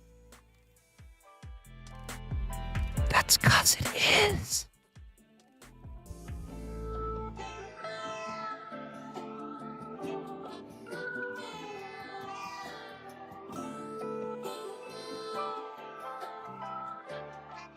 Ooh. Oh, that's the strategic summit.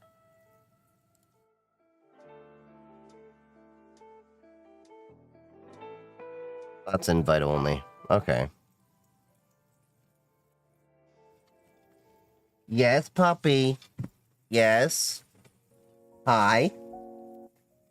Hi. What's up, puppers?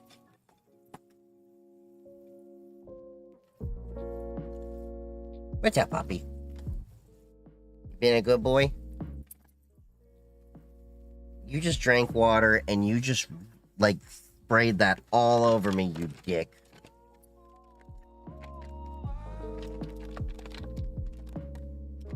Chev. Chev. Chev. Lamala. Chev. Chev. Chev. Nishika. Brock. Nishika. Nishika. Come on, you used to do this. Nishika. Chev. Bo. Bo. Nishika. Nishika. Come here.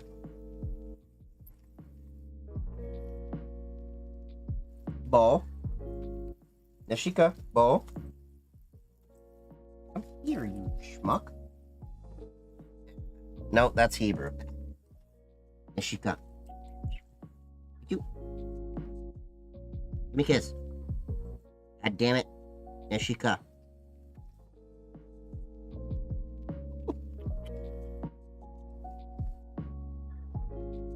He's a good dog. He's a good dog. Are you telling me that you need to go outside? Is that what you're telling me? Because it is getting to be about that time. Well, thank you all for joining me. It's been great hanging out with everyone. And we'll try to get together for some more videos to review and probably get back into Watchdog in the near future as well. Wednesday is the next scheduled stream. I'm probably not going to be streaming tomorrow. I know I've been doing a little bit of more bonus streams and stuff like that. I got a buddy that came in from out of town. Haven't seen him in a few months, so gonna at least go out to dinner with him before he heads back. So thank you all for joining. And if you haven't already, like I always tell you, make sure to join the Discord and the Matrix server and follow me on all of my socials. I'm on YouTube, I'm on TikTok, I'm on Matrix, I'm on Blue Sky. I'm in a bunch of different places. You can check the links in bio. Oh yeah, we got to stream Helldiver. That's right, we're doing Xbox players, so we can show them the superiority of the PC master race and our keyboards and mice. We will use them as nunchucks. Anyway, thank you all. Love you all. Stay safe. Happy hacking. If you are on Twitch, stick around for the raid. Otherwise, I will see y'all Wednesday.